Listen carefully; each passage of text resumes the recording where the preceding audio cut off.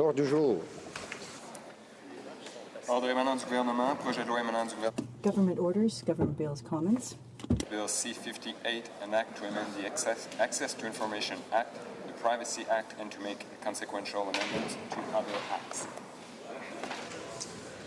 Mr. Bryson, seconded by Mr. Sohi, moves that Bill C-58, an act to amend the Access to Information Act and the Privacy Act and to make consequential amendments to other acts, be now read a second time and referred to the Standing Committee on Access to Information, Privacy and Ethics. Debate. The Honourable President of the Treasury Board. Thank you, Mr. Speaker, and I'm proud today to discuss Bill C-68. This is an act to modernize Canada's Access to Information Act. This legislation, which I introduced on June 19th, is built on a foundation of work by many people, parliamentarians, the Information Commissioner, the Privacy Commissioner, important stakeholders, and, of course, Canadian citizens. Through consultations, all have strong views, sometimes conflicting, as to what we ought to do to modernize this 34-year-old act. I would like to thank each of them for their careful consideration of the issues involved in updating our access to information regime. The Liberal Party has spent over a decade defending and strengthening principles of openness and transparency, both in government and in opposition. In fact, I remember when I served in the Right Honourable Paul Martin's cabinet, that was the first time that a Prime Minister required the proactive disclosure of ministers' expenses. In fact, you were a colleague in that same cabinet, Mr. Speaker. Later, in opposition, under the leadership of the current Prime Minister, our Liberal caucus was the first to proactively disclose parliamentarians' expenses. And now we are bringing this ongoing effort for openness and transparency to government. On day one, our Prime Minister made the ministers' mandate letters public for the first time ever. This week, when I was in New York at the UN General Assembly, the CEO of the global organization, the Open Government Partnership, told me that making public mandate letters, or making public ministerial mandate letters, is a real game changer that's going to raise the bar globally in terms of other countries. Ministers are no longer just accountable to the Prime Minister for their mandates. Today, having our mandate letters public means we're more accountable to Parliament and, of course, more accountable to Canadian citizens. That was just the beginning. Within our first few days in government, we unmuzzled government scientists and restored the mandatory long-form census. All these measures are consistent with our drive towards openness, transparency, and providing higher quality information to Canadians. Our actions are being recognized by global organizations. In March, we were elected to the steering committee of the Open Government Partnership for the first time.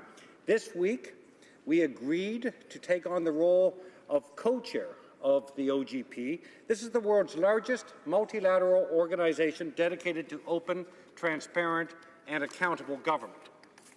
Lorsqu'on élaboré cette réforme, as we develop this first set of legislative reforms of the Access to Information Act, we've continued to be guided by the principle that government information belongs to the people it serves.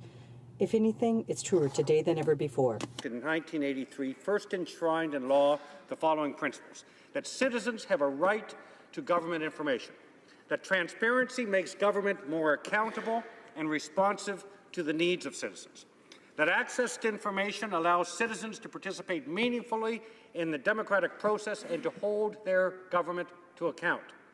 Mr. Speaker, the amendments we are proposing to the Act will strengthen its original purpose in a way that reflects today's technologies, policies, and legislation. Now more than ever, open government is good government, and we want to work with parliamentarians, independent officers of Parliament, and stakeholders to ensure that this first major access to information reform in 3 decades reflects that intention. A lot has changed since the ATI Act first came into force.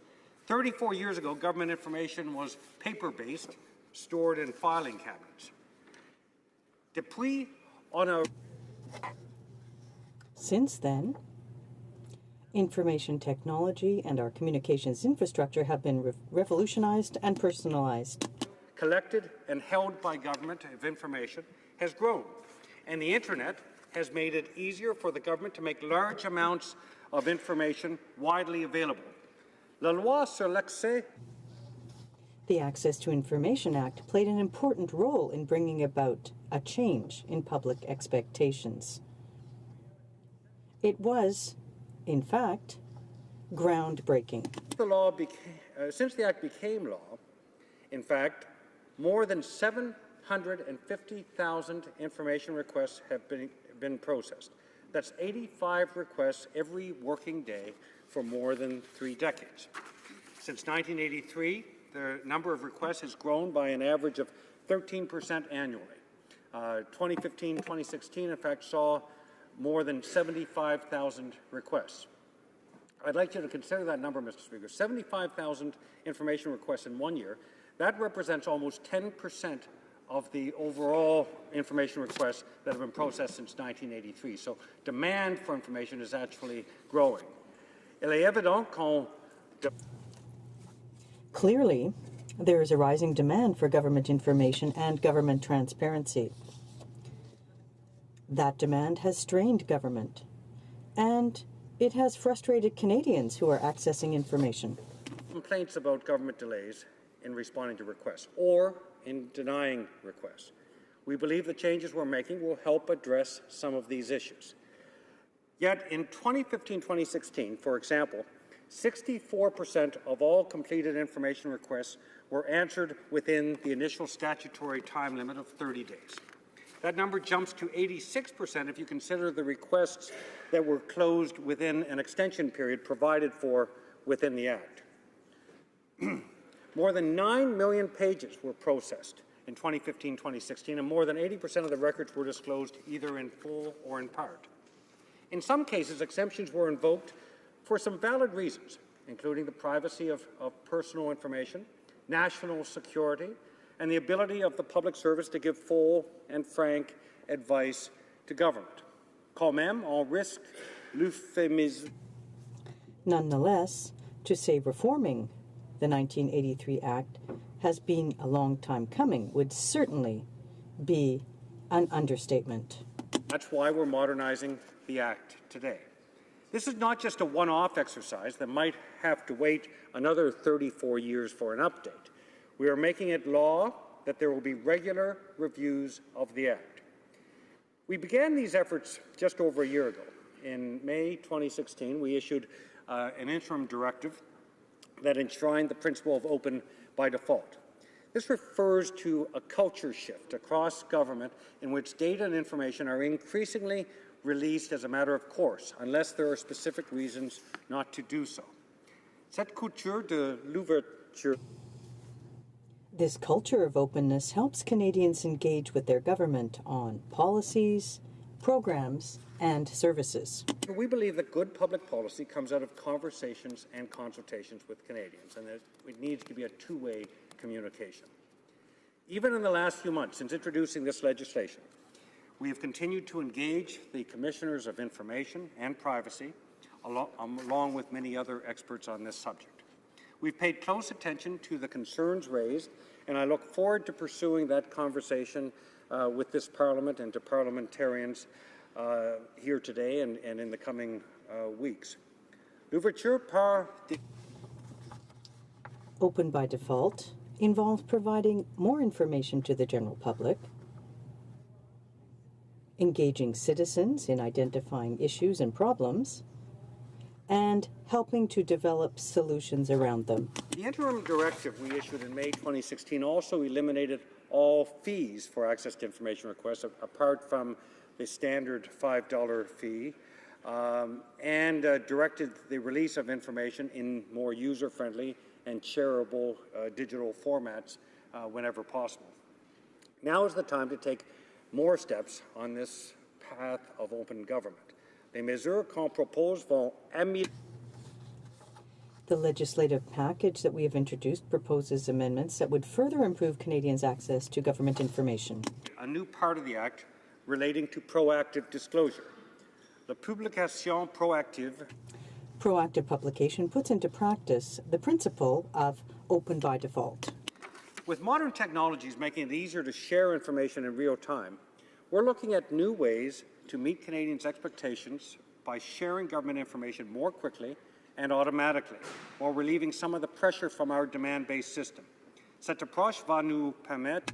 This approach would build on current best practices and apply consistent requirements for the publication of information across the government. Applies to more than 240 government departments, agencies, and Crown corporations.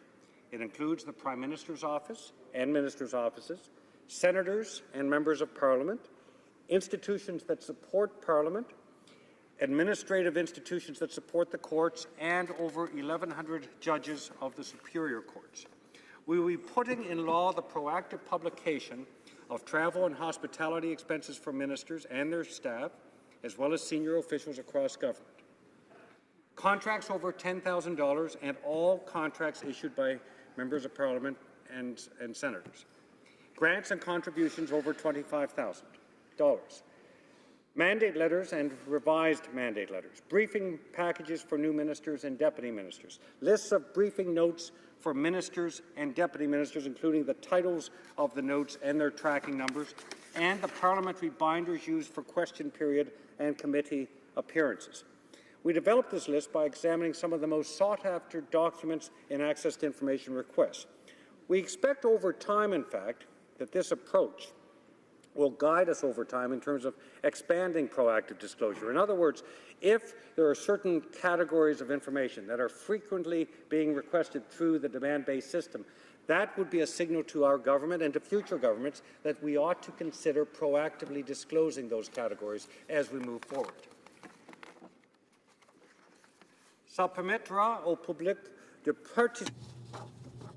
This will lead to better public understanding of government decision-making, fostering more participation,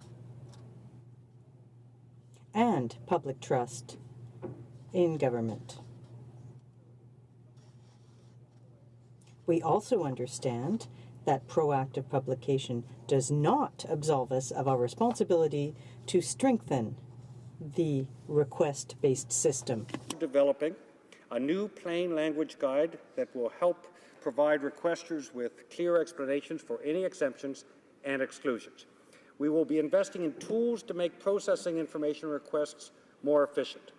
We'll be allowing federal institutions that have the same minister to share their request processing services to achieve greater efficiency. And because one of the most common complaints we've heard was directed at the consistency of how the Act is applied across government institutions, we will invest in better government training to get common and consistent interpretation and application of ATI rules across the government. We're also following the guidance of the House of Commons Standing Committee on Access to Information, Privacy and Ethics, the ETHI Committee, and we are moving to help government institutions weed out what are genuinely bad faith requests that put significant strain on the system, slowing responses for everyone else. Repetitive, vexatious requests can gum up access to information processes while providing little new information, and as such can do a disservice to all Canadians. Federal institutions spent more than $64 million in 2015-2016 to cover the direct costs of administering the Act, and this government wants those resources spent efficiently and effectively. Our intent is to ensure that no government, ours or any future government, can abuse this provision. Let me be clear.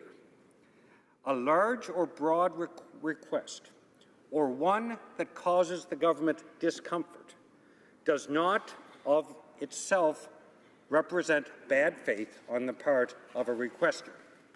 We need to get this right and recognize that while this tool is needed to significantly improve the system, everything from sound policy to proper oversight must be done to prevent its abuse.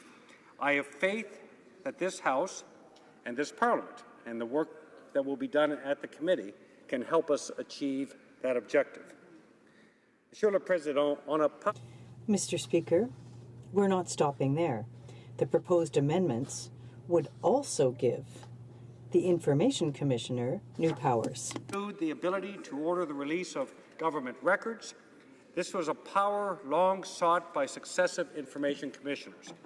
We're also giving her office more financial resources to do its job. This is a significant step forward.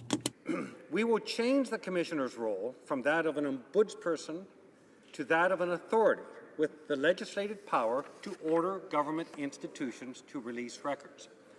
Mr. Speaker, these are significant reforms to our ATI system, but there will always be more we can do to strengthen the trust between citizens and their government. C'est pourquoi on parle ici.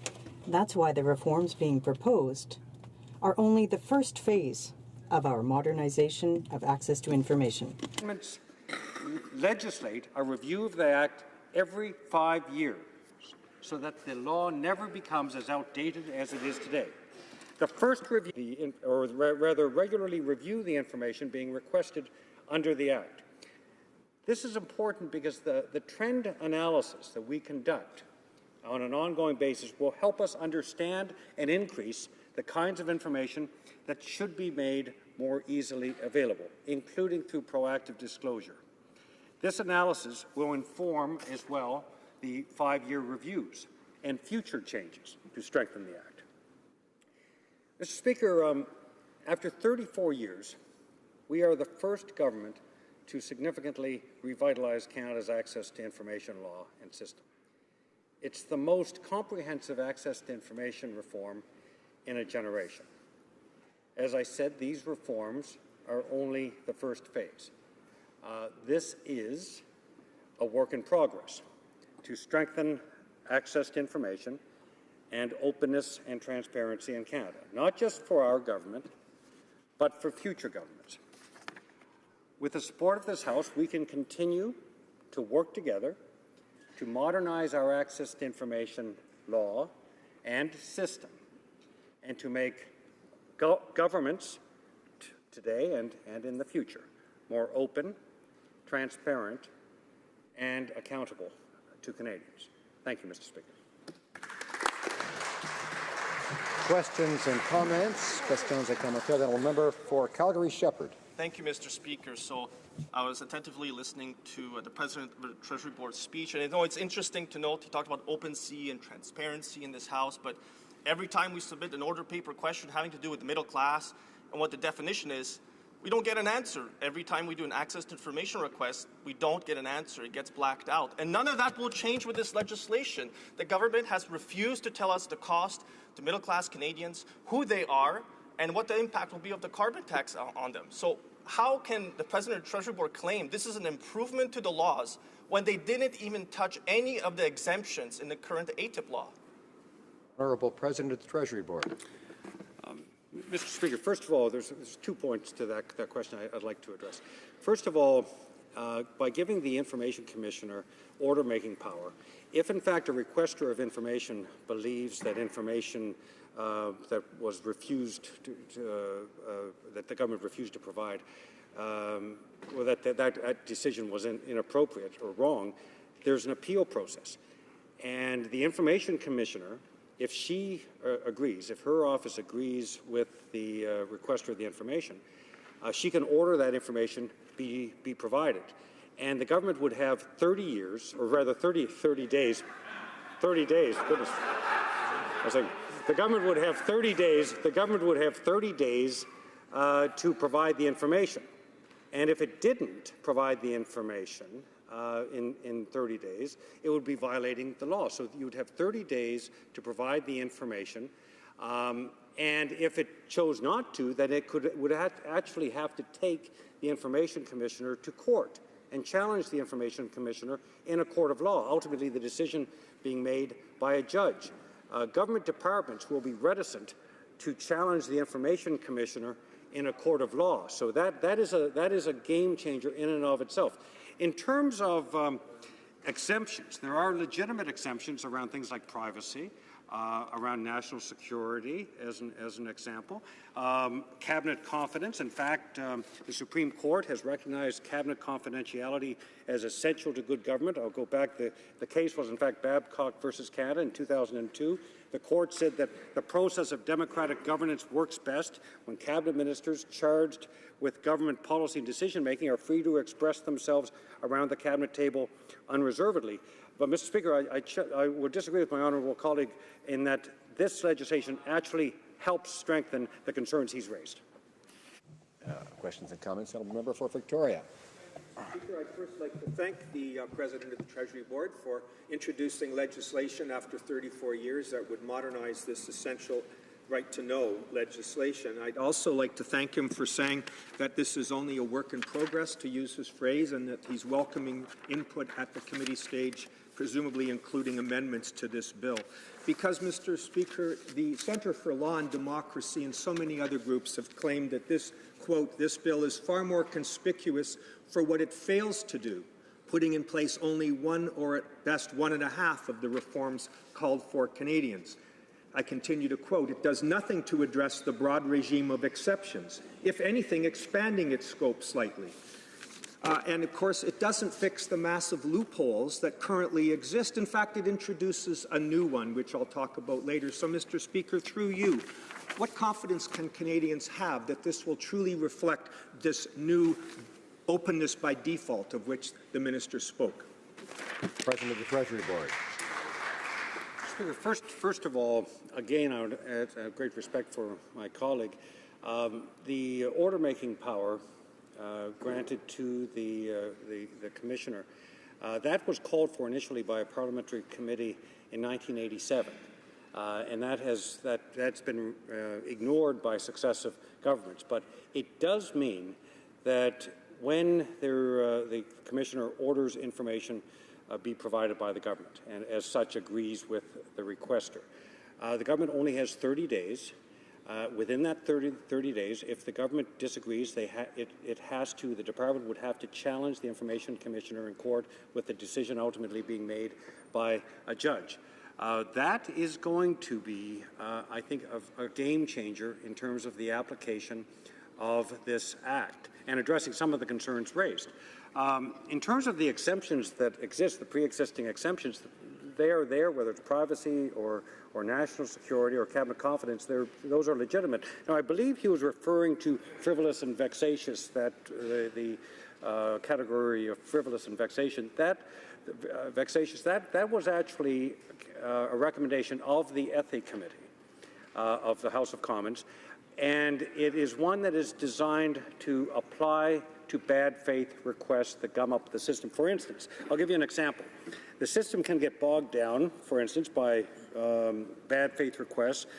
One that, example, that if an ex-spouse tips his or her former spouse's work hours on a daily basis or their emails. Now, I'm not just pulling that out of the air. This is an actual example of the kind of request that would be bad faith. But there is... Or I'll ask the Honourable President to hold that thought for perhaps the next answer. The Honourable Member for Haldeman Norfolk. I'm wondering if the minister could explain something based on my colleague's previous question. He said that if a satisfactory answer is not given to a question, then the questioner has the opportunity to appeal. And if an appropriate answer isn't given within 30 days at that point, then it can go to court. Now, the problem is when it goes by this time, there still is no appropriate answer. And if it goes to court, there's no timeline. And I'm wondering, is that where the minister may have been thinking, or what the minister may have been thinking of when he referred to it could take 30 years to get a response? The Honourable President of the Treasury Board. Thank you, Mr. Speaker. I appreciate the question from my colleague. I misspoke. I meant 30 days. And the reality is that this is the first time the Act has been reviewed or updated in a significant way in 34 years, and I think that's where I misspoke. I must say, Mr. Speaker, the order-making power provision of this has been something that has been sought initially by a parliamentary committee 30 years ago in 1987. We're the first government to actually provide it. And again, the way it would work is that the government would be given by the Information Commissioner in her order 30 days to respond. If, in fact, the government disagreed with that order, the government has the ability to challenge it in court. This would not be done frivolously, but my honourable colleague was part of a government, part of a cabinet, which in fact was the first government in the history of the British Commonwealth to be found in contempt of Parliament for not providing information to this Parliament. So we don't really feel that we'll be taking lessons from her on this issue today. The honourable member for Timmins James Bay.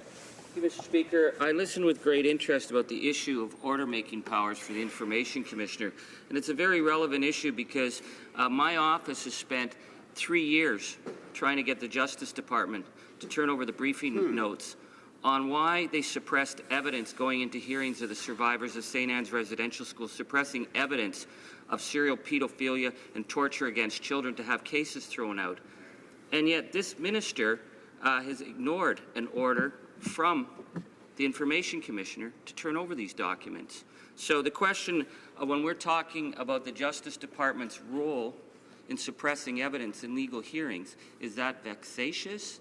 Is that some kind of irritant to the government? Would that be under cabinet confidences? Because if the government decides to ignore orders from the Information Commissioner, and we're talking about the abuse of rights of Indigenous survivors of the residential schools, and they will black out thousands and thousands and thousands of pages of documents to protect the perpetrators, what is it that we can do to hold account the Justice Department of Canada? Will the minister say that this is an abuse of the fundamental principles of the Access to Information Act? President of the Treasury Board has about a minute. Mr. Speaker, the Commissioner today does not have order-making powers. This is something that has been sought now for over 30 years. This legislation would provide for the first time the Commissioner with order-making powers, which would mean in any case, now I'm not speaking specifically to the case presented by the honourable member, but that case or any case could be reviewed by the Information Commissioner if a requester of information made a complaint to the Information Commissioner about a specific request. And if she determined or sided or agreed with the requester and ordered that the government provide that information, the government again would have 30 days. A department could challenge it in a court of law, but ultimately the decision would be made by a judge. And again, I don't believe any department would challenge an order without reasonable belief that they could defend their position in a court of law. So I think that's going. Order. The honourable member, resuming debate. The honourable member for Calgary Shepherd. Thank you, Mr. Speaker. You know, to listen to the President of the Treasury Board speak, we should be breaking out the champagne. This once-in-a-lifetime change to the Access to Information law, it achieves everything. It's early in the day. I hear the President of the Treasury Board say, I'm sure he'll make some time in the lobby behind with other government members. But I got bad news for them. This supposed open-sea and transparency law that they've now introduced, that they fate themselves, that they've accomplished something, falls far, far, far short of what they promised during the election campaign. Also, according to the experts, it falls far, far, far short of what it should have been achieved for this 30-year gap between when the ATIP law was introduced and now its amendments that they're proposing to do. You know, it's interesting in this House, we have question period, we rise in the House, we ask questions, and we never get answers. They could have started there at any time to provide actually fulsome answers. We do order paper questions asking very simple definitions that should be textbook, and they fail to provide them through order paper question answers. And there is, the privileges that each member enjoys, as well as, the privileges this House enjoys, where the government should be providing fulsome answers to those OPQs. So it's no wonder that this Access to Information Amendment that they're proposing will fall far, far short of what should be achieved. I listened many times to Member for Carleton ask the question, what is the definition of middle class? What will be the impact of a carbon tax? He's tried through Access to Information laws to get information. And again, we never get the information out of the government. What they're proposing today will never fix that. It's a cultural change that's needed. I call this the Potemkin ATIP system that they're proposing. It's got all the window dressings, it's got the image needed, but the guts, the insides, none of the change that they promised to do will actually be in there. And I do have a Yiddish proverb that I'll get to in a moment, because I think it speaks volumes to what I think the government is proposing to do, which is the luck of an ignoramus is this: he doesn't know what he doesn't know. And I'm not speaking of the President of the Treasury Board, I'm just speaking of the government in general. So I'm using the experts on access to information law, which is the Center for Law and Democracy, noted a couple of disturbing elements in this bill. They said that a large majority of the proactive publications obligations are already being implemented in practice by these bodies. While it is some progress to formalize these commitments, it is hardly groundbreaking. And I agree. They go on to say, an important point here, they fail to address the serious problem of delays in responding to requests. It does nothing to address the broad regime of exceptions. And that was my first question to the President of the Treasury Board. It goes on to also note that it also removes the obligation on public authorities to publish about the classes of records it holds, which is designed to facilitate the making of requests for access to information in the first place. So that will be removed. I know when I came here as a rookie member of this House, one of the very first things that we did is to understand how each department works, and in the areas that I wish to specialize and understand better and keep the minister accountable for it, I went to that type of information. What type of records is the department keeping? So I could better understand what types of records could I request through an access to information request if I didn't get an answer through an order paper question or I didn't get an answer in question period. Now, the Center for Law and Democracy notes that section is being removed, which goes back to my Yiddish proverb. If you don't know that the document exists, then how can you ever ask for it? It's interesting that they're removing it. That one section is being removed. And it's not myself saying this. The Center for Law and Democracy are the experts on this. They do analysis of all access to information laws in every jurisdiction in Canada. They provide them with a rating. So they're the ones saying it falls short. But who else is saying that it falls short? Robert Marleau, former Information Commissioner, 2007-2008, says, this is a direct quote, "There's no one in government departments to review what they choose not to publish, and I think this is contrary to the principles of the Act. They put the Commissioner out of the loop. If you requested briefing notes and parts of them had been blacked out, you had someone to appeal to. This is no longer the case. You can't even ask the court. It's a step forward, 2 steps back." Now let's see what they say that they have done. We heard about mandate letters now being released to the public. Doesn't really help if you don't follow the mandate letter and if you don't actually fulfill what's in it. It's just a letter. It's just a piece of paper. It doesn't really help us understand anything. And I got news. The Alberta government has been doing it for well over a decade, releasing mandate letters. So it's not as if this is groundbreaking, setting some type of new frontier in access to information. They've been doing it for years, because I remember the member for Calgary Confederation, the member for Calgary Signal Hill, when they were in the provincial government, they had mandate letters that were published. The difference was they actually followed through with the contents of their mandate letters, and they were held accountable by the Premier of Alberta for the contents. That was the difference. They're not held accountable here. The other thing they say they'll be doing is documentation on the training of new ministers, titles and references, numbers of briefing notes, development notes for QP, backgrounders for appearances before parliamentary committees, travel and hospitality expenditures, and contracts more than $10,000. Now, again, some of these things other governments have been doing for a long time now through freedom of information laws that are provincially based. These aren't new frontiers. These are very basic documents. So some of them are here. But if they're removed out of the law, the very basis that in the department you will say what types of records you keep, how am I supposed to know that a record exists if you've removed any information about its existence in the first place? It's kind of like chasing a needle in a haystack a lot of times. And I've experienced this firsthand doing access to information requests into the health department, where I get stalled out for lengthy periods of time. But sometimes I stumble upon new documents I didn't even know existed before. And then I do another access information, and my staff, and we continue in this matter. Much of the changes being proposed here won't actually end any of that. It's hardly historic in terms of changes. There's an RTI rating, which is the methodology assesses each access to information law to determine a score. And the score is based on 150. So the RTI rating, according, again, the Center for Law and Democracy, Canada will go from 90 to 92 points, a 2-point increase.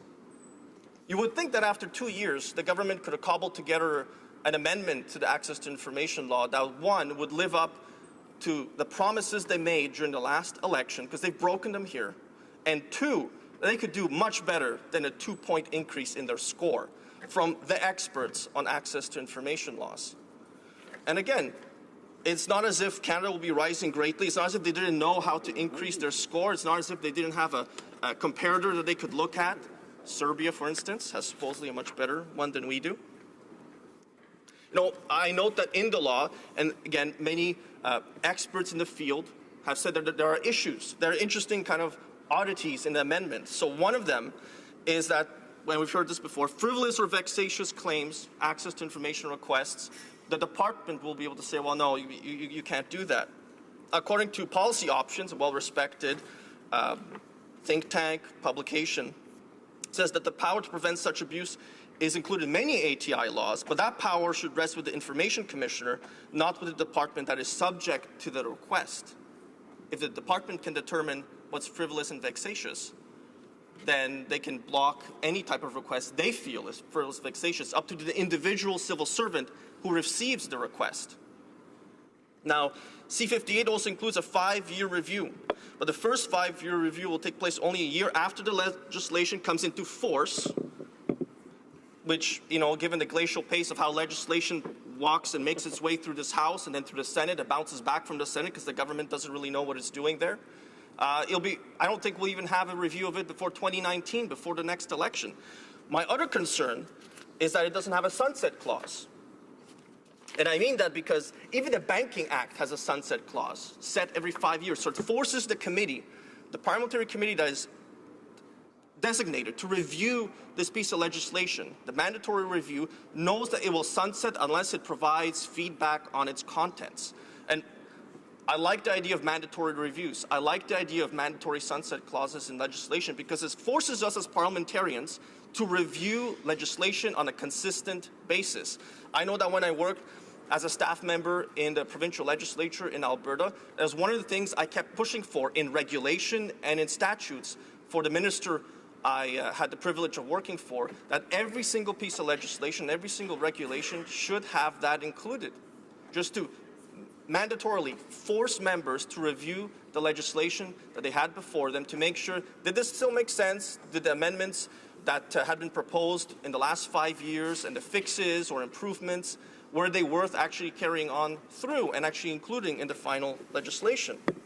Now, I have a page here from the Liberal Party policy platform in the last election, and they promised many things here on access to information, some of which they achieve here and some of which they absolutely don't.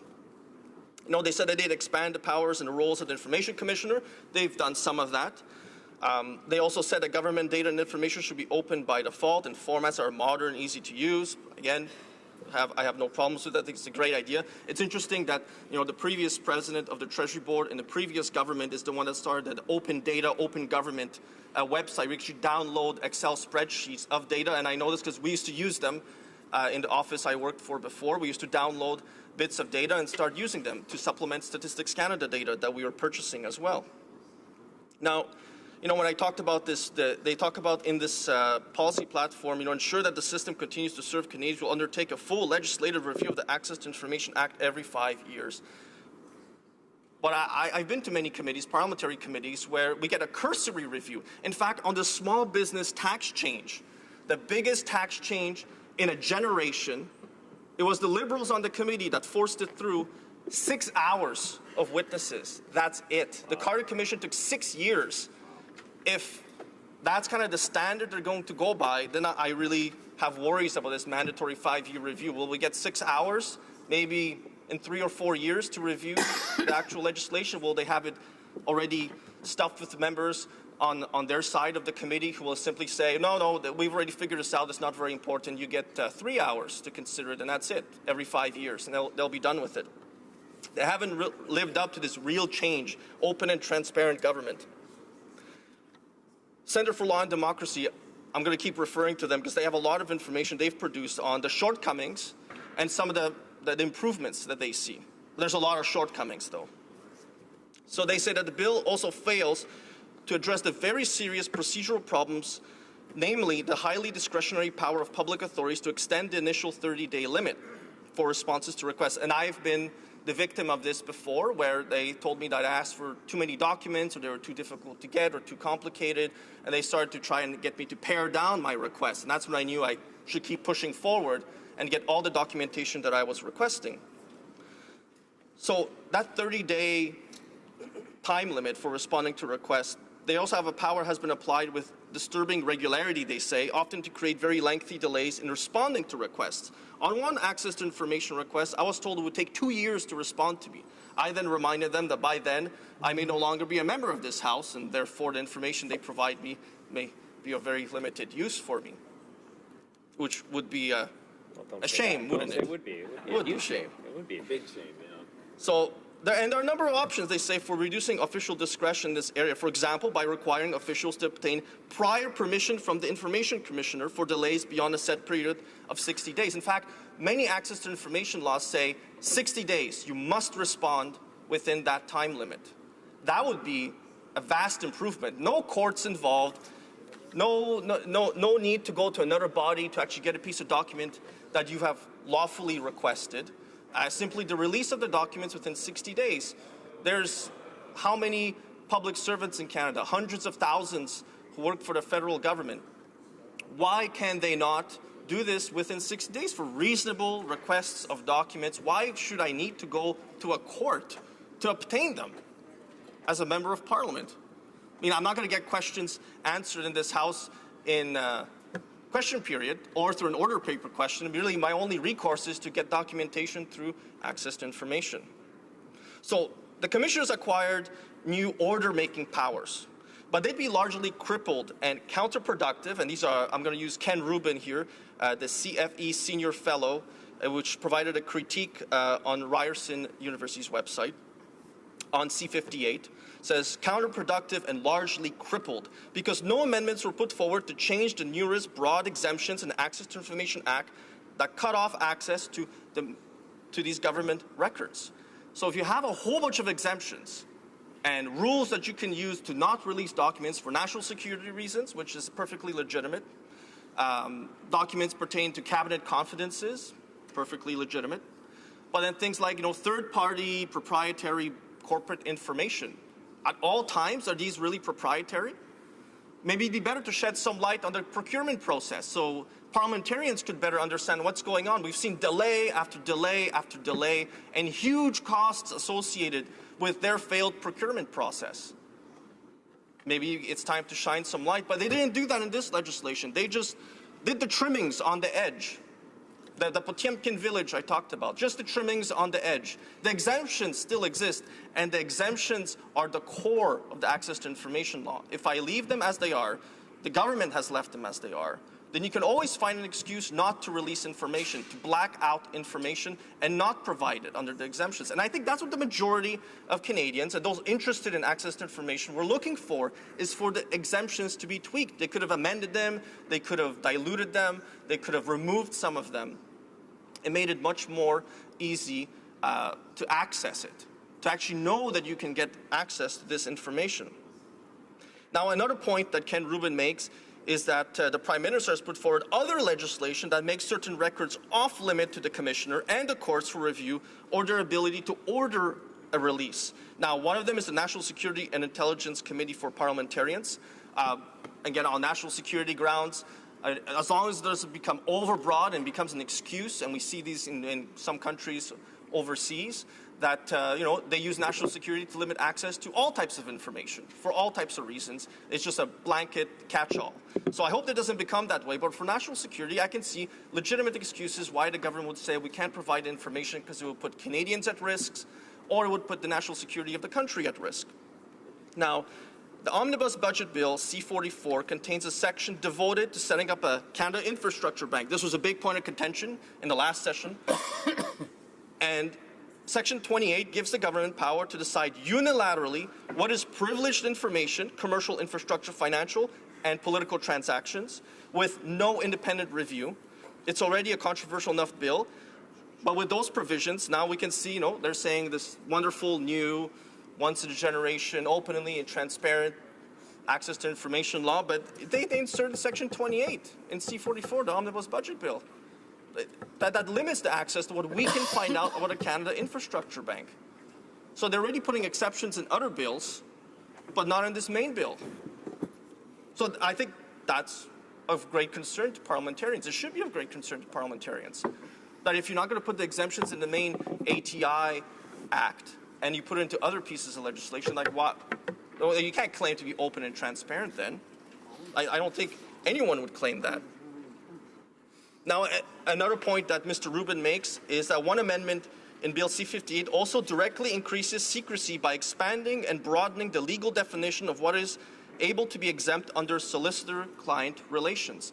And I know there's some, wording they've put around there that the Information Commissioner could have access to it, but they've still broadened it. They still expanded it. And Mr. Rubin obviously details them.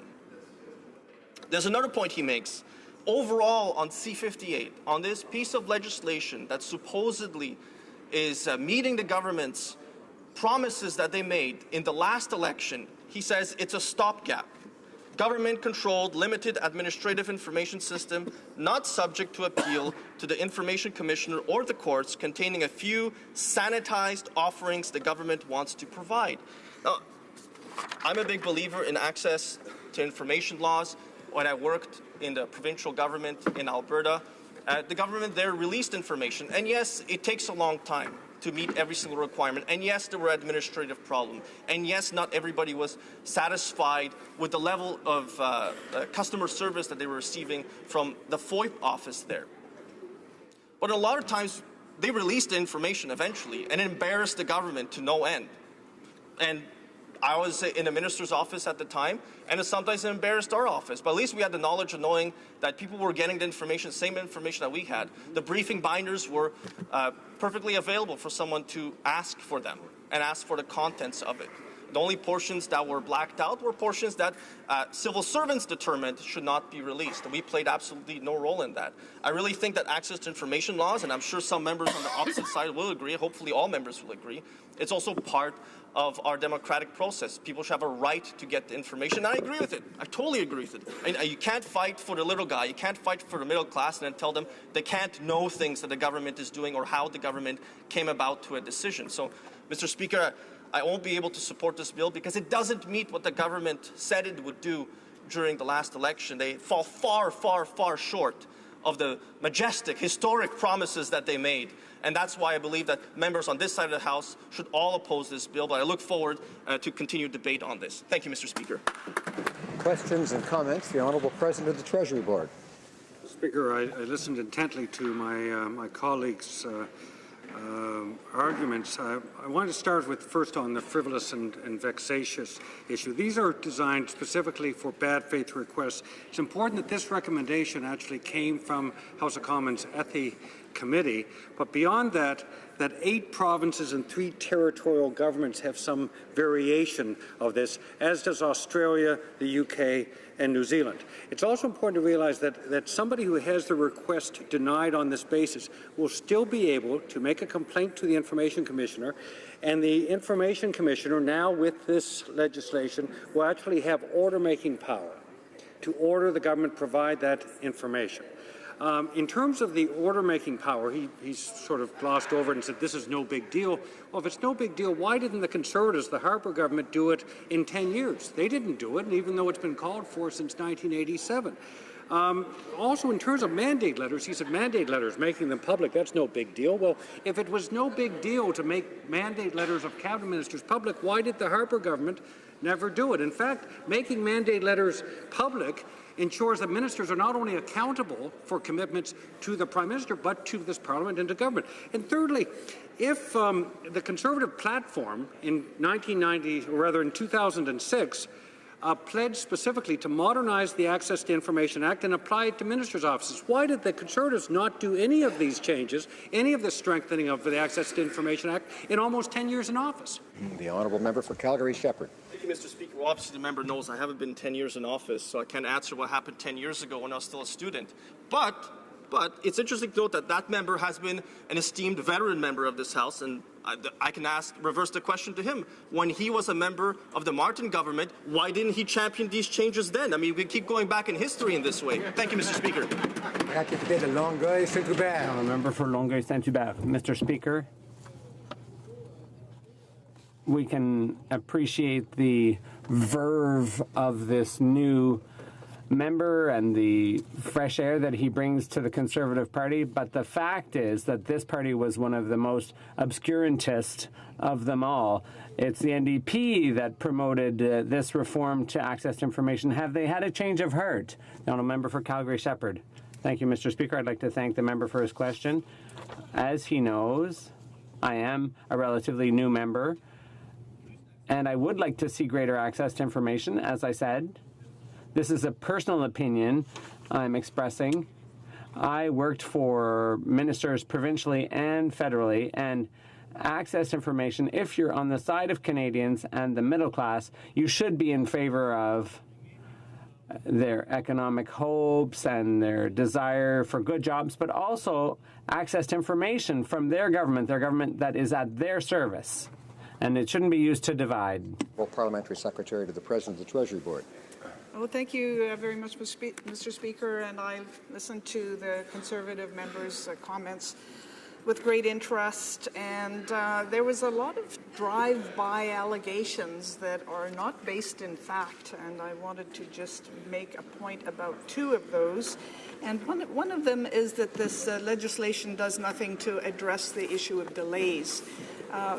Mr. Speaker, there's a number of measures that would be directly about addressing delays so that there can be a more timely provision of information. And those are things like removing vexatious and frivolous requests that bog down the system, enabling ministers that have two different areas, departments to share the resources so that there can be more effective provision of information to requesters. But the one that really struck me was the comment about the member receiving blacked out information requests. As an opposition member, I received a response to a Freedom of Information request that was pretty benign. It was about the 2010 Winter Olympics, and the entire document was just black sheets. And so, Mr. Speaker, I'd like the member to just acknowledge and respond to my point that for the very first time, the Commissioner will have order-making powers, and if there is that kind of specious blacking out that I experienced as a Member of Parliament, the Commissioner can order the information to be provided. For Calgary-Shepherd. Mr. Speaker, I'd like to thank the member opposite. Well, the way I read the legislation, the way it applies, if an exemption is put due to Canada, provincial relationships, national security reasons, proprietary corporate information, the Information Commissioner can't force it through. Those are exemptions, blanket exemptions, unless the member is saying that the way this legislation is written, that if I ask for a piece of documentation in our cabinet confidences, the Information Commissioner can actually overturn that and provide me with the cabinet confidence. That's not what the legislation says. The exemptions have been left intact. And as far as I can read the legislation, and all the experts I see here, Ken Rubin, the Center for Law and Democracy, have said, because that is there, those documents will still be blanked out today. That's why we can't support this legislation, because it doesn't fulfill the promises of the Liberal platform. The honourable member will have 4 minutes remaining and 15 seconds remaining in questions and comments following question period. Statements by members. Déclaration de député. L'honorable député de Jean. The honourable member for Joliette. Thank you, Mr. Speaker. Next week, negotiators from Mexico and the U.S. will be coming to Ottawa to negotiate NAFTA, and many things have changed since the agreement was signed. We couldn't have predicted all of the changes on investments. That needs to be resolved. And we thought that the agreement protected cultural sovereignty, but the internet has changed that. But one thing that hasn't changed, Quebec is a trading society that needs access to a large market to cover the cost of developing its cutting-edge products.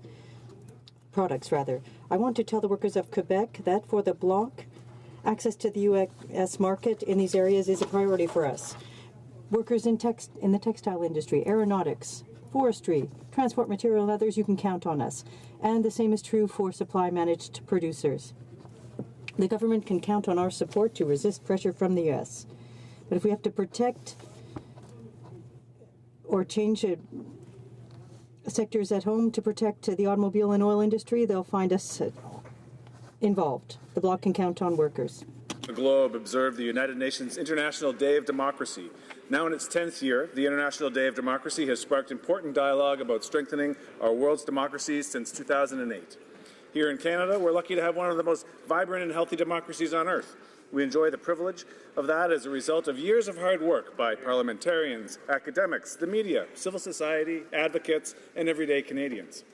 Strong democracies take work, and that's why our government is working hard to strengthen our democratic institutions by making political financing more transparent, breaking down the barriers to voting, and improving our cybersecurity. The theme of this year's Day of Democracy is Democracy and Conflict Resolution, which focuses on the need to strengthen democratic institutions to promote peace and stability. So with that in mind, I invite all members to take part in this initiative online using the hashtag #DemocracyDay.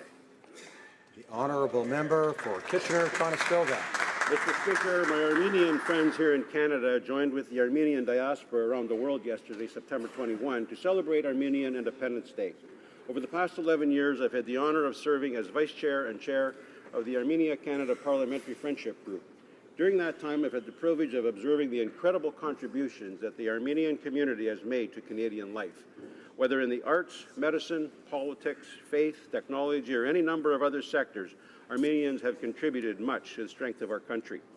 Please join me in congratulating the Republic of Armenia on establishing and building their country on democratic principles and the rule of law, promoting freedom and opportunity for all. And let me at the same time thank former Ambassador His Excellency Armen Yeganyan and his wife Maria for 6 years of excellent representation of their country here in Canada. And to newly appointed Ambassador His Excellency Levon Martirosyan, welcome. God bless Armenia. God bless Canada. Good job. The honourable member for Vancouver Quadra. Mr. Speaker, as a woman whose first career was in the forest industry, I rise to recognize the many British Columbians who've been impacted by forest fires, like my niece's family evacuated from their ranch north of Kamloops. 27 is the most devastating year on record, and with over 1 million hectares of forest already burned, 124 wildfires are still burning today. In many areas, the forest harvest, sawmilling, and replanting operations were suspended, backcountry tourism shut down, and local residents breathed smoke for weeks. Business owners, employees, ranchers, livestock, and individual health are all paying a hefty price. I was proud that members of the Cabinet Committee on Federal Recovery Efforts for the BC wildfires toured Prince George and Kamloops to hear from community members directly and pledged increased federal help. Mr. Speaker, and everyone listening to this today, please consider donating to the Canadian Red Cross to help BC's many wildfire victims. The honourable member for Saskatoon West. Mr. Speaker, today marks the beginning of the new Islamic year for Canada's Muslim community and for Muslims across the world. I'm grateful for the many contributions the Muslim community has made in my riding, in my city, and across our country. This year in Saskatoon, the Prairie Muslim Association identified an important need and spearheaded a campaign to bring the first Muslim graveyard to our province. Once completed, it will represent a significant cultural space for Saskatoon's Muslim community. I believe that our country is made stronger when we embrace our diversity and show respect for human rights. On September 9th, the Islamic Association of Saskatchewan organized a rally in our city to draw attention to the horrific violations against the Rohingya people in Myanmar. Over 200 people gathered to advocate for peace and respect. Consistently, I am moved by the actions of those in my community. I wish all Canadian Muslims a healthy and happy and prosperous New Year. Thank you, Mr. Speaker.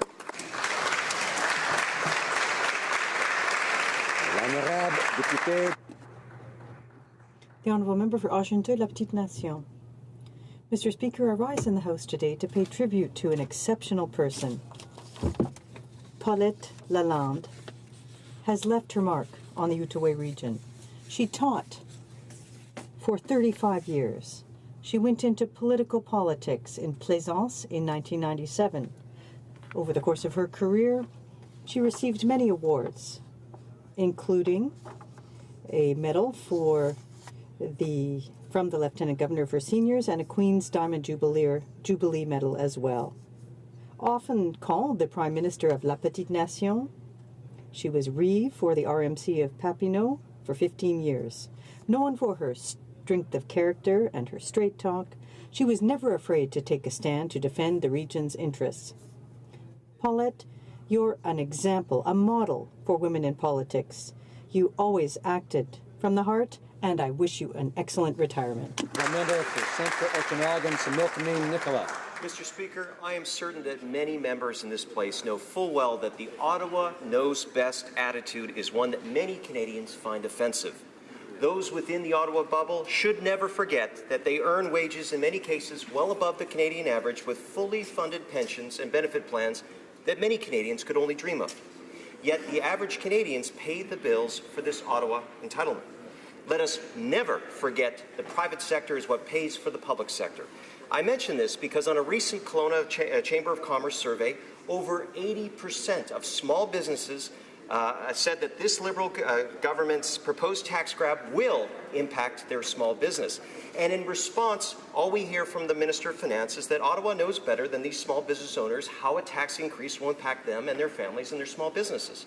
Mr. Speaker, they are not the wealthy Bay Street tycoons that the Finance Minister likes to claim they are. I would urge this Finance Minister to stop using this inaccurate talking point rhetoric, slow down, extend consultation period, so he can actually hear what small business owners are telling him.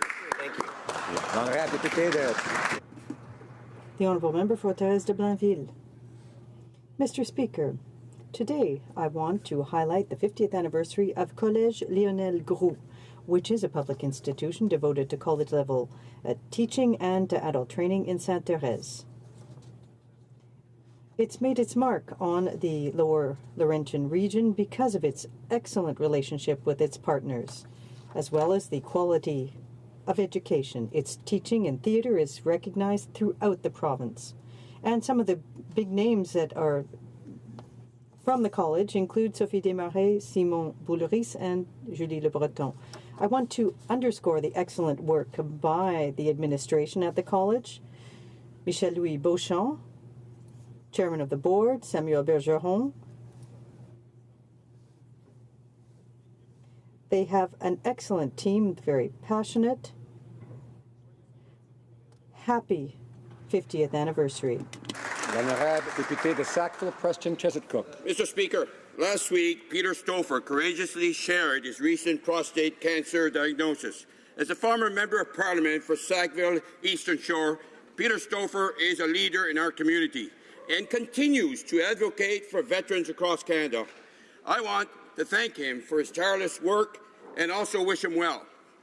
On average, Mr. Speaker, 58 Canadians would be diagnosed with prostate cancer daily. Many of us have men in our lives who courageously fight this disease. This includes my colleague from Cumberland, Colchester, who didn't let his 2008 diagnosis stop his determination to fight for his community. I'm so proud to sit in the House with him today, and because he's strong and healthy. Mr. Speaker, I hope that all members of the House join me in wishing Peter Stouffer the absolute best and a speedy recovery. As November quickly approaches, let us all encourage the men in our lives to get checked early because that's the key. Contactez votre docteur, call your doctor as possible. Thank you, Mr. Speaker. Hear, hear.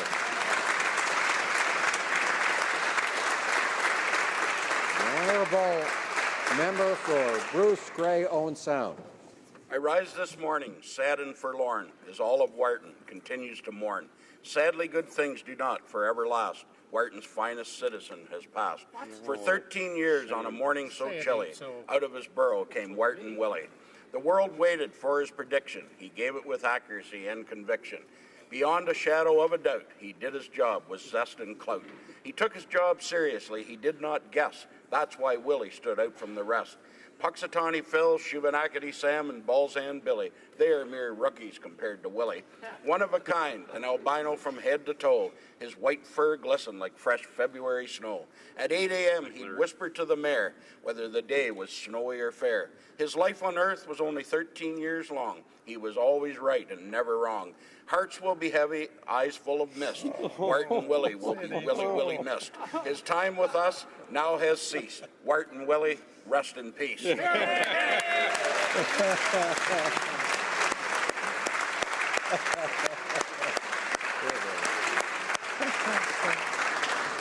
honourable member for Nepean.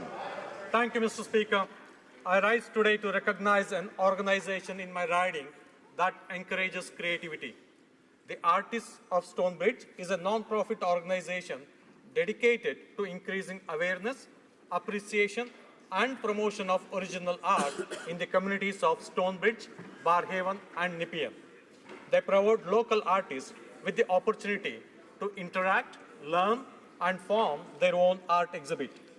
Since taking office, the Artists of Stonebridge have provided both my constituency and parliamentary officers with fantastic pieces of art. I would like to thank Sylvia Langwa, Nicole Parran, Tony Mihawk, and Richard Pell for their ongoing generosity. I invite all residents of Nepean and Ottawa to attend the Artists of Stonebridge's 8th Annual Art Show on November 4th and 5th at the Stonebridge Golf Club in Nepean. Thank you, Mr. Speaker. The Honourable Member for Acadie-Bathurst. Mr. Speaker, September 25th is Franco-Ontarian Day in Ontario. Over the summer, I had a chance to travel through Ontario to talk to groups about the importance of Francophone immigration and strengthen our communities and for the vitality of the French language.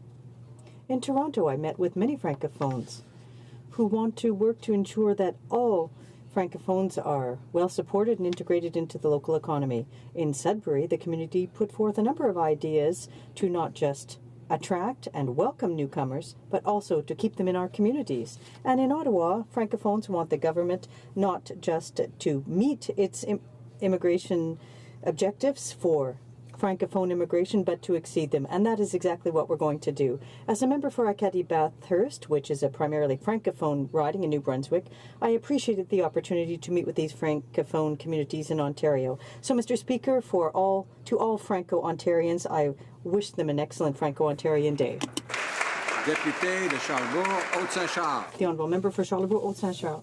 Mr. Speaker, I'm happy to rise today in the House to congratulate a man who's devoted his life to working with veterans, who served his country in several missions abroad and who also must now live with the psychological side effects of his missions. Following my recommendation, and I'm proud of this, Daniel Lafontaine, who's called Fonfon by his friends, will receive a commendation from the Ombudsman. He supported has done work to do a great deal of work, and this will happen this happened in Quebec City. I'd like to thank Fonfon for his dedication and for all that you are doing to help your brothers and sisters in arms. You're an example to us all.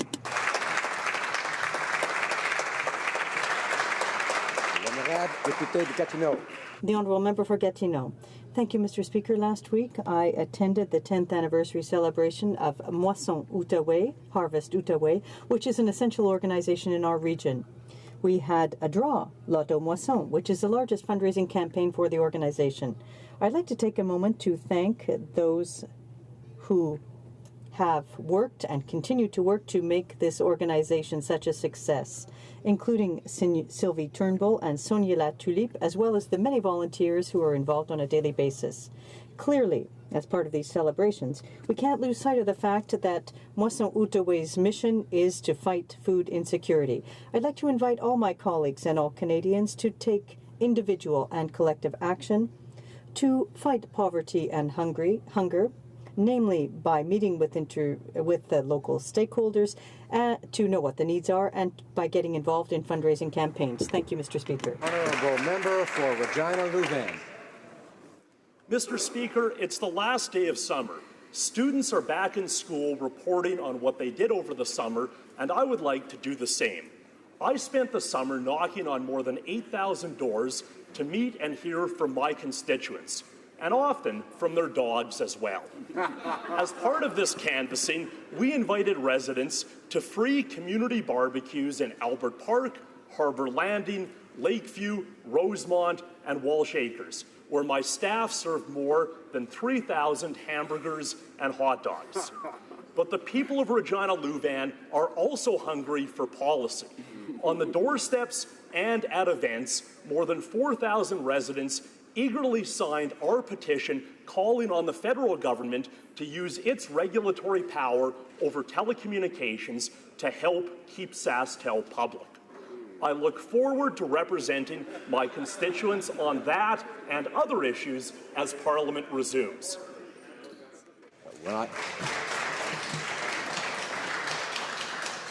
When in June I asked members to be safe this summer, perhaps I should have added if they were knocking on doors, it may be safe to carry a few dog biscuits. But the honourable member for Durham.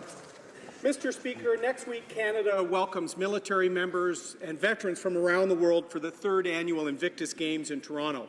Invictus means unconquerable, and the Games allow injured veterans to use friendly competition and support from family, friends, and their country to help them on their journey back to wellness. I want to welcome all competitors to Canada and wish them luck. Je souhaite bonne chance à tous les anciens combattants. I wish them all good luck. Without the support of loving families, sponsors, and volunteers, I want to thank you all for your passion. I also want to thank my good friend Michael Burns, who has dedicated the last decade of his life to military families and veterans. From True Patriot Love to running the Invictus Games, Michael, you're making such a positive impact on the lives of military families. I'm proud that Dalhousie University, our alma mater, Mr. Speaker, is recognizing his work with an honorary degree. Congratulations, Dr. Burns. Thank you to our volunteers at the Invictus Games. And go, Canada, go!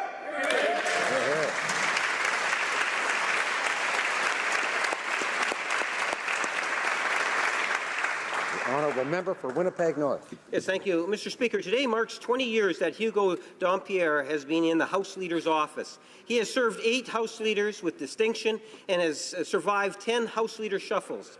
That is not only a testament to his talent as a proceduralist, but also his professionalism and his easygoing manner. Hugo honed his procedural skills under the tutelage of his mentor, Jerry Yanover, and is an indispensable member and a key procedural expert of the House leadership team. In addition to serving House leaders, Hugo is always ready to assist caucus members in navigating the somewhat Byzantine procedures of the House. Hugo is a lover of film, music, and literature, never failing to impress with movie references and his deep admiration for the French language and Franco-Ontarian culture. As an excellent drummer in his own right, he always has a handle on the beat of this place. Keeping him grounded are his lovely wife, Nancy, and his 2 beautiful sons, Antoine and Justin. On behalf of the Liberal caucus, and I expect on behalf of the whole House, I wish to Hugo a very happy 20th anniversary. We love you, Hugo.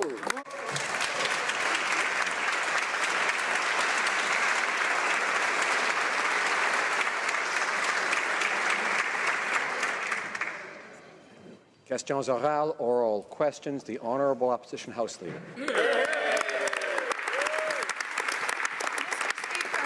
Former Liberal Finance Minister John Manley is saying that the damage is already being done.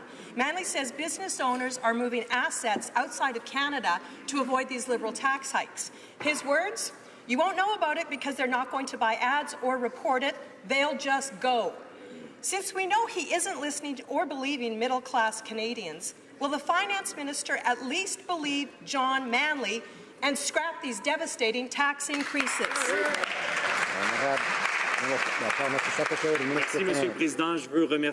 you, Mr. Speaker. I want to thank the member for her question. I hope that I'll have at least one question, so I can rise once as Parliamentary Secretary to answer, and to remind the opposition that our government's goal is to have tax fairness. Currently, there are inequities in our system, and that means that the wealthiest Canadians can incorporate to have tax advantages that the middle class doesn't have access to. We think that we need to keep middle class taxes low, keep small business taxes low, but ask everyone to pay their fair share. Thank you. But Mr. Speaker, the These changes are not fair and they are hurting the middle class. Serious concerns have been raised by experts, business leaders, and small business owners. Not just us, Mr. Speaker, but experts in Canada. They're not frivolous complaints. These are legitimate questions. But the Finance Minister and the Prime Minister just don't care. They are arrogantly ignoring these real worries and these real questions. When will they admit that this tax increase is a terrible idea, it's unfair, and it needs to stop? The Honourable Parliamentary Secretary. Mr. Speaker, we were elected on a clear promise to the middle class. That's why the first thing we did was to increase the taxes for the 1% and to lower them for 9 million Canadians. That's why we went forward with the Canada Child Benefit, which will take hundreds of thousands of children out of poverty. That's also why we're proposing changes to make our tax system more fair so that Canadians earning $300,000 a year and who want to incorporate so that they can save or shelter $48,000, which is the middle class average salary. That's not fair. Honourable Opposition House Leader. Unbelievable how tone deaf they are to what's going on out there. Mr. Speaker, throughout this week we have heard countless stories of small business owners, entrepreneurs, farmers, and their employees who are going to be devastated by these Liberal tax increases. We know that these tax increases have been designed to specifically protect the family fortunes of the Prime Minister and the Minister of Finance.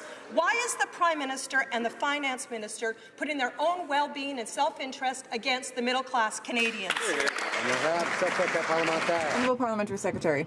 Mr. Speaker, on this side of the House, we fully recognize the importance of small businesses to the vitality of the Canadian economy.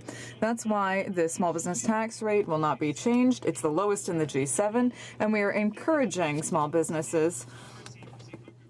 And we just want a slightly fairer system. That's why we put forward these changes. We are currently consulting and listening to Canadians to make sure that we do things right. We don't want to attack small businesses or the middle class. Our only goal is tax fairness. The Honourable Member for Mégantic-Lérable. Mr. Speaker, Canadians who own small businesses and their employees are concerned because the Liberal government is describing them as rich, spoiled citizens using their businesses to avoid paying tax. All week, the Finance Minister has tried to demonize these hard-working men and women by implying that they are tax cheats. Mr. Speaker, it was small businesses in Canada that allowed our country to emerge relatively unscathed from the last economic crisis. Why is the Finance Minister punishing them for doing the same thing that the Prime Minister himself did to protect his family fortune when he didn't even create any jobs? That is not fair. The Honourable Parliamentary Secretary. Thank you. The fact is that the current system has inequalities built into it that needs to be addressed, and we want to address it. That's why we've put forward these proposals. That's why we're listening to Canadians. We want to do things right. We think that it was legal in the past, but it's not necessarily fair that someone earning $300,000 a year can incorporate and save $48,000 a year, which is the equivalent of the average middle-class salary in Canada. We think we can do better, and we can have a fair system for all Canadians. The Honourable Member for Mégantic-Lérable. 95% of small businesses think that this reform will harm them, Mr. Speaker. In Saskatoon, several dozen people took to the streets to protest a reform that will threaten their businesses, their farms, their practices, their retirement, and their succession plans. Here's what one of them said. This takeover, it almost feels like we're under attack. Mr. Speaker, how is it fair to protect the personal fortunes of the Minister of Finance and the Prime Minister while making small businesses pay much more tax? The Honourable Parliamentary Secretary. Mr. Speaker, we will always stand behind our farmers and our small businesses. That is why we're keeping the tax rate at the lowest in the G7, because we recognize the importance of small businesses for the Canadian economy. All we want is to have a proposal that will create a fairer system. We want everyone to pay their fair share while maintaining the small business tax rate very low and keeping middle-class taxes low. That's our goal. We will continue to consult to make sure that we do things right. Honourable Member for Belleuil-Chambly. Mr. Speaker, not only have employees of the public service had to deal with the failures of the Phoenix pay system, but now public servants are facing privacy breaches because of the same shortcomings in the same system. Commissioner Terrien found at least 11 cases of privacy breaches, notably leaks of names, employee numbers, and even salaries. Enough is enough, Mr. Speaker.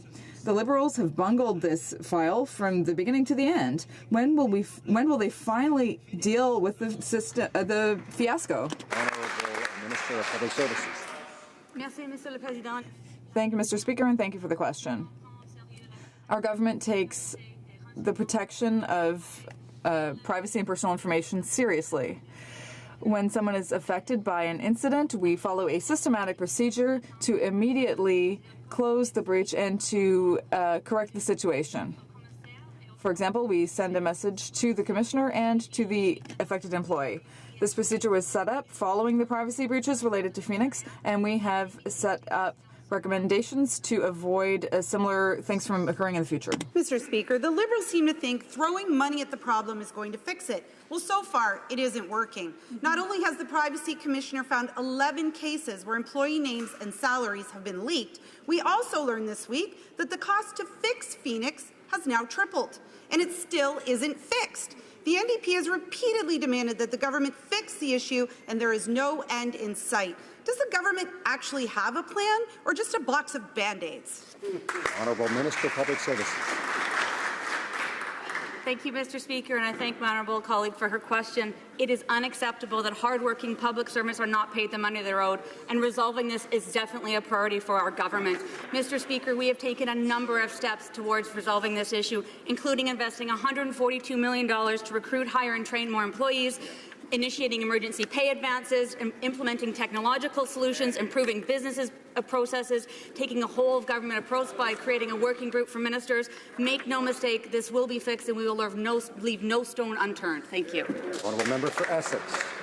Tomorrow, the third round of NAFTA renegotiations start in Ottawa. Just this week, an ECOS poll found that 76% of Canadians said that we shouldn't accept a bad deal if negotiations result in worse conditions for Canadians and our environment.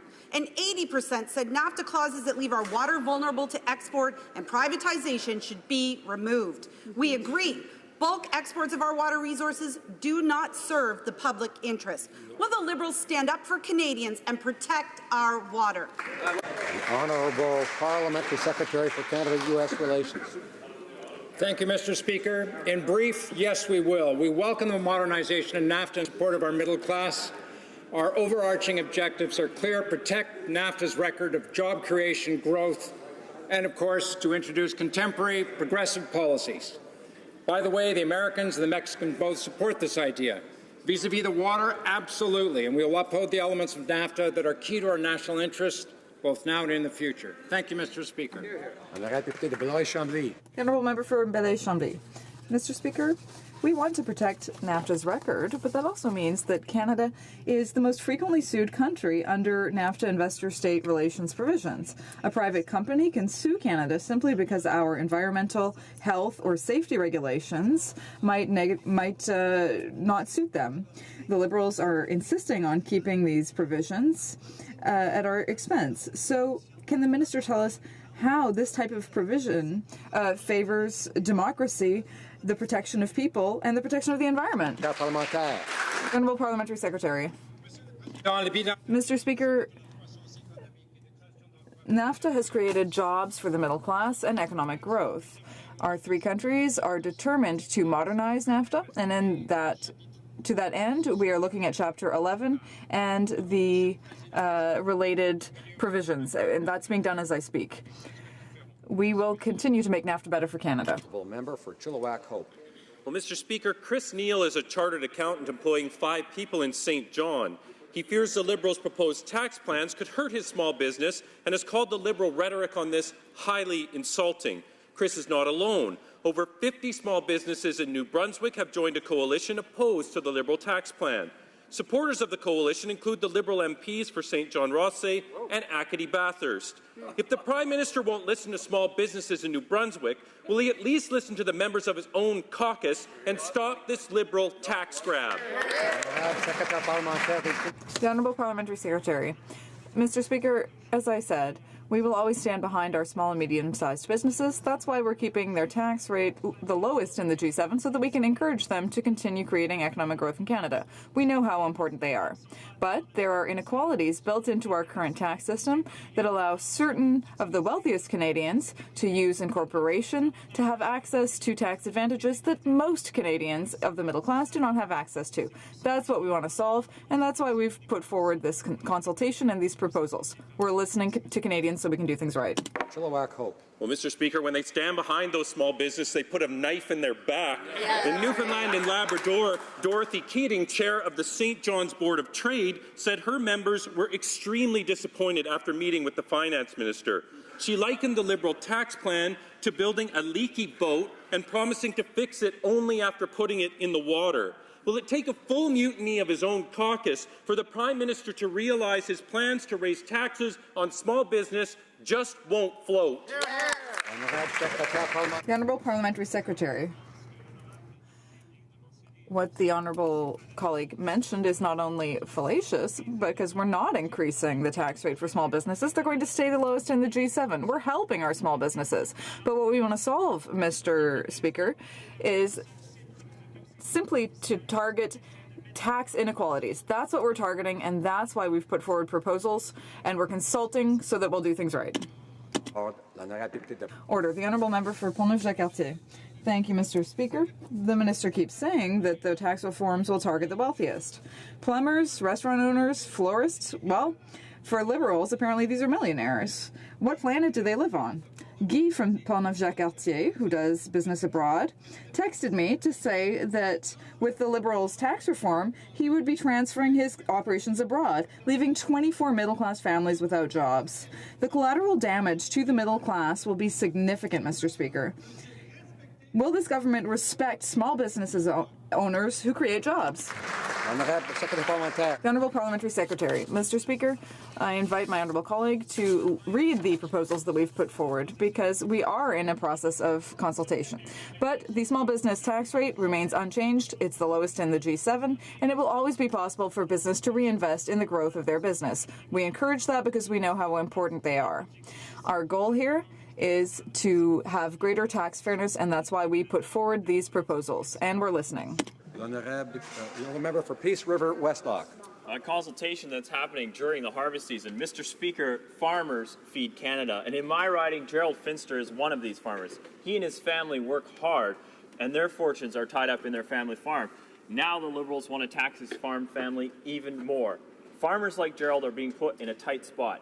While crushing our food producers with unbearable taxes, how is it fair that the finance minister's family fortune is sheltered from these new taxes? How is that fair? The Honourable Parliamentary Secretary to the Minister of Agriculture. Mr. Speaker, we've worked on this file, we've listened to farmers and met with agricultural representatives. I can assure you that we are taking their opinions into consideration as we move forward with our plan. Our priority is to ensure tax fairness while avoiding unintended consequences for our farmers. I can assure you that our government will not change anything when it comes to the tax benefits that help family businesses grow. Thank you. The Honourable Member for Calgary Confederation. Mr. Speaker, my constituent Lana wrote, "As a young woman with a professional corporation, I know how hard I have to work to earn every penny that I make. No maternity leave, no sick days, no overtime, no bonuses, no paid vacations, no pension, variable income between paychecks, and so on. These changes will make it even difficult for us. Why do the Liberals want Lana to pay significantly more in taxes while the family fortunes of the Prime Minister and the Finance Minister won't be touched? How is that fair to Lana?" Honourable Parliamentary Secretary. Mr. Speaker, I want to reassure my colleague that we are listening and that on this side of the House we will never adopt measures that would disadvantage a woman compared to a man. Never. That's why we're listening to Canadians, to make sure that we do things right and to make sure that there are no unintended consequences. Our only goal here is greater tax fairness because there's a lack of that now. Thank you. Burton, Kawartha Lakes, Brock. Mr. Speaker, Rick and Paul from Woodville, Ontario own a family farm where margins are already tight and the financial risks are high. And to make matters worse, Speaker, the Finance Minister is planning a system where farmers, like Rick and Paul, will pay significantly higher taxes and might not be able to pass on their farm to the next generation. Meanwhile, the Finance Minister's system will protect his family fortune and that of the Prime Minister. Mr. Speaker, how is that fair? Hear, hear. The Honourable Parliamentary Secretary. Mr. Speaker, we on this side of the House encourage family farms. We want them to succeed and prosper. I can assure you that the family members who work on farms will be able to continue to do so, and that small business owners and farmers will continue to benefit from the lowest tax rate in the G7. They will be able to invest and reinvest in their businesses. Our target here is not small businesses or farmers, it's tax fairness. Member for Desnethie, Mississippi, Churchill River. Over the summer, I met with families across Saskatchewan that raised concerns with how the inquiry into missing and murdered Indigenous women is offloading some responsibility onto community-based organizations. With cuts to the STC, it is almost impossible for families to reach the inquiry's registration, community meetings, and the hearing. If a nation-to-nation relationship with Indigenous people is the most important relationship to this Prime Minister, why isn't he removing all barriers to ensure the inquiry's success? Honourable Parliamentary Secretary to the Minister of Indigenous Services. Thank you, Mr. Speaker, and I thank my colleague for her question. Yesterday, we had the opportunity to meet with the commissioners from the Missing and Murdered Indigenous Inquiry in Canada and to hear firsthand from the commissioners about the work that they're doing. Our government has launched a truly national and independent inquiry, and at the heart of that inquiry are the families that have been affected and those that have been victimized through the process. The inquiry have told us, the commissioners have told us that they have a plan, that they are dedicated to learning and adapting as the inquiry progresses and finding the solutions to address the families' needs. Honourable Member for Abitibi-Bay James Nunavik. And yet, the Commissioner Buller said that she would be happy to exchange ideas with the government if they had only asked. She would have been happy to talk about eliminating obstacles to this inquiry. How is it possible that this government never asked how they could help eliminate barriers to guarantee the success of this inquiry? That's what we all want, Mr. Speaker.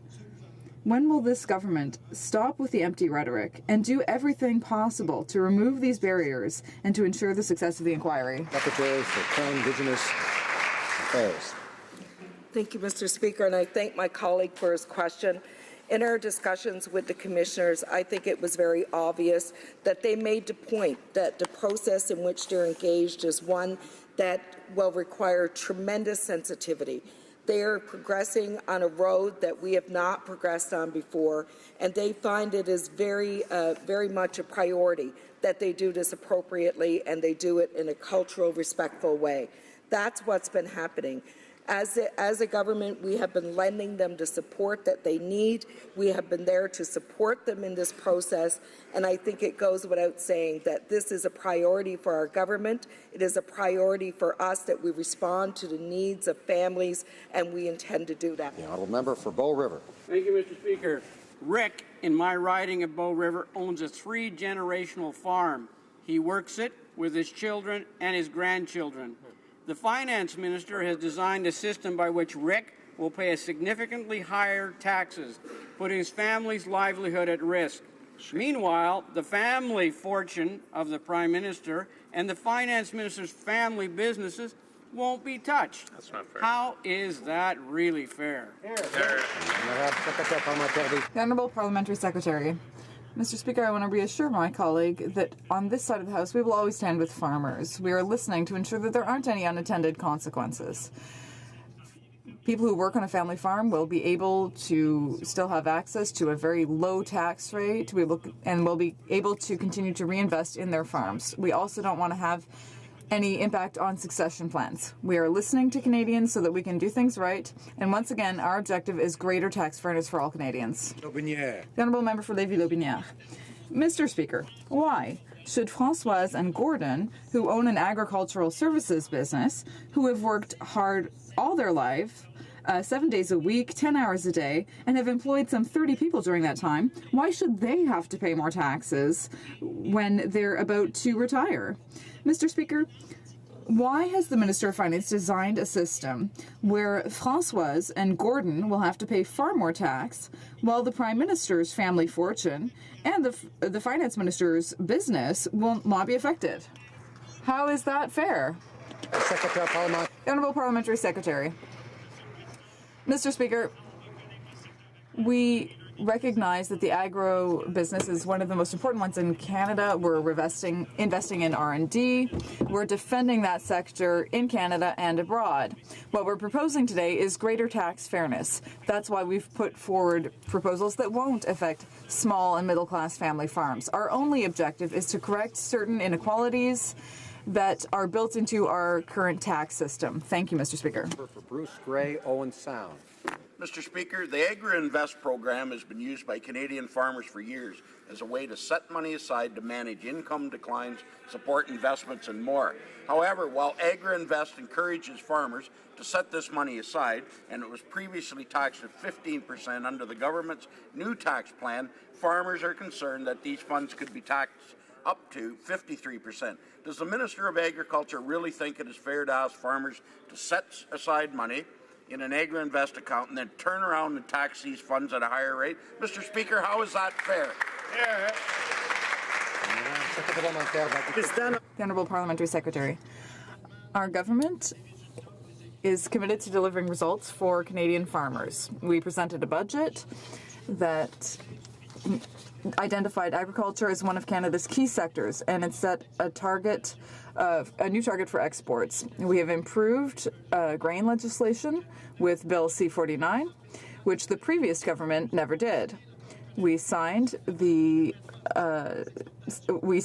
which will allow us to increase our exports by $1.5 billion per year. That's what our government has done for agriculture.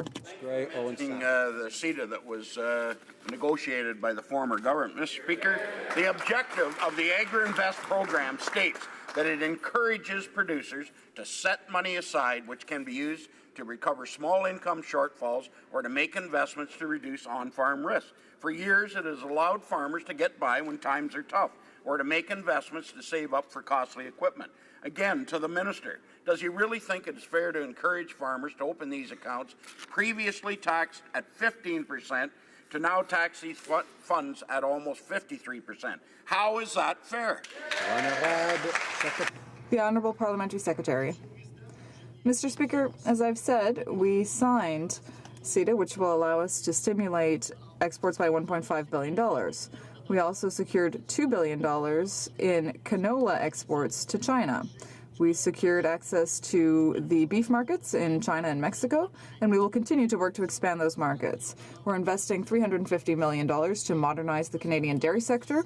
We've invested $100 million in science and innovation, and we've invested $27 million in greenhouse gas emissions studies for the sector. That's what our government's done. Member for South Okanagan West Kootenay. Mr. Speaker, education is the great equalizer, and today a good post-secondary education is essential to land a good job. But recent data from Stats Canada shows that going to college or university is now more expensive than ever. Average tuition is now more than $6,500 a year, and that doesn't include additional fees, books, food, or housing. The Liberal government says it wants to lower the cost of post-secondary, but overall government investment continues to go down. When will we see tuition fees decrease so that students can afford their education? The Honourable Parliamentary Secretary for Employment. Mr. Speaker, I think that most Canadians, and certainly Canadian students, know the actions undertaken by this government to help them get that very necessary education that they need to provide them for jobs of today and for the future. Last year, we increased the amount of support for Canadian students by 50%. To help those in low middle-income families. We've helped persons with disabilities, Indigenous Canadians, with increasing the amount of grants they receive. Mr. Speaker, this government is absolutely committed to helping students get that opportunity. Honourable member for Saskatoon West. Mr. Speaker, this summer, 7 women's advocacy organizations wrote to the Ministers of Justice, Transportation, Indigenous and Northern Affairs about losing STC and leaving many people, especially women, vulnerable and stranded. We cannot let the history of BC's Highway of Tears repeat itself in Saskatchewan. The government claimed Greyhound would run service to these communities, but this week Greyhound clearly stated they would not. Without the safe service of the STC, what will the federal government do to protect vulnerable women and girls in Saskatchewan? Honourable Parliamentary Secretary to the Minister of Transport. Mr. Speaker, under the Federal Motor Vehicle Transport Act, the federal government has delegated the economic regulation of interprovincial bus carriers in federal jurisdiction to the provinces and territories, including establishing conditions of entry or exit, regulating rates and routes of interprovincial bus carriers. Intercity bus services within Canada, such as Greyhound, operate on a commercial basis with no support from the federal government. Nonetheless, our government encourages Greyhound to continue consulting with Indigenous groups, stakeholders, provinces and territories. The honourable member for Ottawa West Nepean. Canadians understand that a healthy democracy requires well-informed citizens engaged with their governments in a relationship of trust, openness and transparency. Next week is Canada's Right to Know Week. All around the world, approximately 40 countries and 60 NGOs will celebrate Right to Know Day on September 28th. Can the President of the Treasury Board tell the House what the government is doing to promote openness and transparency during these times of heightened public awareness raising? Mr. Speaker, I'd like to thank my colleague from Ottawa Nepean West.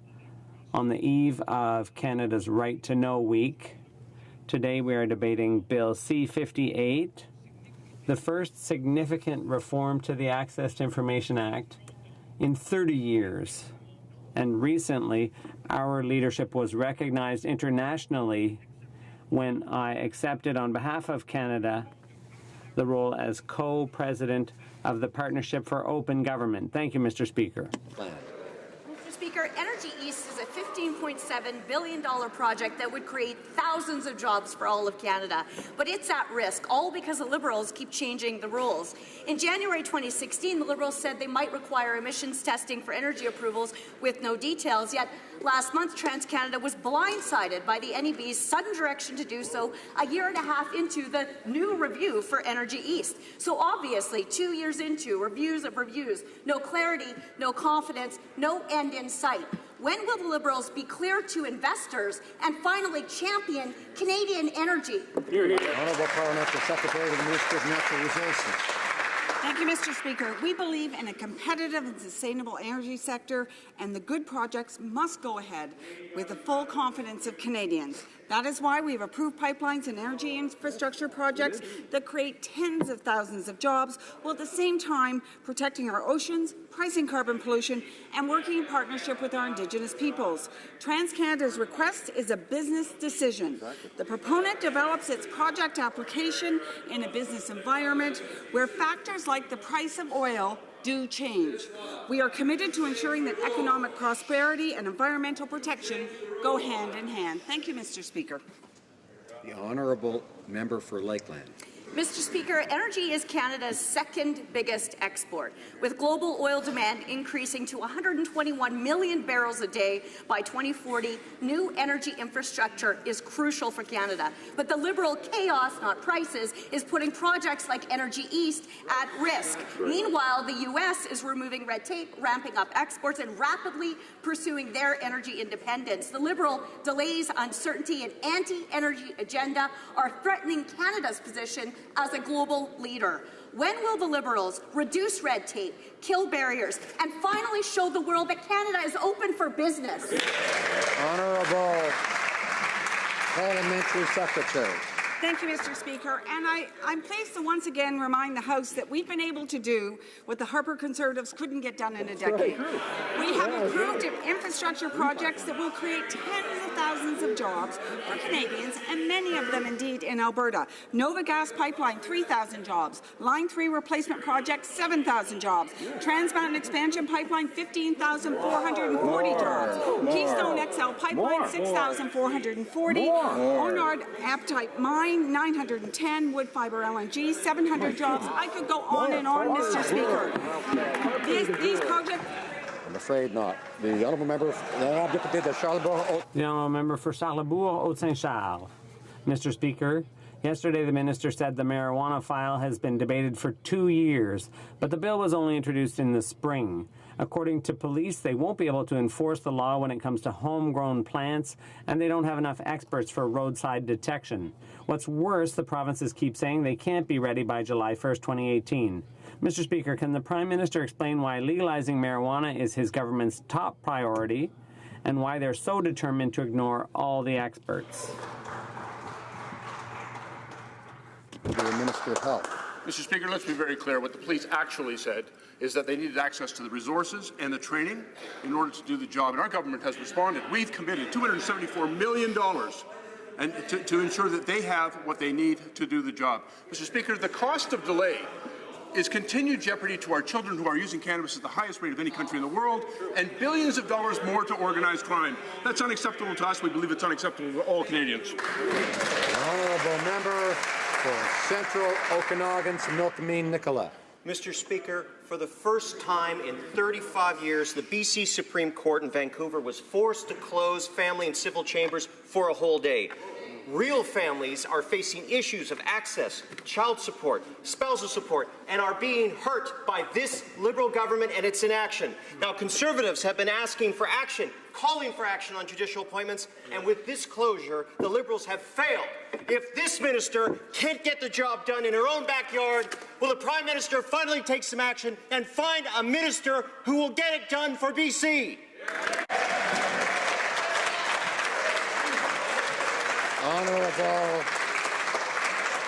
Honourable Minister of Justice. Order. Well, thank you, Mr. Speaker.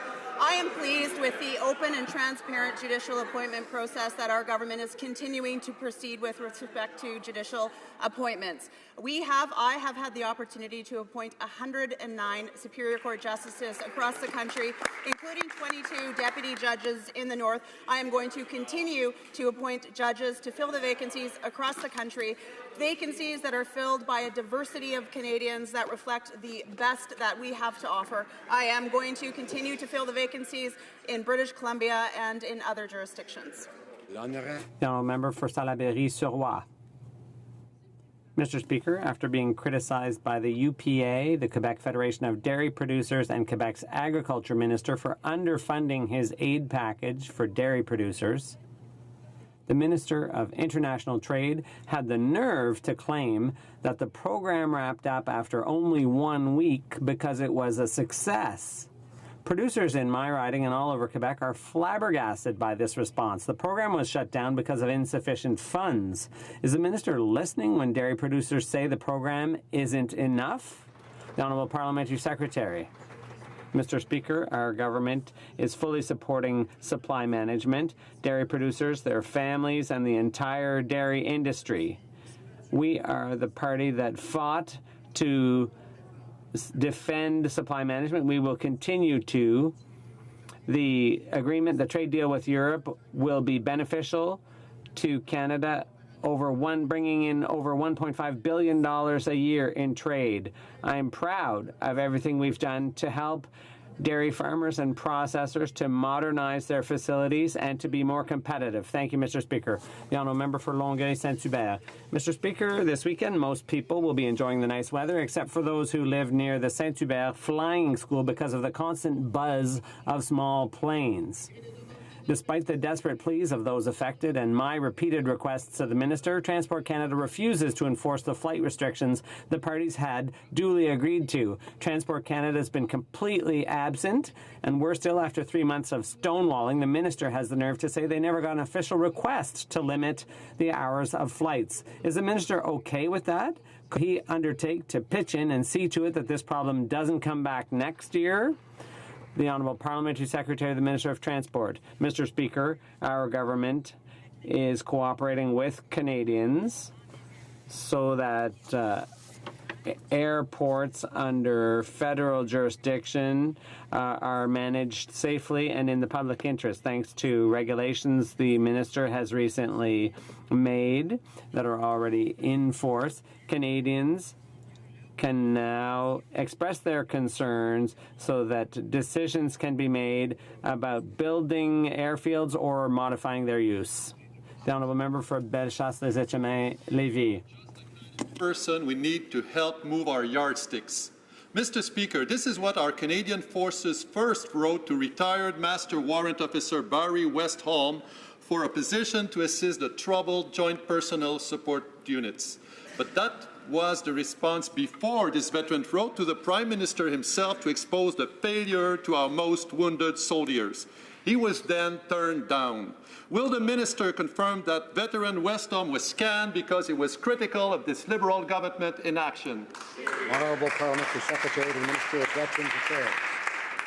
Mr. Speaker, as the member opposite knows, due to federal privacy laws, I cannot speak to the specific individual employment process, but I can advise that the Canadian Armed Forces seeks to recruit, hire and retain the very best candidates for available positions. The Canadian Armed Forces recognizes the importance of actively looking to recruit candidates with different views, experiences and skill sets needed to meet the needs of our members. The process for hiring is designed in the best interests of the organization and in order to make our military strong and resilient. Thank you. Now, member for Bellechasse-les-Etchemins-Lévis. Mr. Speaker, retired Officer Barry Westholm was a volunteer helping his wounded comrades. The Canadian Forces initially opened the door to him, but when he was critical of the Prime Minister in writing over the shortcomings of the system, the door was slammed in his face. Whether it's Maflequin or our badly wounded soldiers, the Liberals are sticking their heads in the sand and denying reality. Why the cover-up? Why shoot the messengers? Veterans want action, Mr. Speaker. The Honourable Parliamentary Secretary. Comment on an individual employment process case, but I can advise that the Canadian Armed Forces seeks to recruit, hire and retain the very best candidates possible. And when the Canadian Armed Forces recognize the importance of actively looking to recruit candidates with different views, experiences, and skill sets needed to meet the needs of our members, the process for hiring is designed in the best interest of the organization in order to make our military strong and resilient. Thank you. Honourable Member for Durham. Mr. Speaker, recently released documents show that global affairs diplomats and our allies were confused by the decision to appoint the Honourable Stéphane Dion as Canada's ambassador to the EU and Canada's ambassador to Germany, a country within the EU. Confusion, hundreds of documents and months of that have shown that the decision was ill-conceived and Canada has been looked on poorly by our allies.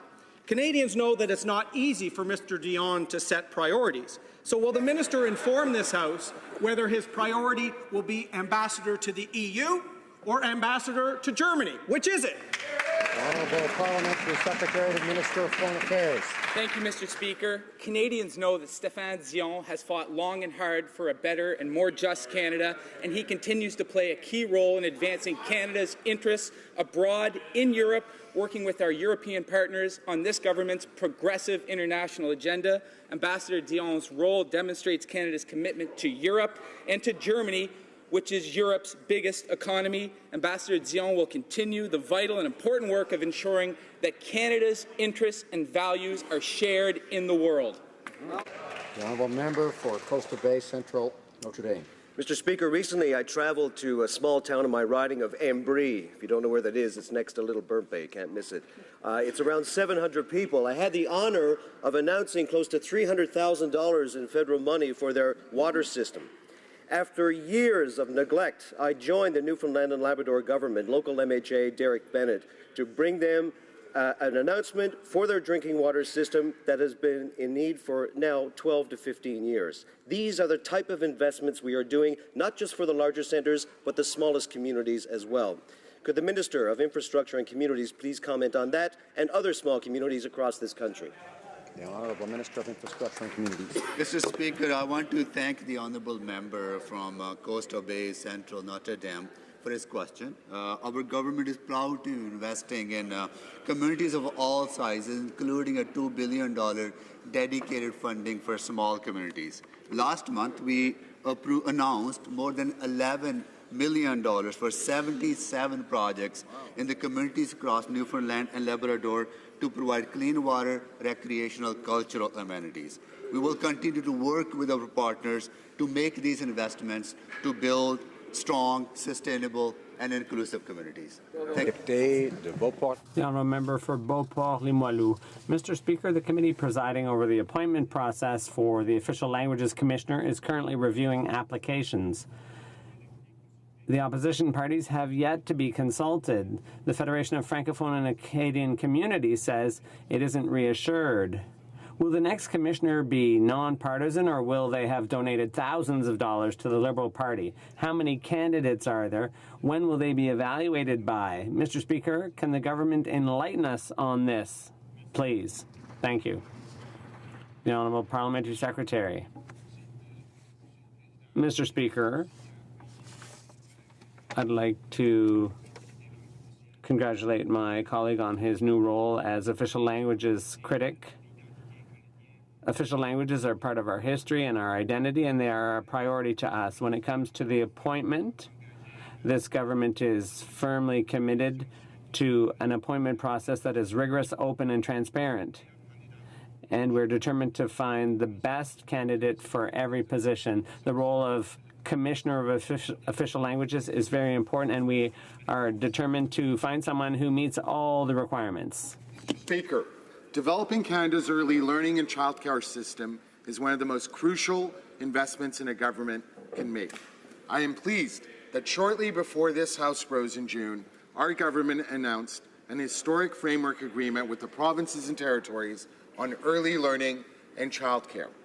The agreement built on investments announced previously in budgets 2016 and 2017 that support and create more childcare spots across the country. Could the government advise this House on the progress in implementing the framework with the provinces and territories to improve the lives of Canadian children?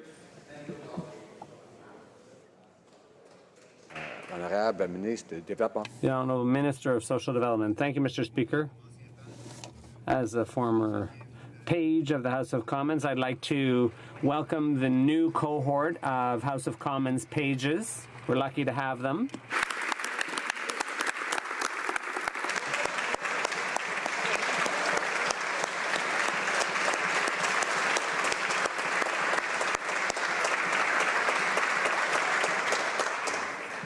Thank you also to the member for Willowdale for his hard work on behalf of his constituents.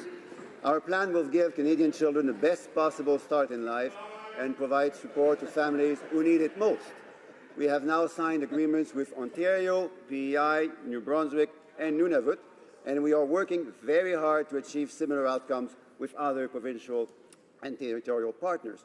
With each agreement, Mr. Speaker, we're getting closer to achieving our goal of affordable, high-quality, and fully inclusive childcare for all Canadian children and families. Honourable Member for Lanark, Frontenac, Kingston. Thank you, Mr. Speaker. Mr. Speaker, yesterday we learned that the Liberal survey on electoral reform, mydemocracy.ca, was a privacy nightmare. The Privacy Commissioner reports that the website automatically disclosed IP addresses, web activities, opinions, and lifestyle data from the 360,000 participants without their consent to third parties such as Facebook. Now, for months we asked the Liberals about this issue, and they said everything was just peachy. Right. So, were they lying to Canadians, or was this just their usual incompetence? Honourable Parliamentary Secretary.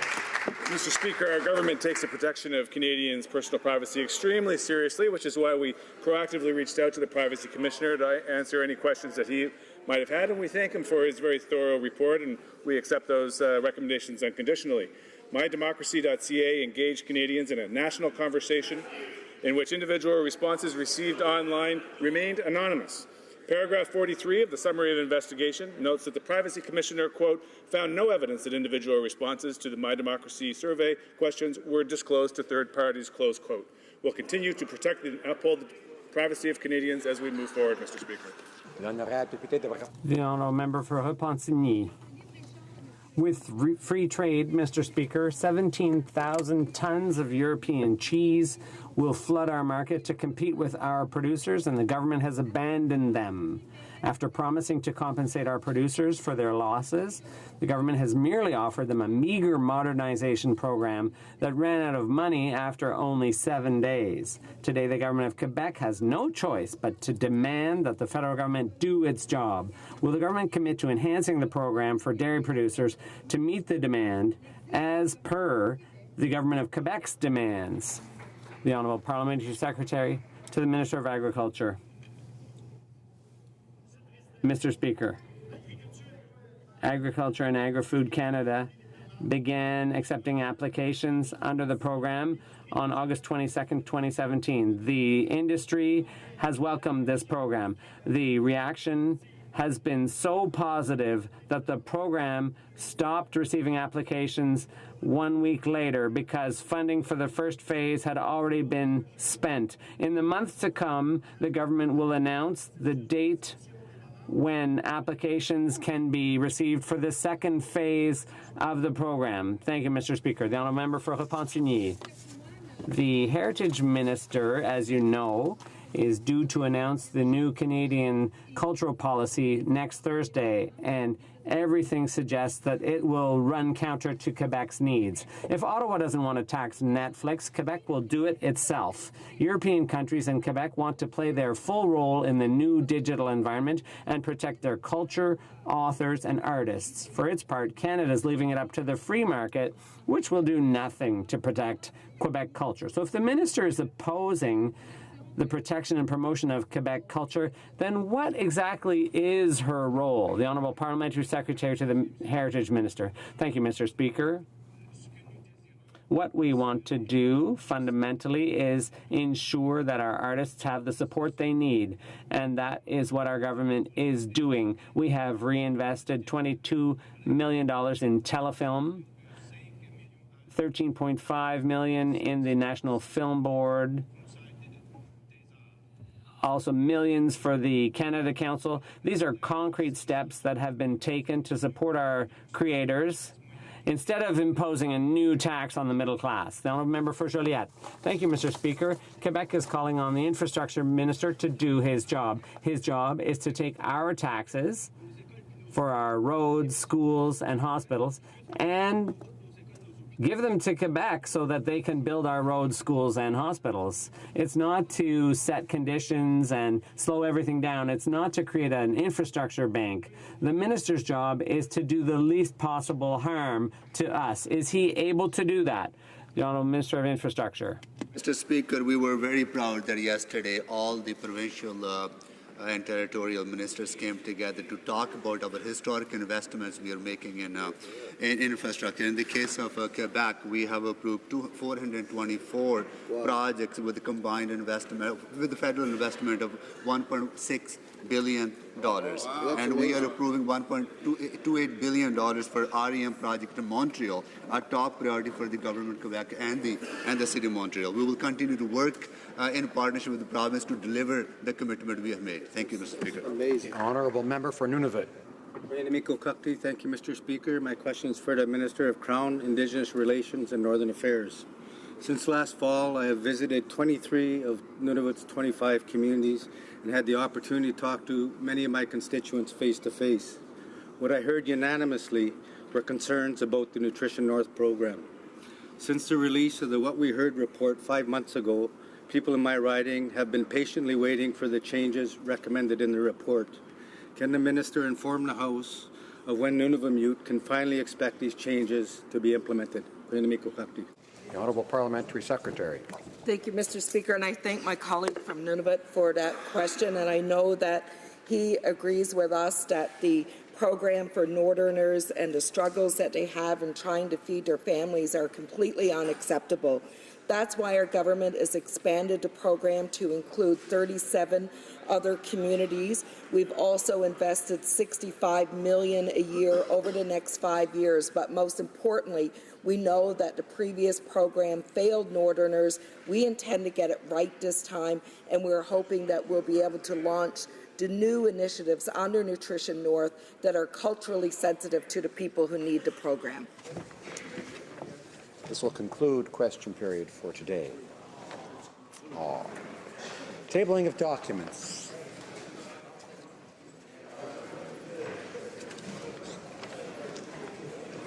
I'll just wait a moment.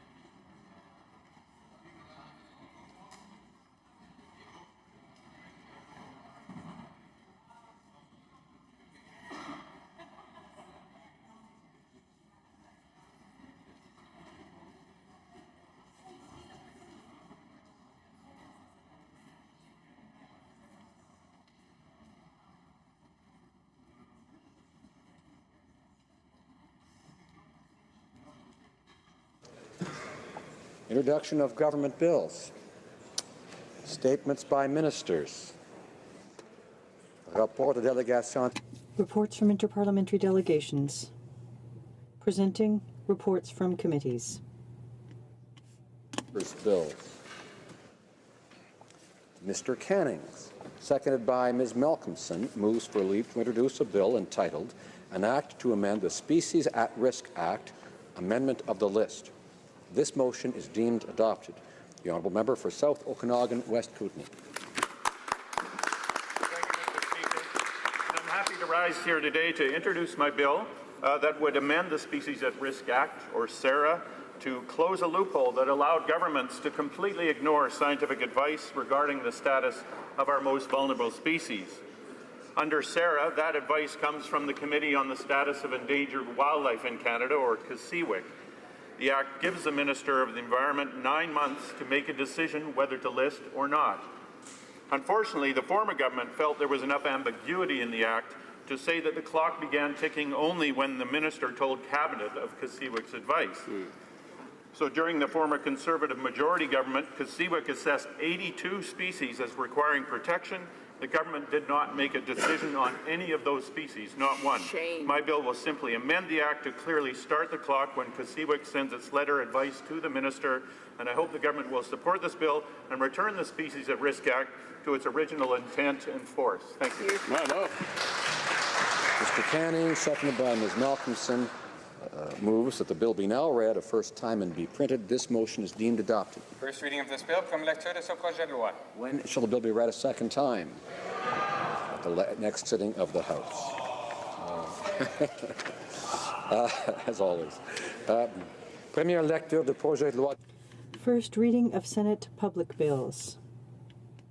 Motions. The Honourable Parliamentary Secretary to the Government House Leader. Yes, thank you, Mr. Speaker. I would like to ask for unanimous consent for 2 motions today. There have been discussions amongst the parties, and I think you will find the agreement for the following. I'll start off by that the hours of the sitting and order of business of the House on Monday, October 2, 2017, shall be those provided in standing orders for a Wednesday. Does the honourable member have unanimous consent of the House to move the motion? Agreed. The House has heard the terms of the motion. It's the pleasure of the House to adopt the motion. Carried. The Honourable Parliamentary Secretary. And then the second unanimous consent motion reads as follows, Mr. Speaker, that the speech of Her Excellency, the Governor-General, together with the address of welcome made by the Prime Minister in the Senate chamber on Monday, October 2, 2017, be printed as an appendix to the official report of the debates of the House of Commons and form part of the permanent record of this Parliament. Honourable member have the unanimous consent of the House to move the motion? Yeah. Agreed. The House has heard the terms of the motion. Is it the pleasure of the House to adopt the motion? Carried, and so ordered. Presenting petitions, présentation de pétition, the honourable member for Bruce Grey Owen Sound. Thank you, Mr. Speaker. I rise in the House today to present a e-petition 1073, which calls on the government to not sign on to the United Nations Arms Trade Treaty and halt the passage of Bill C-47. Mr. Speaker, the more than 4,500 signatories from my riding and across the country express their concerns regarding the impact that C-47 and accession to the Arms Trade Treaty will have on lawful civilian ownership of firearms in Canada. This petition has signatories from every province and territory expressing their concerns over Bill C-47. Thank you. Honourable member for Northwest Territories.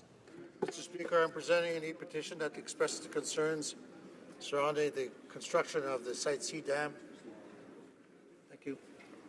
Presenting petitions, présentation de pétition.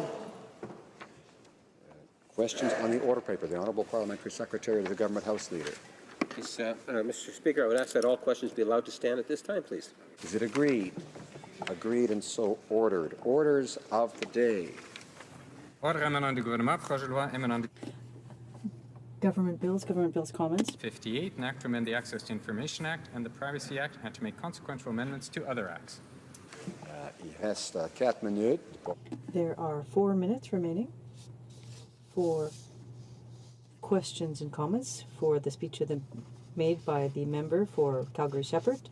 The honourable member for Etchemin-Lévis. Well, there were questions put about access to information to the member for Calgary before question period. Shows just how dynamic he is and how interested we are here. But there are some problems, and I'd like the member to tell us how the Liberal government is breaking its promise for transparency. I'm thinking about Robert Marlowe, who said it's 1 step forward and 2 steps back. They promised transparency, but we're actually in obscurantism. I'd like my colleague to explain to this House what the shortcomings of the bill are and how the Liberals broke their promise to Canadians. The honourable member for Calgary-Shepherd. Member for the question. I have the Liberal Party platform right here in front of me, so we can quickly go through it. They said that they would eliminate all the fees, but actually in the legislation that they're amending, that the portions there, there'll still be eligible fees that'll be applied in certain situations. They said that they would update the access to information to meet this standard, but like I said, this is a Potemkin Amendment Act. It doesn't actually do anything. It's just the fixings on the outside, but the meat and potatoes, the guts of this bill are in the exemptions. And if you don't change how the exemptions are applied, you can still refuse to reveal information to the general public. They said that they would ensure that access to information applies to ministerial offices and to the Prime Minister, administrative institutions that support Parliament and the courts. They did not do that. They also said that they would review every 5 years, but like I mentioned in my intervention on this, if you don't add the sunset provisions to this, and the way that we've been dealing with the mandatory reviews every 5 years, it could very well happen that you won't get a review of this piece of legislation once it's actually serving Canadians within maybe like 5, 6, 7, 8 years. With the glacial speed that legislation makes it through this House because of the government's lack of understanding of how the procedures work, we may not see it actually happen. Questions and comments? Resuming debate. The honourable member for Victoria. Well, thank you very much, Mr. Speaker. I rise today to speak to Bill C-58, the Access to Information Reform legislation, and I say at the outset with considerable disappointment that I must be, on behalf of the NDP, opposed to this initiative. I'm also, however, pleased to hear the President of the Treasury Board acknowledge that at committee there might be a possibility to improve this legislation to give it some credibility. If I may be permitted at the outset to make a personal statement, access to information, freedom of information has been one of my passions. I did graduate work on this topic in law. I worked with the government of British Columbia in drafting the legislation there, as well as in the Yukon. I worked back in the early 80s on behalf of the Canadian Bar Association to try to get the first Access to Information Act through in a credible way. And former Member of Parliament for Peace River, Conservative member Jed Baldwin, actually gave me an award of merit from the House for my work on freedom of information. So I come to this with a passion for the topic, Mr. Speaker. Three things are necessary for any credible law. And after 34 years, we all agree this law needs modernizing, and I salute the government for finally doing something in that regard. First, it has to have a clear statement that information is a right, and secondly, that there have to be exceptions to the rule of openness that are narrow and have to demonstrate some harm from the disclosure. And thirdly, there has to be an umpire, some neutral, who can order the government that doesn't wish to provide the information to make it public. Those are the three things by which any reform must be evaluated. And sadly, this bill comes up short. Now, people sometimes have their eyes glaze over when we talk about access to information. That's usually the end of a conversation. People go back to doing something else. But I want to say to Canadians who may be watching this, why this is important. How many times have you read an article that starts with information released today under the Access to Information Act reported thus and so? Well, the answer, Mr. Speaker, is frequently. The Globe and Mail used the Access to Information Act for its April 2016 investigative series Unfounded that revealed that the police had been dismissing 1 out of every 5 sexual assault claims as baseless. It took a year to get the information. The delays are ridiculous, and I'll come back to that. But that was the tool that was necessary for Canadians to understand what their police were and weren't doing about sexual assault. Just last week, the CBC reported that the Prime Minister's controversial Bahamas vacation cost Canadians over $215,000, far more than was initially disclosed to Parliament. That came about through a document released under this Act. And just yesterday morning, I woke up to hear that after a year, reporters finally obtained the original contract for the Phoenix pay fiasco, once again thanks to this Act. So transparency is important. It was a major theme for the Liberal Party during the 2015 election. And in fact, before that, the Prime Minister introduced Bill C-613, an act to amend the Access to Information Act. I would invite, Mr. Speaker, all Canadians to look at what the Prime Minister did in that bill, or wanted to do while in opposition, to what was actually done today. I think you'll see a yawning divide. What he said, though, in doing that, in introducing that legislation was, I quote, "A country's access to information system is at the heart of open government."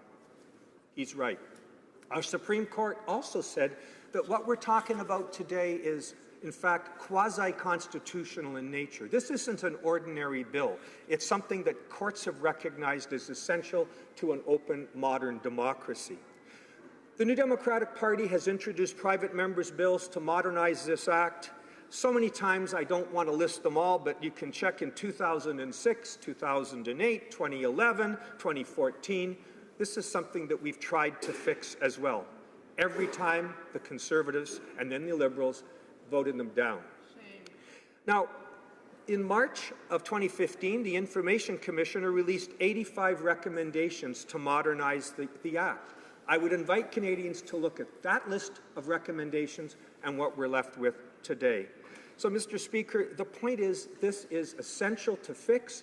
As the President of the Treasury Board properly pointed out, back when we introduced this bill in the early 80s, computers were hardly a fact of life. Email didn't really exist in the public service. Record keeping was very different than it is today. So clearly this is long overdue. It's just too bad that the government hasn't taken the opportunity to do the job properly. Almost all civil society groups that have studied this have been outspoken in their opposition. Some angry, but most simply sad and disappointed that this is what we're left with. Let me tell you about what they didn't do, because that's how you really have to assess this exercise. The exemptions to this act, to the rule of disclosure, the list of things the government can properly withhold are very badly drafted, very discretionary, don't even have to show a harm, but there's one that is different than all the others.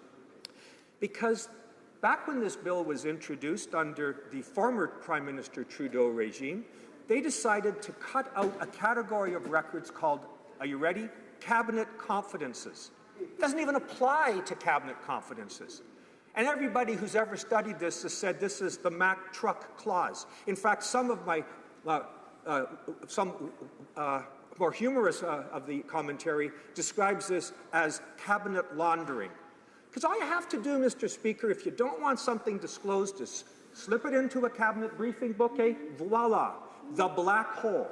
It never gets to be seen. It isn't even subject to the Act. So you would have thought that after 34 years, job one would have been to maybe talk about that.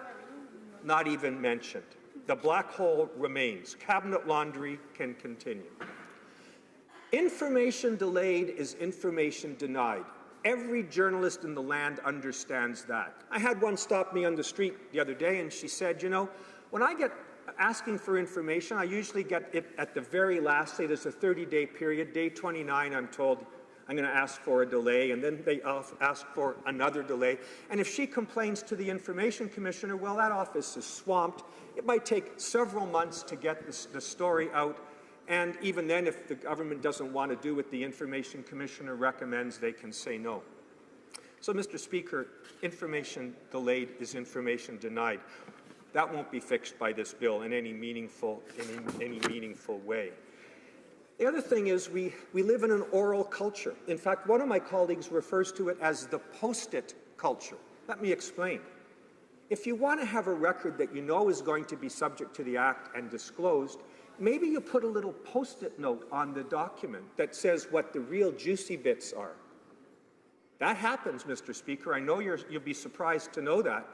The duty to document decisions isn't even part of this Act.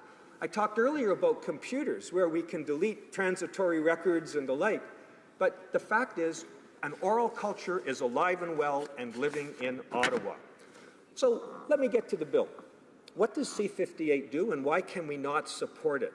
Well, I'd first like to quote from the Centre for Law and Democracy, and it goes like this. The bill is far more conspicuous for what it fails to do. It fails to expand the scope of the Act. It does place a number of proactive publication obligations on some actors like the Prime Minister's office and other ministers' offices. That's true. But it fails, the Centre concludes, it falls far short of bringing these bodies within the ambit of the Act. So certain types of information that's always been available, at least in recent years, you know, travel expenses, contracts over $10,000, by policy, these have been available for years. Now they put it in the Act and think they should get a gold star for doing that. Well, I'm not sure why.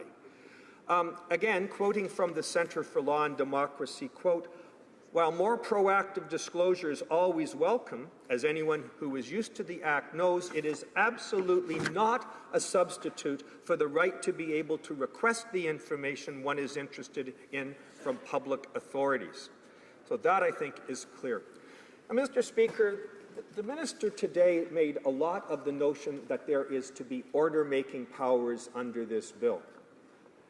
Well, it's true. If you kind of look closely, you'll see that it is, in the words of a colleague, a chimera. It doesn't really do that. Let me tell you how it works in the provinces. Let's take British Columbia, for example. The Information Commissioner makes an order. Disclose that record, government. I know you don't want to do it, but it's not able to be withheld legitimately under the exceptions. And that's it. If the government wants to seek judicial review of that decision, it does so. Compare that to the convoluted order-making power that the minister was so proud of in this bill. It seems to say that if the government agrees with the decision of the commissioner to release the document, it'll be released. Well, so what? If the government disagrees with the commissioner's recommendation, then it can take her to federal court. Imagine how expensive and litigious this is all going to be. And so the government has created, in my submission, a unwieldy, unnecessary, and unaffordable system. I wish I had time to go into the section that deals with this, but it talks of the ability to make an order, but it is, in the interest of time, suffice it to say, beyond complicated and likely unworkable. So it doesn't really do as what the minister has said it will do. I wish they had followed the simple route that most provinces have followed. Though there will be, it's true, proactive disclosure of a bunch of kinds of information from ministers' offices, but the point is Canadians will still not be able to request the information they want from those officers, appeal to the commissioner, and get an order to release it. It's just not there. So the promise made in the election that we would have open offices and you get the information, this is not what is happening, and that is very disappointing. They also talked about the 5-year review that is a feature of this act, and thank goodness it's there. And that's nothing new. But it's not like the Bank Act, for example, where the legislation will sunset if that review doesn't take place by that time. So who knows how long it'll actually take before we get to the review that's promised. It's very different than what the platform promised. They talked today as well about something new, which is the ability to go after bad faith, long, frivolous and vexatious requests. And that's a new restriction, not a change for the positive. And I can appreciate why it's necessary. And yes, it's existing in the provincial level. But here's the punchline. This bill would give the final decision to the government to decide whether it's too big, too long, frivolous. Everywhere else, of course, it's the commissioner that gets to decide. Remember what I said, Mr. Speaker, about an umpire in the game who's neutral? Kind of don't think the minister who doesn't want the information to be disclosed is in best position to do that. I can't believe they think that's a significant reform that we should be proud of. So, Mr. Speaker, the government is probably going to pat itself on the back for this bill. It's probably going to say, you know, we promised openness and transparency and openness by default, and that's what we delivered. The truth is far from that. Now, I want to be optimistic. I always try to be and give the government the benefit of the doubt. The minister stood in this place and said, we will be open to amendments at committee, and we're sure going to be there to try to give him the opportunity to make this credible, because it is not credible now. It's kind of like the promise when they said they were going to have the last election in 2015. Remember, it was something about the last election that would be fought under the first past the post rules. Well, that was kind of a different promise. That was a different time and place. The Prime Minister came to my riding when he was running and said he would have a full review of the Kinder Morgan pipeline proposal. Remember that promise? That kind of didn't happen either. There was one about mail delivery that was going to be the last, we're going to be open to mail delivery, I think.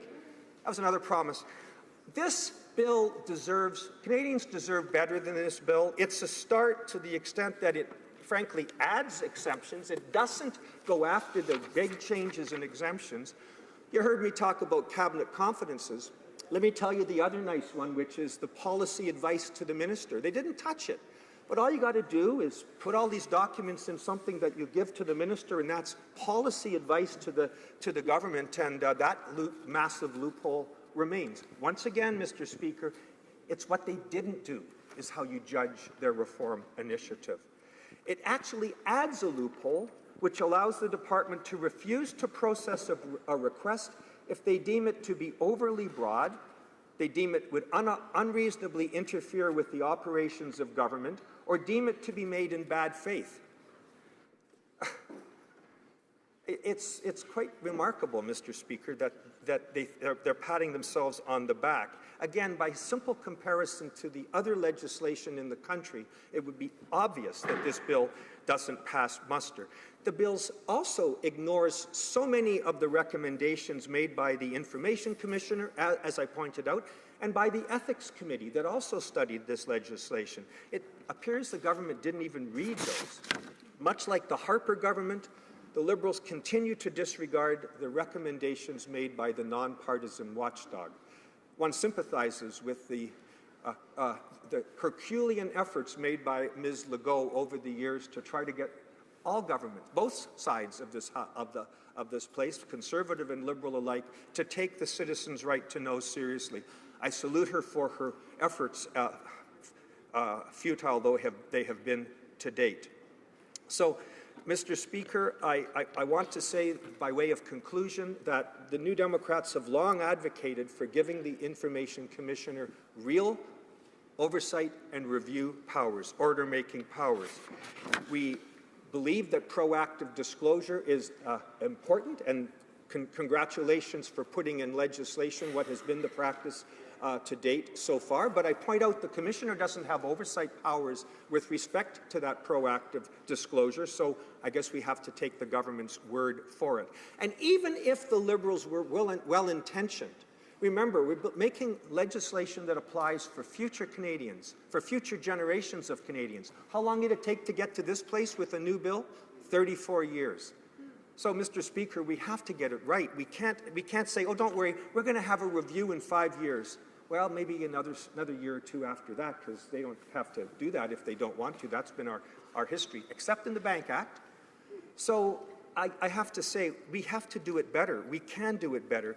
It's not just me saying this. The Centre for Law and Democracy, which has been cited already, has made the same point. Democracy Watch has explained it.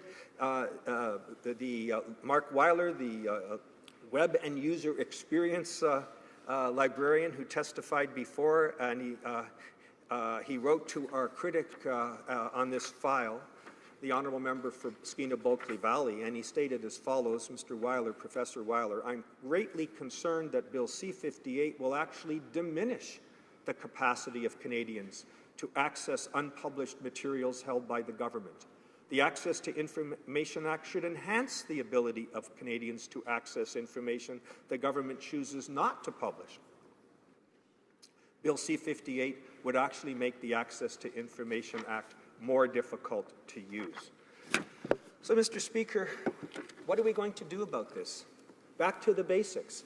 There has to be a strong statement of the right to know, and there is some verbiage to that effect in the new law. The exemptions have to be narrow, and they have to be about injury, not just you're in a box, a particular category of records like policy advice or the like. You have to show that that would harm some government interest. They didn't do that. They didn't touch any of them. They only added one. And the third thing is there has to be real order-making power when the umpire says the government has got it wrong. That didn't cause a revolution in British Columbia when we did it. And that order-making power actually led to something like 90% of cases being mediated without the need to have a formal order-making hearing. And very, very, very rarely do we go to court. Statistically insignificant. There's ample precedence for doing this right. The order-making power that's in here is beyond comprehension. It'll be expensive. It's totally unnecessary. Why do we have to make it so complicated when the principle is so obvious and for which there's so many examples across the land? Mr. Speaker, I want to end on a positive note. We hope the government was serious when the member stood in this House, the President of the Treasury Board, earlier today, talked about the need to modernize this law and said that this is only the first phase and this is only a work in progress. He said he welcomes reports at committee, including amendments. Trust me, Mr. Speaker, we will have many of those amendments. We can do better. We must do better for Canadians. Question et commentaire, the Parliamentary Secretary to the President of the Treasury Board. Thank you very much, Mr. President. And I want to acknowledge the deep experience my colleague from the member from Victoria has on these matters, and thank him for his comments. I have to say that I was very disappointed at this strong focus on what he perceives as not in this important next step in our access to information system here in Canada, and very little, I think, true reflection of the major step forward that this that this legislation is for Canada after 34 years of no change. And I'll just give one example of what I think was sometimes inaccurate and certainly many times very exaggerated discourse on the perceived flaws, which the member acknowledges the President sees as this legislation is a work in progress that will still have quite a bit of input. But the member opposite said that it will be 5 years before this work that we are doing here today is reviewed. Well, in fact, it won't be. The first review will happen within 1 year of this bill receiving royal assent, within 1 year. So this really is a step on a pathway, and a very important complex pathway, and I'd like the member to just respond to that inaccuracy of his comments earlier. L'Honorable Député de Victoria. The Honourable Member for Victoria. Very, very much, and I appreciate the comments. And as I hope I said both at the beginning and at the end of my remarks, I too remain hopeful that the government, finally this government that has grasped the nettle and trying to modernize this legislation will, in the spirit of it being a first step, in the spirit of it being a work in progress, take seriously these changes. As for what's missing in the Act, I hope that the member understood that it wasn't me saying that. It was the experts at the Centre for Law and Democracy that said, and I quote once again, the bill is far more conspicuous for what it fails to do, putting in place only one and a half of the reforms called for by Canadians. It does nothing to address the broad regime of exceptions, if anything, expanding its scope slightly, and it does not put in place a duty to document. As for the 5-year review, that's true. We hope we can get some action on that. Vince Gogolek, the president of the BC Freedom of Information and Privacy Act, said that about the member's comments. Quote, "This is not the last word on access reform, but it might be the last opportunity to weigh in for some time. Bill C-58 includes a 5-year review, but the first review will take place only a year after the legislation comes into force. Given the glacial pace at which legislation is going through Parliament these days, that could mean the review won't take place until after the next election in 2019. Close quote. Questions and comments? The honourable member from Nanaimo Ladysmith. Thank you, Mr. Speaker. Two mega projects approved by this Liberal government that were of great concern in British Columbia, the Site C Dam and the Kinder Morgan Pipeline, both were thought by activists and by New Democrats to have disproportionate negative impacts on women and on Indigenous women in particular. This government, having not taken the All-Party Committee's advice to legislate gender-based analysis, said, "Trust us, we're doing it at the cabinet level, we have a gender lens." So at the Status of Women Committee, when we asked the Minister of Status of Women at that time, tell us what were your gender considerations when you approved the Site C Dam and the Kinder Morgan Pipeline, she said, "Cabinet confidence, you know better to even ask that." So to my colleague, tell me what this Act does or fails to do around bringing the transparency that we had expected from this government as it approves significantly worrying and damaging projects in our region. Honourable member from Victoria. I very much appreciate the question and the passion of the honourable member from Nanaimo Ladysmith and her work on the Status of Women Committee. You know, when the words cabinet confidence are uttered, you hear this giant sound, this sucking sound of a black hole into which all records requests must go immediately. To say those two words is kind of like a mantra for the government of Canada. It was Prime Minister Trudeau who, with Michael Pitfield at his side, insisted if we're going to have this foreign thing called access to information, we got to do one thing and one thing quickly, and we got to carve out a whole category of cabinet confidences. And that act doesn't even apply. It's not an exception. It's called an exclusion. So if the minister comes and says we can't have gender-based analysis vis-a-vis Kinder Morgan or Site C, she's right. You can say whatever you want. As soon as it's cabinet confidence, it's like an incantation, and that's the end of the day. That's not what it is in Ontario. That's not what it is in Quebec. That's not what it is in British Columbia. Why does it have to live in Ottawa? Questions and comments? L'Honorable Député de... The Honourable Member for Salaberry-sur... Thank you, Mr. Speaker, and I thank my colleague for Victoria for having given us such an insightful speech. It's really helped me understand why Bill C-58 doesn't really attack these ethical problems. And it actually makes people more cynical because the government said that they want to modernize laws to give people access to information. But this isn't really any more transparent because the cabinet doesn't have any obligation to report to the commissioner. And there are currently waiting times that can go up to 200 days before people get access to crucial information. For example, there's the case of the RCMP. There was information where the Globe and Mail said that the RCMP had waited more than a year before providing information about a report.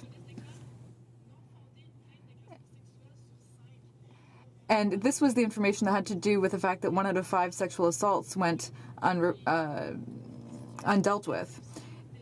So for people who have already been dealing with a very difficult situation of sexual assault, 1 out of 5 cases are declared unfounded. So I think that that's completely unacceptable that there was such a long wait for that information, and this bill doesn't deal with that problem at all. I'd like to know what my colleague thinks about that. Deputy to Victoria. The Honourable Member for Victoria. Well, I'd like to thank my colleague from Salaberry-sur-Loire for her question. You know, the shocking truth of the report that the Globe and Mail did last year on the fact that only 1 in 5 sexual assaults were taken seriously by the police has led to changes. And you talked about, the member talked about cynicism that public has in this area. Journalists are the most cynical, I find. We have to understand that it doesn't have to be this way. Colleagues south of the border, journalists phone up the government, they get the information that when the same information is sought in Ottawa, I'm told takes years or is denied. And years is an accurate statement. As the member pointed out, it took 1 year to put together the file that led to this investigative journalism report. And this matters, Mr. Speaker, because information is the raw material of which decisions are made. And if you can't assess that information, and we can't have investigative journalists finding out the truth of what happens, we're obviously, as a country, much worse off. Access to information matters. We can do better. This legislation is quasi-constitutional in nature. We must do better and make it work at committee. I'm looking forward to working with the government in order to do so. We have time for a quick question. We have about a minute and a half left. Councillor Priest, no, the Honourable Deputy to Winnipeg. The Honourable Member for Winnipeg North. Thank you, Mr. Speaker. And I'm wondering if the member would at the very least recognize, and he does somewhat indirectly, when we say that, look, we can do better, and the current legislation does improve our system significantly.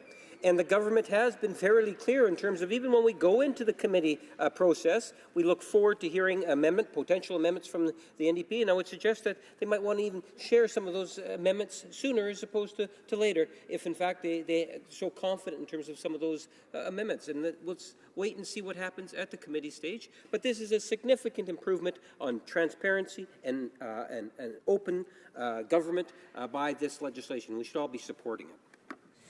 Honourable Member from Victoria. You have about 20 seconds. I disagree with my honourable friend from Winnipeg North. We can't support something that will do so little to deal with the fundamental problems that after 34 years governments on both sides of the aisle have created. I would suggest that the amendments from the NDP you can anticipate will be very much like the amendments from the committee that studied this. Yes. That will be very much like the amendments from the Information Commissioner. That will be very much like the amendments that were proposed over years.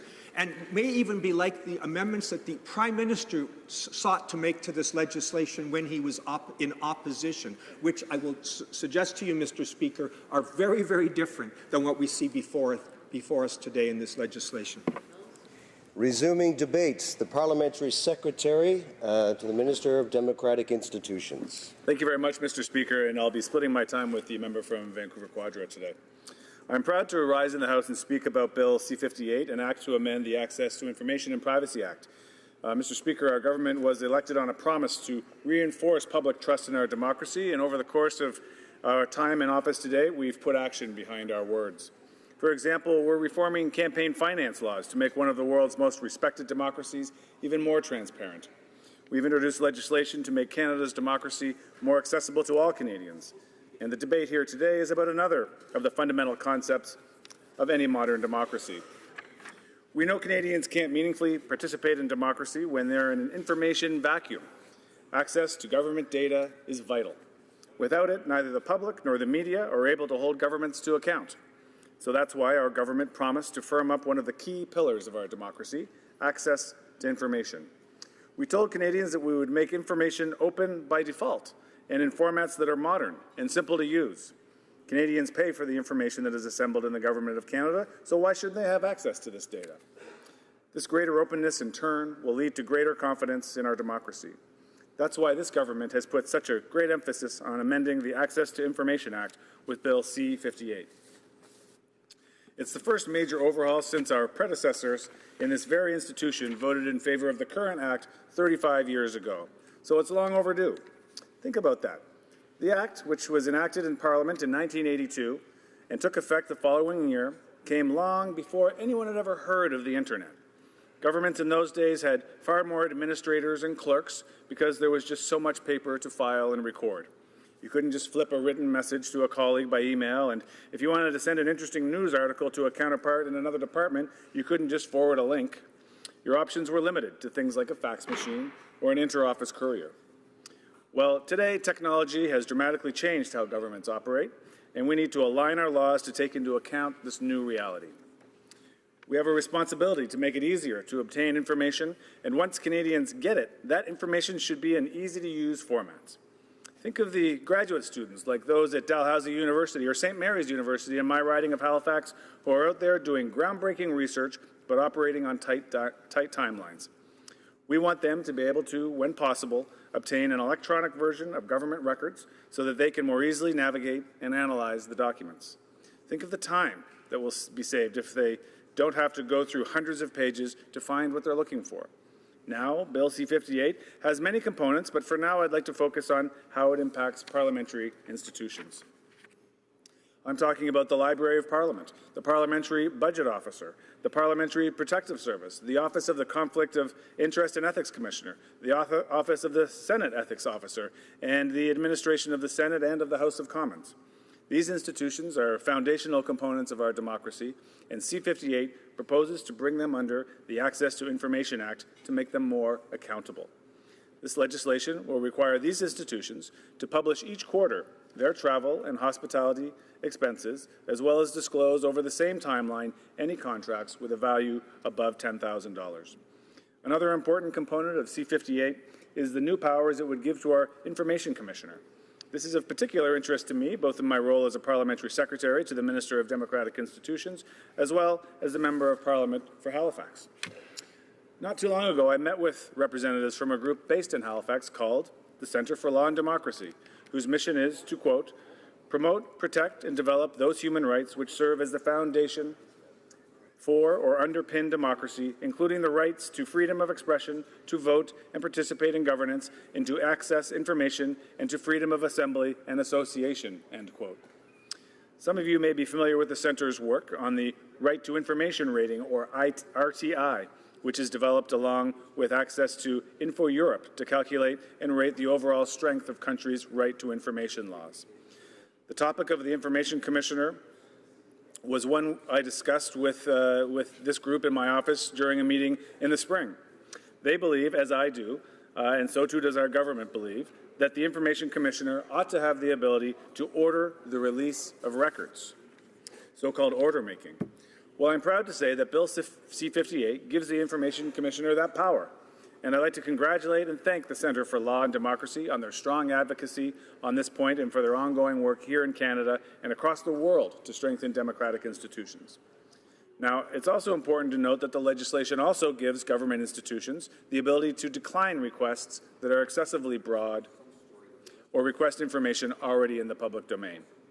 The government has limited resources, Mr. Speaker, and this will free up government institutions to respond to other requesters. And of course, the applicant subjected to a decision like this would be able to make a complaint to the Information Commissioner. C-58 will also oblige members of Parliament and senators to publish all travel and hospitality expenses and all service contract amounts. In both cases, this information will have to be made public on a quarterly basis.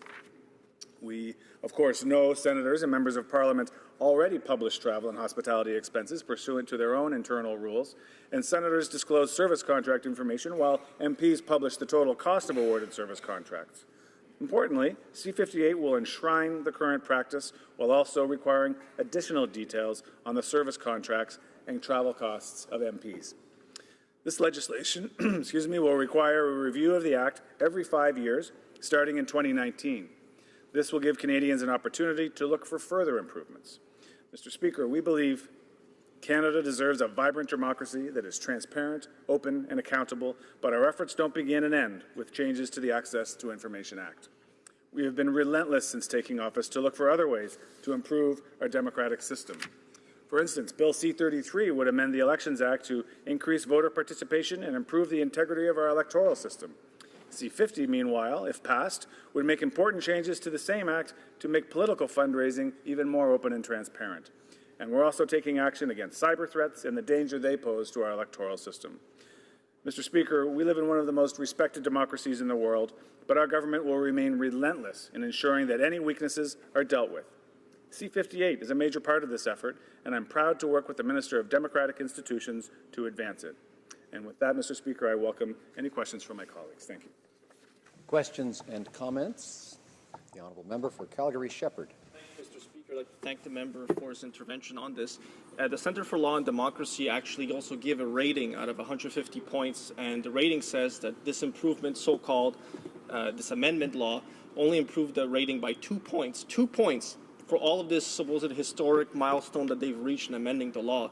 Other points that they make is this vexatious and claims made against for access to information that the department considers vexatious. They actually say that it should be reversed, that it first should be the information commissioner who determines whether indeed it's vexatious, that you shouldn't have to go to the information commissioner if you disagree with the department. So to the member, why didn't the government just ask the Centre for Law and Democracy to write this bill for them? Parliamentary Secretary to the Minister of Democratic Institutions. Well, I thank the member for his question, and I also want to thank the Centre for Law and Democracy on the concept of the RTI and for their contribution to the bill through their advocacy as it stands now. Mr. Speaker, our government is raising the bar and enshrining a culture of openness and transparency across government. This legislation is going to require proactive disclosure of mandate letters, question period binders, travel and hospitality expenses, and contracts over $10,000. This is going to ensure that Canadians have more information about the way their leaders work. This would replace the current patchwork approach for proactive disclosure with one commonly and evenly applied set of rules. These reforms are an important step in an ongoing review and modernization of the Access to Information Act, and we look forward to working with all members and the Centre for Law and Democracy to enhance accountability. Thank you. The Honourable Member for Saskatoon West. Thank you, Mr. Speaker. You know, some of the comments we've heard from the government have been, it's been so long, we should be sort of grateful that now we're doing something. And that type of attitude, to me, it really bothers me because I think it creates cynicism in the public. I don't see why we need to do incremental steps, particularly since some of the things the Prime Minister said during the election. So I just want to focus on one particular part of the bill, and that is not extending the coverage of the Access to Information Act to the Prime Minister's office and the Minister's office. It should really be, I think, from how the Prime Minister spoke during the election, should really be a highlight of this bill. So I'm just wondering on what grounds did the government decide that Canadians did not deserve this transparency in these offices? Thank you. Honourable Parliamentary Secretary. Thank you, Mr. Speaker. I appreciate the question from the member. I have to say it's hard to imagine anything more creating of cynicism than being chastised for doing the right thing. So we're very proud to be doing the right thing here. It's overdue, and we're taking a very good and fundamental step toward increasing openness and transparency through this bill and through many actions across the mandate of this government. We are making sure that these changes impact a variety of our parliamentary institutions, including the Library of Parliament, the Parliamentary Budget Officer, the Parliamentary Protective Service, the Office of the Conflict of Interest and Ethics Commissioner, the Office of the Senate Ethics Commissioner, and the administration of both the Senate and the House and Commons. And the list goes on. We are fundamentally doing the work of good democracy here in Canada to create the most open and transparent democracy that we can. Questions and comments? The Honourable Member for Calgary-Shepherd. Mr. Speaker, the member must know that in past legislation the government has put forward, like C-44, the Budget Implementation Act, it actually limited access. Section 28 there actually limited the access that Canadians can have to documentation related to the Canada Infrastructure Bank. He must know that in this legislation, they're actually getting rid of the section that forces departments to list the type of documentation and records that they keep. And that's again, not myself saying it. Ken Rubin and the Centre for Law and Democracy says this. So to the member, how can they claim this is somehow a vast, huge improvement when they're actually drawing back on certain elements and they've kept every single exemption in the law? The Honourable Parliamentary Secretary has about 40 seconds. Well, thank you, Mr. Speaker. As I said, this is part of our massive effort across government to increase openness and transparency, not just through this act, but through amendments to other acts that are on the order paper as well. We are fundamentally increasing the openness and transparency of our government, increasing the ability of Canadians to have less cynicism and more trust in what we're trying to do here. And I look forward to working with all members, as does the Minister of Democratic Institutions, all members of this House and the other place, to make sure that we can achieve those outcomes together. Thank you. Now, resuming debate. Having caused the Honourable Parliamentary Secretary to the President of the Treasury Board to let her come and see me for a moment, I had to wait for a moment for her to get back to her chair. The Honourable Parliamentary Secretary.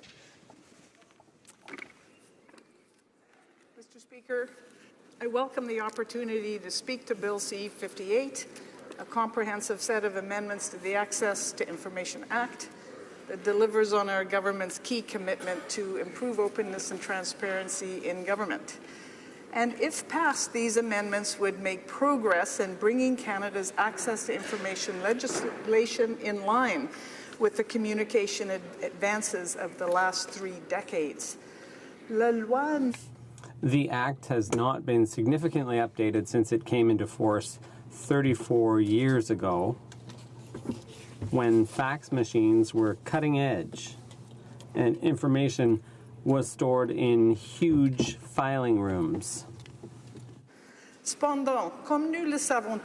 As we all know, however, the world has evolved considerably since then. Today, it's smartphones and social media, big data, and high-speed internet. Canadians seek out information through digital channels, and government can now interact with the public through the web and social media. Moreover, the volume of information the government manages has dramatically increased. So, Mr. Speaker, I think we can all agree the current Act needs to be brought up to date. Been hearing that so far in the debate. This is why the government committed to reforming Canada's Access to Information program. This modernization began with early action to improve access to information. So in May 2016, the President of the Treasury Board issued an interim directive that enshrined the principle of open by default. He eliminated all fees apart from the $5 filing fee and directed the release of government information in user-friendly formats wherever possible. Fees for processing large volume requests could run into the hundreds and sometimes thousands of dollars, and sometimes deterred people from having access to public information. So those were good first steps. Today we are maintaining that elimination of fees, and we are bringing forward transformative measures to enhance Canadians' access to government information. Permettez-moi de commencer. Let me begin with one of many groundbreaking features of our proposed legislation. For the very first time at the federal level, the Information Commissioner would have order-making power. No access to information regime is complete without powerful and meaningful oversight. We promised Canadians that we would find ways to empower the Office of the Information Commissioner to order government information be released. The bill before us today would do just that. And again, this is something that has come up again and again in the debate as one of the key things that were necessary, a necessary change, and we are making that change. This change would strengthen the Commissioner's role from that of an ombudsperson to an authority with the legislative ability to order government institutions to release records. The legislation also proposes to entrench in law for future and current governments an obligation to proactively publish a broad range of information on a predictable schedule and without the need for anyone to make an access to information request for that information. Les modifications créeraient une... The amendments would create a new part of the Act on proactive publication, which builds on current practices,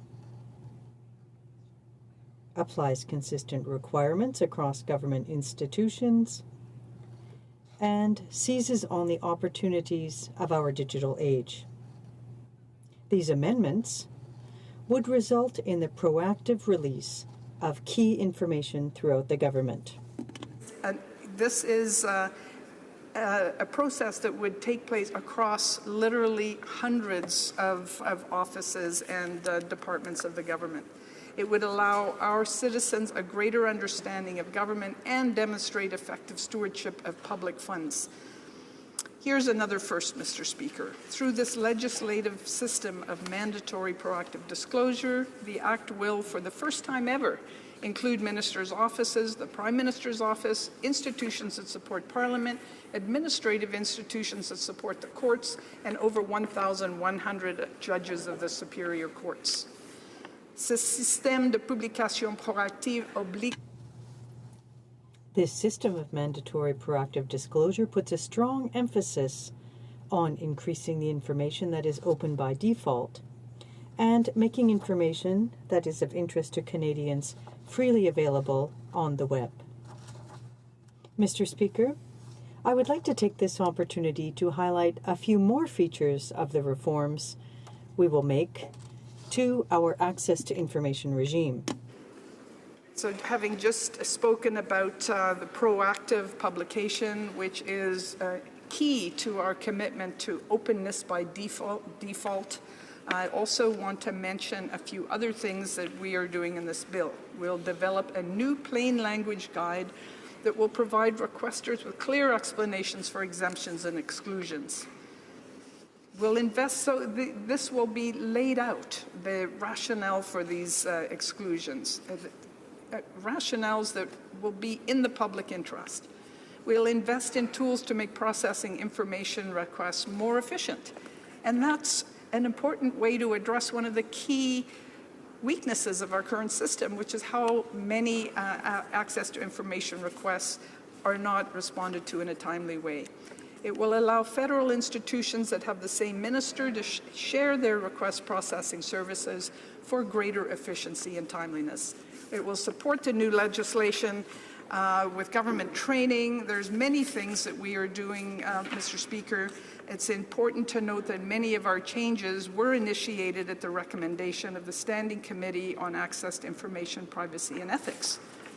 Et ce genre de décision serait assujetti à la surveillance. And, Mr. Speaker, would be subject to the oversight of the Information Commissioner. Bill C-58 proposes that if a department decides to decline to act on a request, the requester will have the right to appeal to the Information Commissioner, and the Commissioner could use new order-making power to resolve the issue. Improve the system, but it needs to be implemented with care. And we look forward to debating the proposed provisions with parliamentarians in a thoughtful way. All of these changes are designed to address criticism from Canadians about delays and inconsistencies in the current request-based system and recommendations by stakeholders such as the Information Commissioner and our colleagues on the Ethics Committee. Monsieur le Président. Mr. Speaker, We can never become complacent when it comes to openness and transparency. That is why the reforms before us today are the first legislative phase in what would be an ongoing review of the modernization of the Act. Of the Act every 5 years. And as I pointed out earlier in the debate, the first review would start no later than 1 year after royal assent. So this is really an ongoing improvement process. These 5-year reviews will provide an important opportunity for Canadians to have their say on access rights and help us make sure the system meets their needs. Ces examens nous permettront de voir.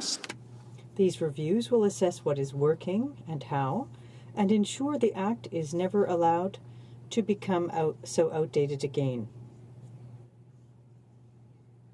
Today, I am proud to be part of the first government to bring significant change to the Access to Information Act since it was first introduced over 30 years ago. Support this work and this bill, and in doing so, help us take a great step forward in updating the Access to Information Act. J'ai hâte de continuer à travailler. I look forward to continuing to work with Parliament, the Information Commissioner, the Privacy Commissioner, and other stakeholders to further strengthen our access to information regime. Thank you. Questions et commentaires, questions and comments. The Honourable Member for Victoria. Thank you, Mr. Speaker, and thank you to the Parliamentary Secretary for her speech. She said that this bill delivers on a key commitment to transparency of this government. Yet, I'd ask her through you, Mr. Speaker, why the government chose not to change one single rule, one single exemption, or the cabinet exclusion by which they are allowed to hold information back. And if that it delivers in the way that she suggests, why the scathing criticism from the Canadian Civil Liberties Association, Democracy Watch, BC Freedom of Information and Privacy Association, and even the Canadian Association of Research Librarians? Honourable Parliamentary Secretary to the President of the Treasury Board. Well, thank you very much, Mr. Speaker, and to my colleague from Victoria. Exclusions and exemptions are there to protect highly sensitive information. For example, national security, Canadians' privacy, commercial sensitivity, and cabinet confidence. So this is a historic upgrade and improvement of our Access to Information Act, and it must, as the member pointed out earlier, it must include the ability to exclude from the public access certain information, and that's just what we're doing. But I want to remind the member that this is a historic first for Canada in that the Access to Information Commissioner essentially will have order-making powers. So if there is a concern that an exclusion is not based on one of these key requirements, that person can go to the Access to Information Commissioner who can order government to do it differently. Questions and comments. L'honorable député de Longueuil. The Honourable Member for Longueuil-Saint-Hubert. Well, thank you very much, Mr. Speaker. We know our colleague has vast experience, and I'd like to check something with her. I'd like to see if she can understand that the vast majority of people have the impression that, well, it's like as if my mother-in-law were to come down and look at my basement, and I'd organize things on the surface and hope she's not going to delve into it more deeply. It seems to me that that's what their government is doing here. They've got some examples to show that everything's fine and well, and the rest of it is locked up and there's caulking around it, because they don't want people to delve in and get to the bottom of the information. The Honourable Parliamentary Secretary. Du Conseil du Trésor. Merci beaucoup à mon... I'd like to thank my colleague. Well, I will respond by saying that this is a change to the Access to Information Act. It's pertinent and in-depth. It follows the principles of openness and transparency and puts in place mechanisms to deliver on that. Honourable Member for... Thank you, Mr. Speaker. In her response to one of the questions, the Honourable Parliamentary Secretary referred to order-making powers in saying that, therefore, the exclusions did not need to be fixed because they will be the subject of order-making powers now by the Commissioner. Mr. Speaker, if you have a category that is very, very wide in the legislation, but which in other jurisdictions to cover the same issues like policy advice is more narrow, then giving an order-making power to someone to say, yes, indeed, it's in that category, doesn't really achieve the goal of greater transparency. And Mr. Speaker, the order-making power of which she speaks, I would invite the House to look at Section 36.1, well, it's Section 16 of the new bill, and see if anyone can make sense of it. It is a long way from a situation where the Commissioner makes an order and that's it unless there's judicial review. So, Mr. Speaker, on those two counts, I hardly think we can be pleased with what we have before us. Well, Parliamentary Secretary. Thank you, Mr. Speaker. And let me be clear to the member from Victoria. What I said was that there are very good reasons for certain exclusions and exemptions. And we respect those reasons. And the member himself pointed out that that's an important pillar of a proper access to information approach. The focus of this bill was to implement our mandate letter commitments, and that's exactly what we're doing. We've also been clear that this is the beginning of an ongoing process, and we look forward to continuing to strengthen the system at the first occasion, which is the mandatory review, which would be started within a year of this bill receiving royal assent. And I want to also point out that exclusions like cabinet confidences have been recognized by the Supreme Court of Canada as a part of our democratic principles. Resuming debate, the honourable member for Calgary Rocky Ridge. Well, thank you, Mr. Speaker. Well, Canadians deserve a government which is accountable and open by default. And for that to be possible, Canadians must have access to information about government decisions and practices to be able to hold their government accountable.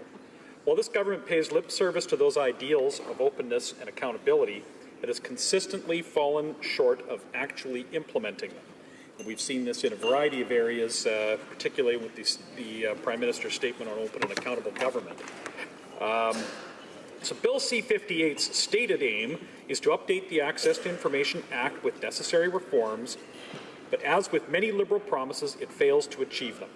We've heard the invocation of flowery language and buzzwords and grand-sounding claims as a substitute for action in many instances in this Parliament. And, Mr. Speaker, I think this is no different in many respects, and I will get to some of them. Mr. Speaker, open and accountable government requires citizens to have access to information about decisions made by Parliament and government entities. Since the first Access to Information Act was introduced in 1983. The Act has provided Canadians with the means to request information about themselves or decisions affecting them. But significant changes in information technology and in government operations through this and the passage of time, the Act has not been meaningfully updated since first being introduced, and many critics across the board, across all party lines, have identified the need for reform. So Conservatives introduced the idea of openness by default in the previous Parliament, and the Liberals have introduced and it was originally a Liberal government in 1983 that introduced the Act. Successive Conservative and Liberal governments have neglected to update it as required. And so this government, I guess, is to be commended for undertaking the task in the first place, but we see many shortcomings in the result of this bill, Bill C-58. Bill C-58 does not adequately address many of the flaws of Canada's current access to information regime, flaws that we heard about in detail at committee. While I was a member of the Standing Committee on Access to Information, Privacy and Ethics, we conducted a detailed study of the Act and surrounding issues. We heard from numerous witnesses, from accountability watchdogs to ATIP officers in government departments, to Canada's Information Commissioner, and others. We reviewed the Commissioner's comprehensive report on the state of access to information in Canada and adopted many of her key recommendations in our own report. All three parties on the committee cooperated to draft a thoughtful report with sensible recommendations for access to information reform. However, the government's response to our report is both late and underwhelming. The Liberals promised that Phase 1 of the ministerial-level review of Canada's access to information regime would be complete and produce legislation in early 2017. Here we are in late September, and we're just beginning today to debate this bill. one that many critics consider to be a half measure. Mr. Speaker, one of the primary flaws with which witnesses at committee have pointed out is that of a culture of secrecy throughout government. Such a culture runs contrary to both Liberal promises and Conservative initiatives. This is across party lines over time. For example, Conservatives hold that Canada's government should be open by default, and in the last Parliament, the Conservative government released a study titled Canada's Action Plan on Open Government, in which Conservatives recognized that, quote, the key challenge for governments is how to shift to an environment where data and information are released openly to the public by default while respecting privacy, security, and confidentiality restrictions. Such an environment represents a fundamental change in government culture that requires government-wide direction to drive the release of federal information and advance overall objectives for transparency, accountability, and citizen engagement, unquote. Such an environment of disclosure would be a stark departure from what witnesses at the Standing Committee on Access to Information, Privacy and Ethics called a culture of secrecy among government entities. According to witnesses like Sean Holman, Vice President of the Canadian Association of Journalists, the general attitude of the public service is one of withholding instead of disclosing information, of caution instead of candor. This attitude flows from the Act and from Cabinet. Mr. Holman put it clearly when he said, quote, we have a cultural problem when it comes to secrecy. Fixing the Access to Information Act is only one part of addressing those problems. The problem with the Access to Information Act when it was introduced was that it was grafted into a secretive political system. We did not deal with the actual problem. We instead introduced legislation that conformed to the system as it currently exists, unquote. He was referring to the adoption of the original Act in 1983, which has remained unchanged since, virtually unchanged since then. This is not to criticize Canada's public servants, since they respond to direction from the top. Those that enter the public service and walk into a culture that exists already. And bringing about a culture of openness by default requires buy-in from ministers, from the Prime Minister, from the deputy ministers, from senior managers over all departments. And culture can't be changed overnight and cannot be changed by simply adopting a new law in Parliament. Openness and accountability requires timely responses. Witnesses at committee complained bitterly about the delays of service standards for reporting to ATIPs, responding to ATIPs. They mentioned that extension after extension can take response times up over a year in some cases. This diminishes the news value of information for journalists. It puts people's lives on hold in some circumstances where they need vital information, and brings to mind the adage that justice delayed is justice denied. So, Mr. Speaker, Bill C-58 includes some of the committee's recommendations, the most significant of which is the granting of the Commissioner the power to issue binding orders for the disclosure of particular information. Although it should increase the public's access to information, such order-making power is not a panacea to solve a culture of secrecy. It was not also uniformly endorsed by witness testimony, although it was the final recommendation of the committee. The committee heard from witnesses like Professor Michel Drapeau, who is a retired colonel and access to information and privacy lawyer. He argued that switching to an order-making model is unnecessary because the issue and the problem that existed was the culture in government and the lack of openness in which departments' ATIP officers responded or operated in. So if at ground level, if within a department, if ATIP officers and other members of the public service had a mindset and a culture to openly disclose and to think first of ensuring that information is released on a timely basis, we might not be arguing about whether or not order-making power is necessary to compel disclosure. So delay is the biggest failure, perhaps, which will not be solved by merely establishing the order-making power to the Commissioner.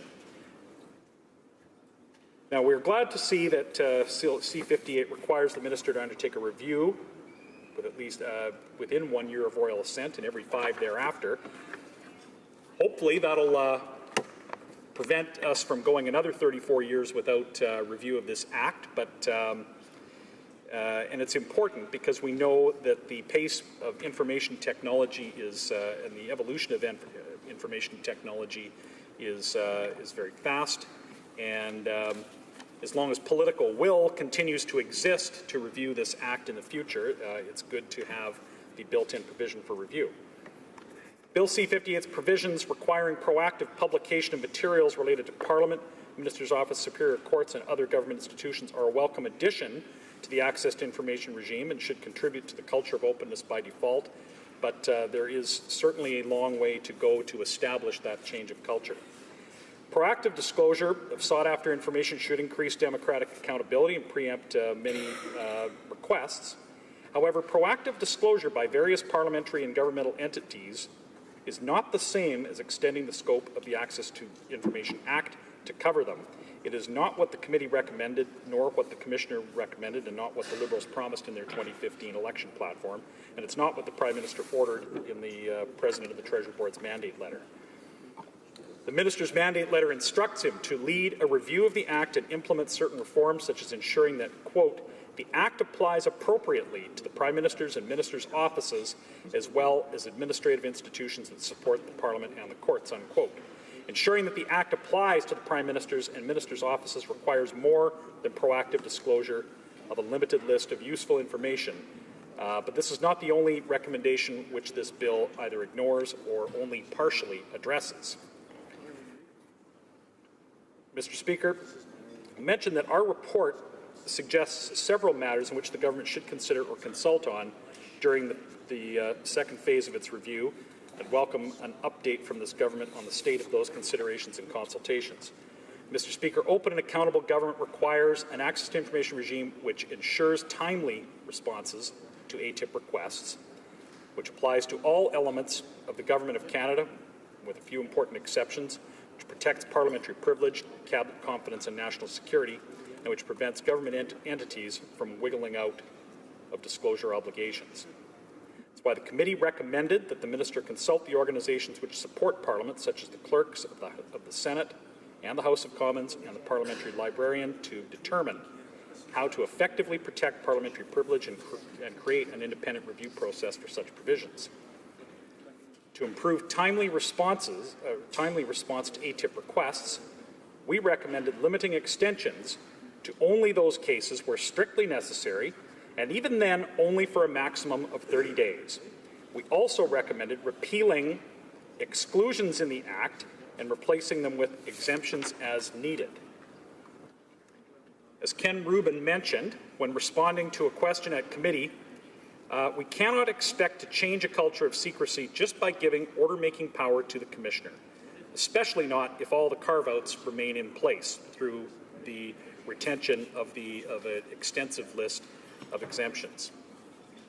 Eliminating exclusions which are stated areas in which the Act doesn't cover and replacing them with exemptions which allows government entities to refuse requests on specific grounds would provide greater oversight to Canada's access to information regime. It would also shift the culture of the public service more towards openness by default. To protect the vital governance work of Parliament, Committee recommended adding a mandatory exemption for Cabinet confidences when disclosure would reveal the substance of Cabinet deliberations, except when such discussions cover purely factual or background information, when there is consent for disclosure of the information and so forth. For ease of understanding, to reduce the volume of requests received and to contribute to a culture of openness by default, the Committee recommended that institutions respond to ATIP requests by providing information in open, reusable, and accessible formats such as PDFs, Word, Excel, and similar formats, instead of obscure and highly specialized ones. Although useful in their own right, the measures which the Committee recommended will not create a comprehensive access to information regime if great swaths of government entities are not subject to the Act. As Aaron Woodrick of the Canadian Taxpayers Federation pointed out, the Committee, quote, as a general principle, the Federal Access to Information Act should cover all of the federal government, including both government-controlled and government-funded areas. The principle here is quite simple. Where taxpayers' money is being spent, the public deserves accountability and transparency. To address such an extension of the Act, the Commissioner stated that the use of criteria as a way to determine which entities should be subject to the Act is a rational approach to coverage, as it promotes predictability with respect to which entities are subject to the Act. Moreover, it guarantees institutions performing similar functions are also subject to it. Her criteria included whether an entity is covered because it is publicly controlled in whole or part by the government, because it performs public functions under federal jurisdiction, because it has power to regulate and set standards under federal jurisdiction, because it's charged with executing federal policy, because it's established by federal statute, or because it is one of the many covered by the Financial Administration Act.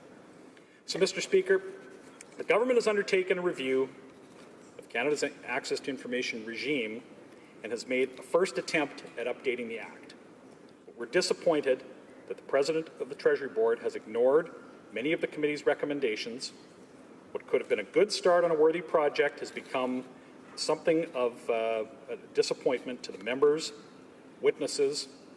The Information Commissioner herself contributed to a detailed study on the topic. The President of the Treasury Board seems to expect extraordinary credit for these meager steps, which don't seem likely to fix all of the problems in an access to information system that is widely described by critics to be broken.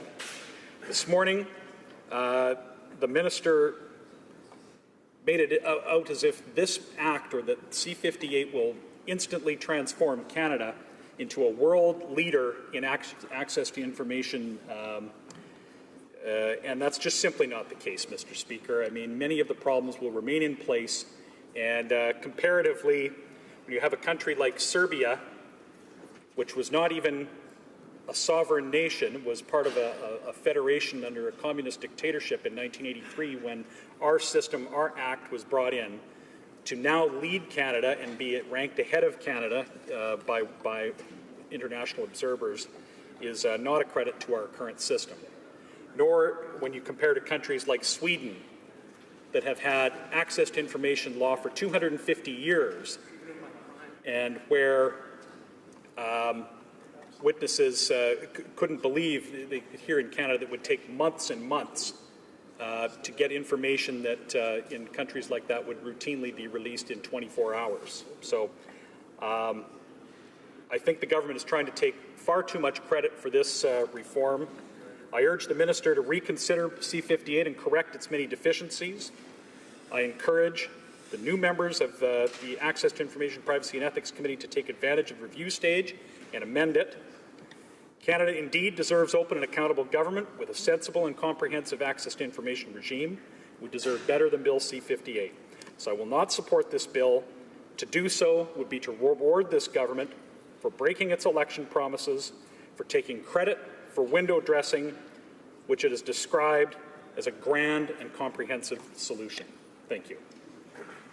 Thank you, Honourable Member. The Honourable Member for Calgary Rocky Ridge will have, if he wishes, 3 minutes remaining when the House next deals with this bill, because it's now time for private members' business. It being 1:30, the House will now proceed to the consideration of private members' business as listed on today's order paper. Private members' business. Study at second reading of Bill C-326, an act to amend the Department of Health Act, drinking water guidelines. Standing in the name of Mr. Scarpelleggia. Mr. Scarpelleggia, seconded by Mr. Casey, Charlottetown, moves that Bill C-326, an act to amend the Department of Health Act, drinking water guidelines, be now read a second time and referred to the Standing Committee on Health. Debate. The Honourable Member for Lac-Saint-Jean. Or Lac-Saint-Louis, rather. Thank you, Mr. Speaker. And I thank my colleague for Charlottetown for giving his support to this bill. Mr. Speaker, water is a solvent, and it contains many elements, or rather many ingredients, including contaminants, some of which can harm public health and others of which may be benign. There's much that dissolves in water. It's important, therefore, to understand what and how much is in the water we drink that is capable of causing us harm. No doubt, the popular assumption is that every glass of treated water is the same, that it has the same composition and quality. But in fact, the contents vary depending on the specific source water, and water sources vary geographically.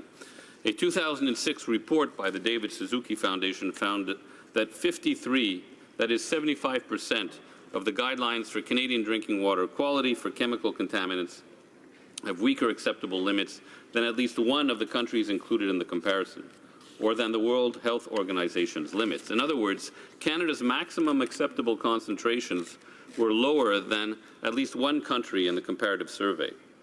The most substantial differences were observed in comparing Canadian guidelines for pesticides to those in Australia and the European Union.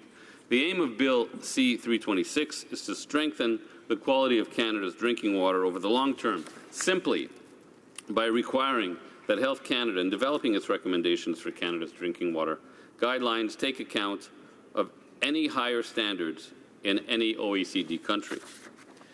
The rise of emerging contaminants, some potentially cancer-causing, others possible endocrine disruptors, requires that the government consider best practices in comparable countries when developing Canada's drinking water guidelines. Also, it is imperative that the public be aware of whether and why the government may have rejected a superior standard from another OECD country. Bill C-326 aims to instill more rigor, accountability, and transparency in the development of drinking water guidelines in Canada by requiring Health Canada to conduct periodic reviews of drinking water standards in other advanced countries. The bill would require that the government, after comparing specific Canadian standards with another country's higher standard for a particular contaminant, publicly justify why we here in Canada are not adopting that other country's superior standard, or why we need to, conversely. Bill C-326 is inspired by the work of the environmental NGO EcoJustice, which produces report cards on the state of Canada's drinking water. And it's called for Canada's maximum allowable limits, or MACs, for specific contaminants in drinking water to be as high as the highest in any OECD country.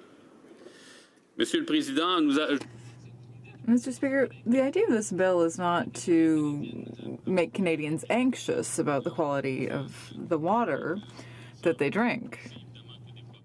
Of course, we know that there are problems on some First Nations, and I'm happy that the government is investing the resources that are necessary to end the boil water advisories on First Nations in the next few years.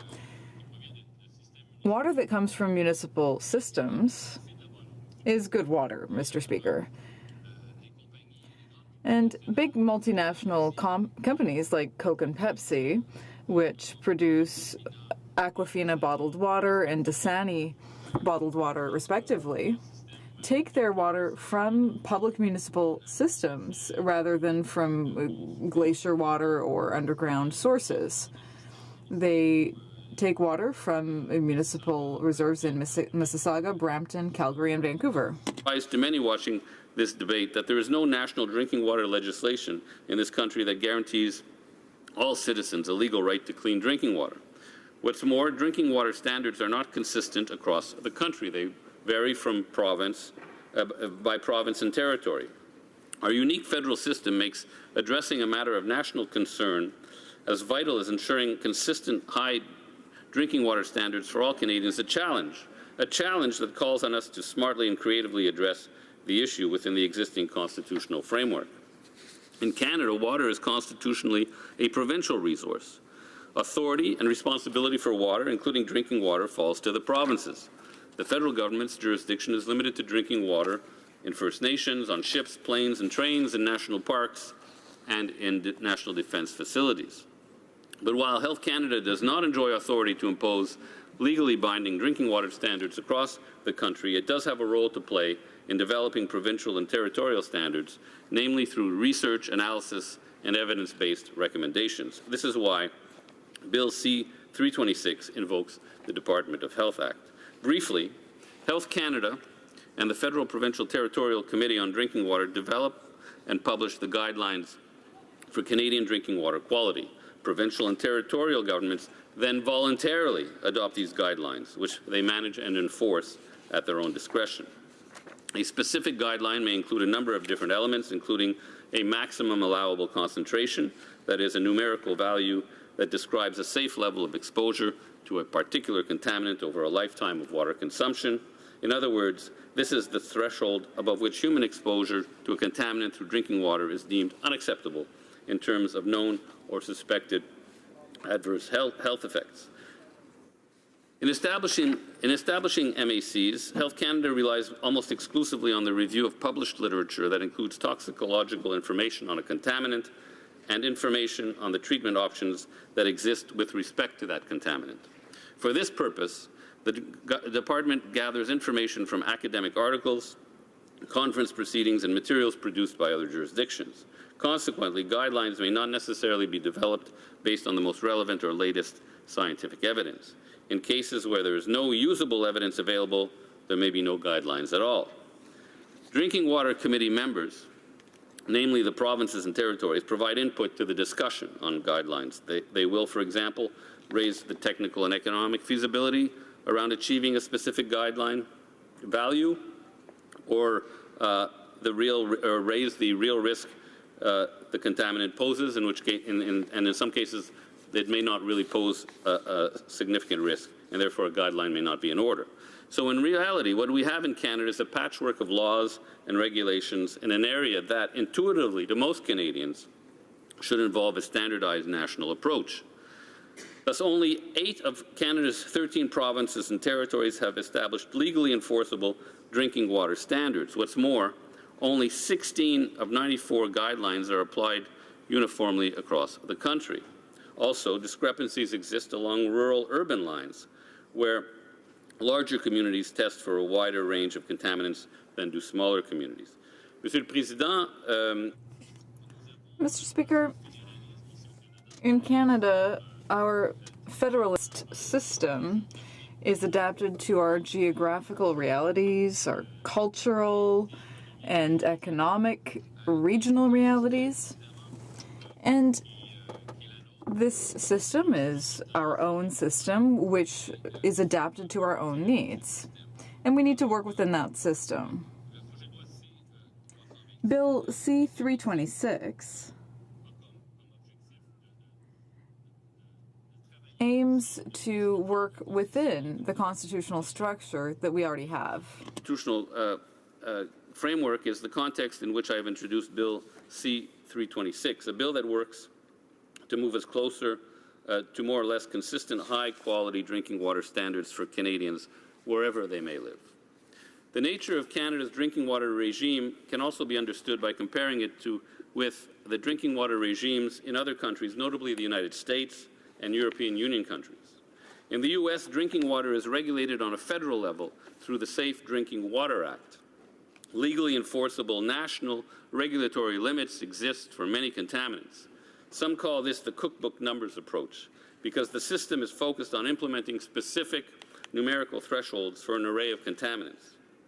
In addition to legally binding limits, the EPA has non-enforceable guidelines for contaminants with aesthetic or cosmetic impacts. Importantly, the EPA is required every 5 years to publish a contaminant candidates list for contaminants that may require future regulation. Every 5 years, the EPA must select 5 contaminants from the list and make decisions on regulations pertaining to them. The agency is also required to monitor at least 30 unregulated contaminants every 5 years. Publishing this list is a major strength of the U.S. system from the standpoint of ensuring transparency, accountability, and progress in improving drinking water. The EPA bases drinking water regulations on the results of scientific studies. This may have something to do with the more litigious nature of the American legal system, which provides an incentive to use science to better defend against possible future court action. While the EPA only regulates contaminants for which it has sufficient scientific data, it continues to collect information and conduct research to fill data and information gaps where it lacks sufficient information to make a regulatory determination. The European system uses the precautionary principle to establish drinking water guidelines. The general premise of the precautionary principle, Mr. Speaker, is that substances with unknown health effects should be kept to the lowest possible exposure, especially in cases where health and environmental impact data are lacking. Canada's drinking water standards are not firmly rooted in the precautionary principle. It has been said that Canada uses the precautionary principle selectively. In general, drinking water regulations and management activities in Canada prioritize contaminants that pose the greatest risk to public health, that is, microbial contaminants like E. coli, whose effects are immediate and can be deadly. In Canada, monitoring of known and emerging contaminants in drinking water pales in comparison to the US, the EU, and Australia, even though Canada and Australia take similar approaches to drinking water at the national level, in that they both establish mere guidelines as opposed to legally binding standards. In particular, Canada lacks drinking water guidelines for suspected endocrine-disrupting compounds found in plastics, pharmaceuticals, and personal care products like cosmetics and toothpaste. One reason Canada lacks guidelines for many pharmaceuticals and personal care products suspected of being endocrine disruptors is related to Health Canada needing scientific information on health effects and the capabilities of treatment technologies before they will initiate a process to establish an MAC. Hopefully, by encouraging greater study and analysis of discrepancies in contaminant standards between Canada and other advanced countries, Bill C-326 will encourage Health Canada to commission more primary studies into emerging contaminants with, say, the National Science and Engineering Research Council or with Canadian universities. Even, Mr. Speaker, where MACs exist in Canada's drinking water guidelines, these appear to be less stringent than those of peer countries.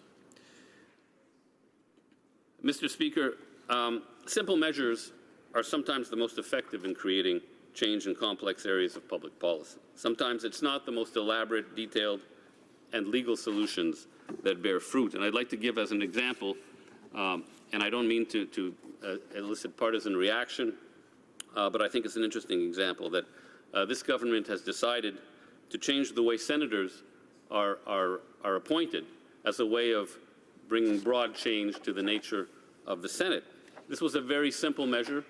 It was very simple and very different from the many elaborate models that had been proposed over the years, but couldn't seem to be workable. So Bill C-326 takes a similar approach.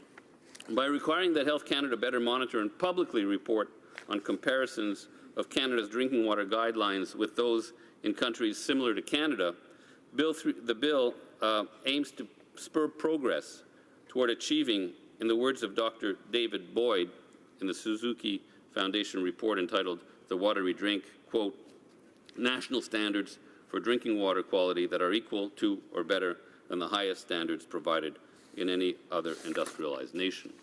Hopefully, Bill C-326 will at the same time contribute to the goal of ensuring that our First Nations, like all Canadians, can access drinking water that meets the highest international standards.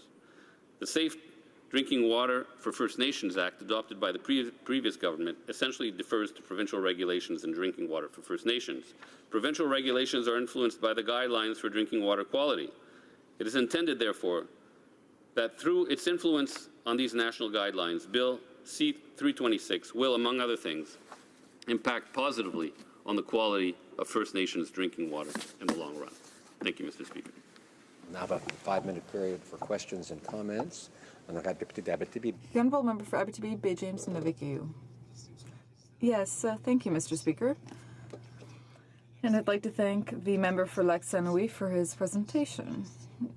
This is a subject that I think is one of the most important subjects for countries all around the world, but also for Canada.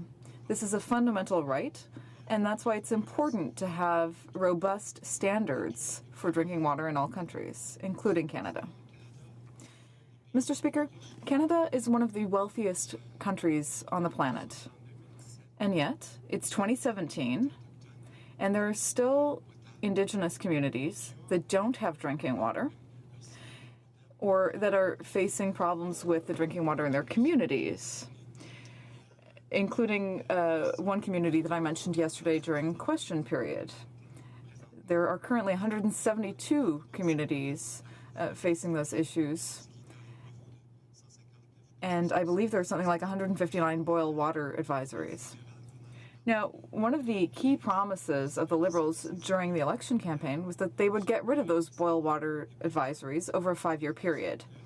And yet, the same study that the member for Lac Saint-Louis just mentioned, it was a David Suzuki Foundation study, says that the government is not on track to keep their promises and to deal with that in Aboriginal communities. The Honourable Member for Lac Saint-Louis.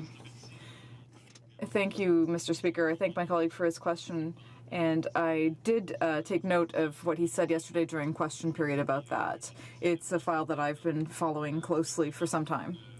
Indeed, this government did commit to ending boil water advisories on First Nations between now and 2021. To that end, the government dedicated, I believe, $1.8 billion in Budget 2017 to deal with this problem. As my dear colleague knows, we have often invested money in building water purification systems, which are very complex and advanced, without necessarily putting money aside to ensure that they're well maintained. That was often what was done. And so I think it's good that the government has invested this money, which will help not just with construction, but also with maintenance of facilities. I know that between 2015 and 2017, there were 18 long-term boil water advisories that were lifted. The Honourable Member for Dorval, Lachine, LaSalle.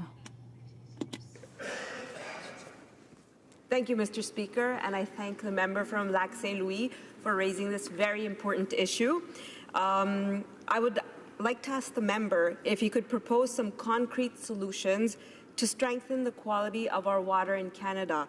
What would he like to see in the federal guidelines regarding our drinking water? Thank you. The Honourable Member for Lac Saint-Louis. Thank you, Mr. Speaker, and I thank my colleague, who is also from a neighbouring riding, for that question.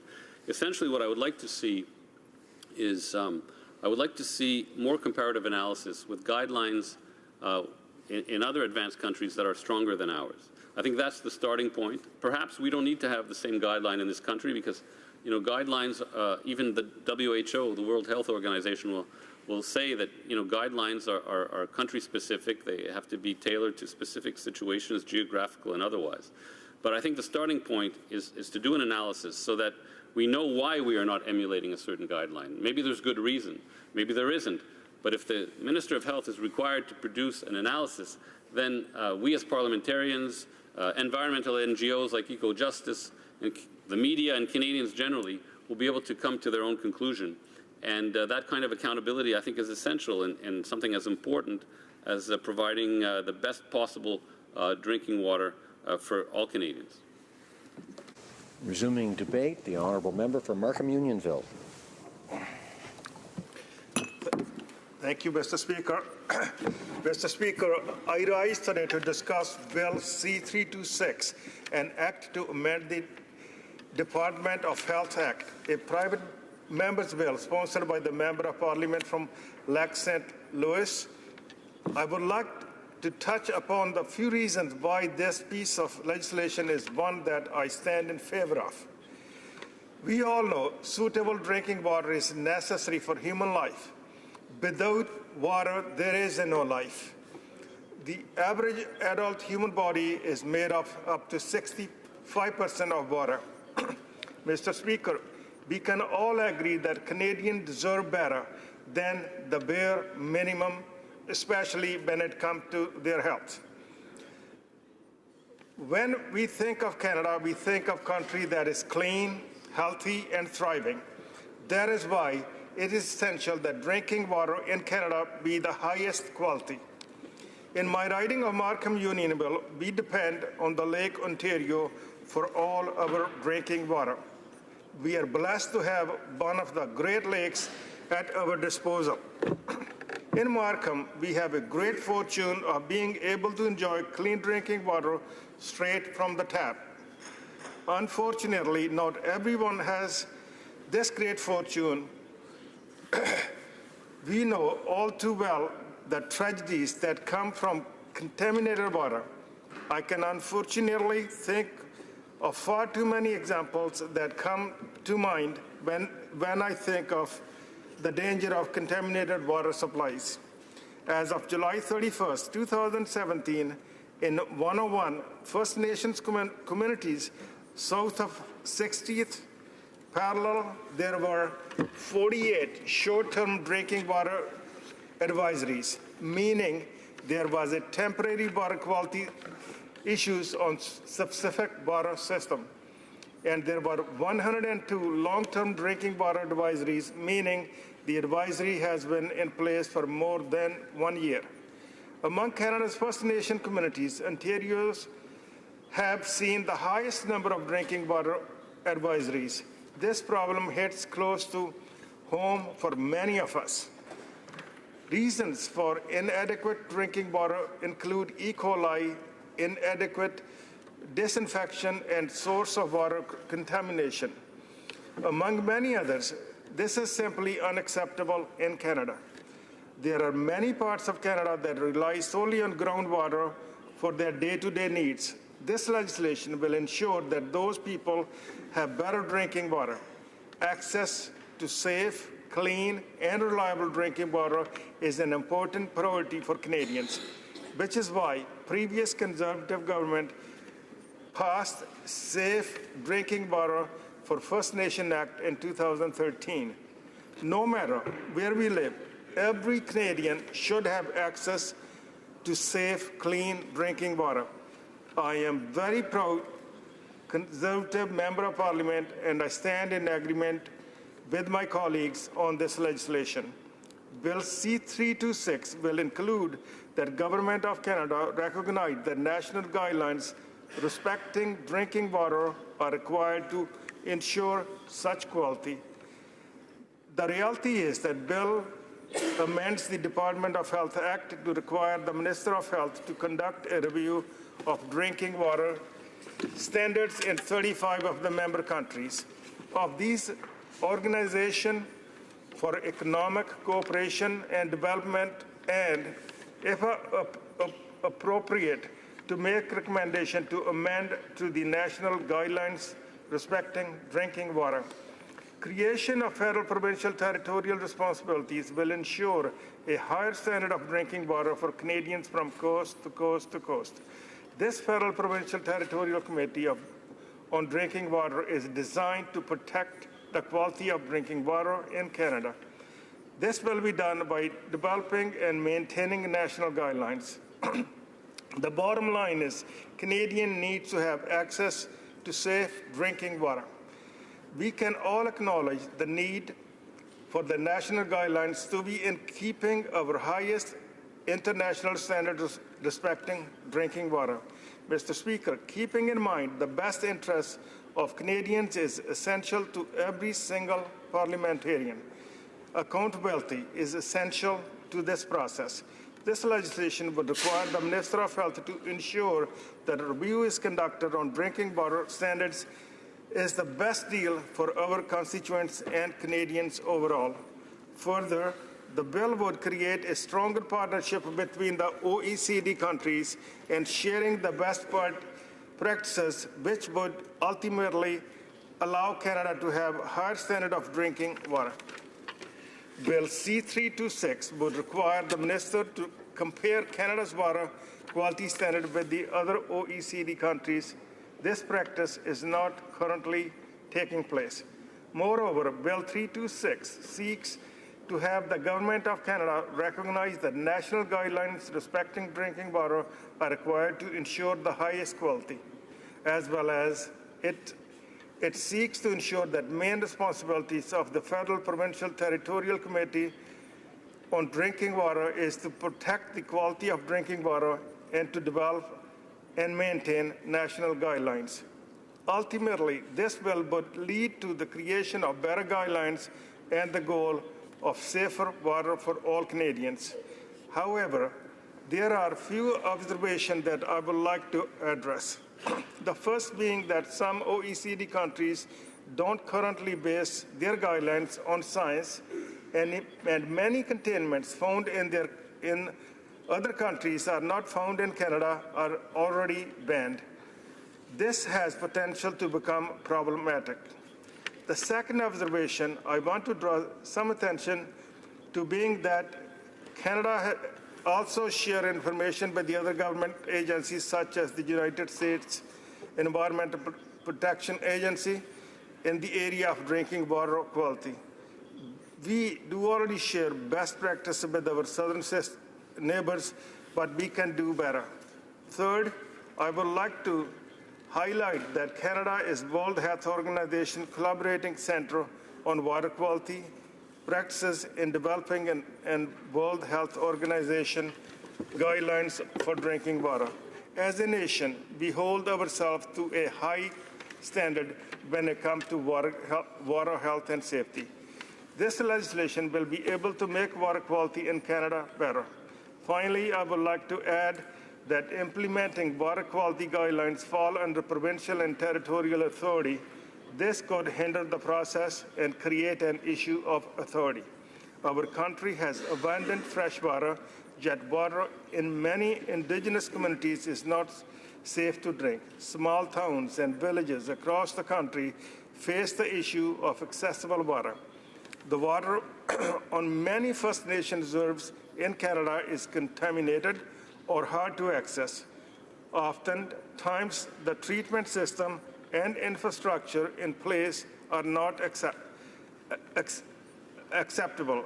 Supporting this legislation is taking the right step to address this crisis. Sharing best practices and having working partnership with the other nations around the world is something I will always be in favor of, especially if the issues these discussions are pertaining to the health of me, my family, my constituents, and Canadians as a whole. The previous Conservative government worked with the provinces and territories to establish guidelines to ensure high-quality drinking water in Canada. However, this new legislation would ensure reviews are done that would keep our drinking water standard among the highest in the world. This is what Canadians deserve, and we need to keep Canadians safe and healthy. I am confident on speaking in favor of this legislation. Canadians rely on their drinking water. It must be safe and clean. To conclude, my colleagues and I are supporters of this legislation today. I understand this bill is widely supported by the members of original communities and human rights advocates. Mr. Speaker, Canada is the best country in the world to live in, and we deserve the highest standard when it comes to our most basic necessary water. Thank you, Mr. Speaker. Resuming debate, the Honourable Member for Abitibi Bay James Nunavik.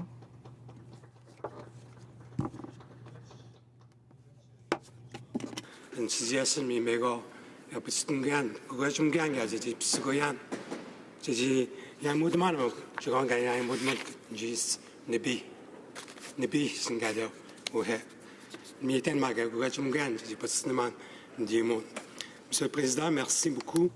Mr. Speaker, thank you very much for giving me the opportunity to speak about something that I really care about, water. Bill C-326 is a bill that aims to amend the Department of Health Act so that we can have appropriate guidelines for drinking water.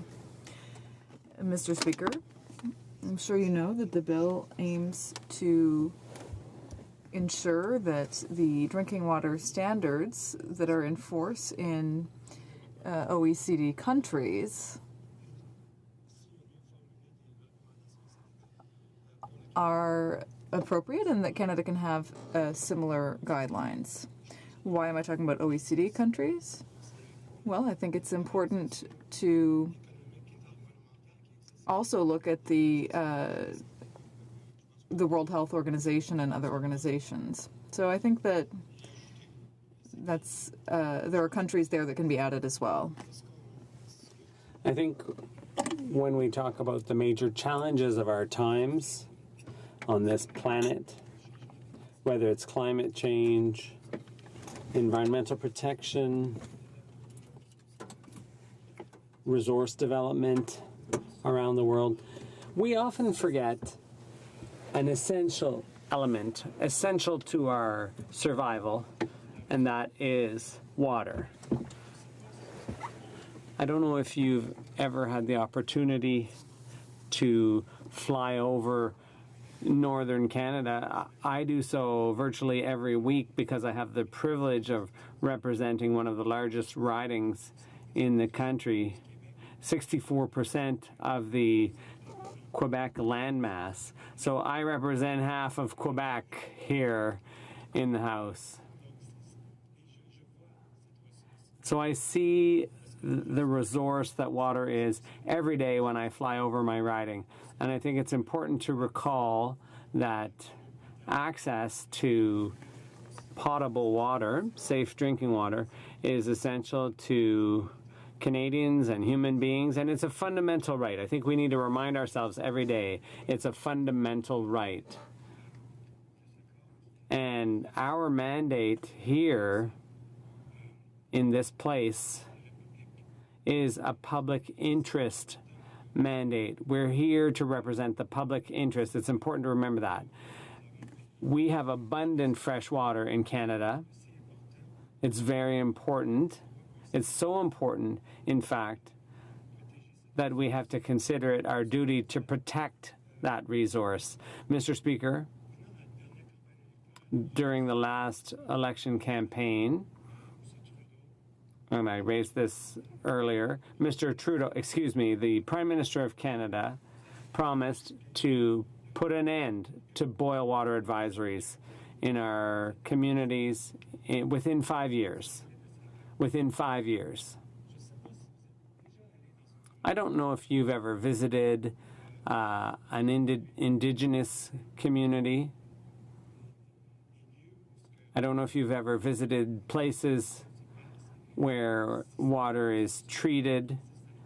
If you've seen the infrastructure in our communities, very often that infrastructure is in a woefully inadequate state. And so the promise to do that in 5 years doesn't really take into account the complexity of the task, the complexity of solving the problem in First Nations communities, in a country as wealthy as Canada, one of the wealthiest countries in the world. But the First Nations, the First Peoples, still live in virtually third world conditions. So it's important to remember.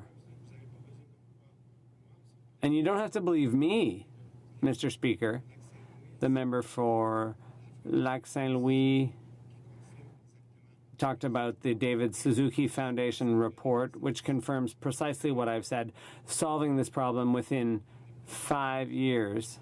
Well, we're not on track to meet that deadline, unfortunately. And that's why I say that was not a reasonable deadline. And we have to start. I think we've pointed out on this side that certain investments were promised, but after the 2015 election, there were 159 boil water advisories. Now we're up to 172. So despite the investments that have been made, why are we still in a situation? In fact, it's a worse situation than when the new government took office in 2015. There are answers, Mr. Speaker, explanations, and I'll come back to that later. Mr. Speaker, one of the things we have to realize when it comes to Indigenous communities is that there's no legislative or regulatory framework around drinking water in those communities. As strange as it may seem, that's the case. Clearly, the drinking water legislation that was passed by the previous government is there, but there's no enforcement. It's not enforceable given the complexity of the situation. It requires training people to maintain these facilities as well in the communities. So these are things that are so complex. It's very unlikely that that election promise in 2015 was ever going to be kept within the time allotted, unfortunately. It was unrealistic, Mr. Speaker. I think in the long term, Mr. Speaker, there are a number of possible goals that we should set for ourselves. We need standards similar to those in other countries. Standards around maximum allowable concentrations of contaminants like chemical and biological contaminants and so on. I think we're entitled to have the same standards here as in other countries. And we're entitled to have an end to boil water advisories. That has to be done in cooperation, in partnership with Indigenous peoples, not something that's imposed on them, as the previous legislation attempted to do. The access to safe drinking water is a fundamental right, Mr. Speaker, and I can't say it often enough. There are standards that we can follow, like in the European Union, the US, Australia, and so on. We can use those as models. As I said before, in Budget 2016, there was indeed some money earmarked. I think $1.8 billion for infrastructure and so on. But I would like, and I think the member for Lac Saint Louis mentioned that too, money has been set aside for that, and it's true, and I admit that, Mr. Speaker. But the fact that this problem continues today, at this very moment, that should indicate to us, at the very least, that those investments aren't enough. Not enough money has been thrown at this problem. In fact, it's less than half than some have estimated would be necessary. Less than half the necessary amount, Mr. Speaker. So I think I could quote Clayton Leonard, who was the lawyer for the First Nations in Alberta on this issue, and he said, how many times will you redo the same announcement promising the same funding if you realize that 73% are still experiencing serious drinking water problems after investing over $1 billion? That clearly indicates that that amount is inadequate. When it comes to boil water advisories, that's what people talk about the most often. But there are other communities, Indigenous communities, that have non-consumption orders. There are a number of them. I could mention them: Pocatac, Kitigan-Sibi in Quebec, Bearskin in Ontario, Wata, a Cree Nation, Perry Ballantyne's Cree Nation in Saskatchewan. So there's a number of them. So we have to deal with that problem too. Not just the boil water, but don't even drink it orders. Thank you very much, Mr. Speaker.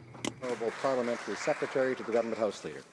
Yes, thank you, Mr. Speaker. And first off, if I may just compliment my colleague. And I know that over the years I've been able to get to know our caucus chair, and one of the passions that I've witnessed with him is the fact that he truly cares about Canada's environment in a very real and tangible way, and anything related to water.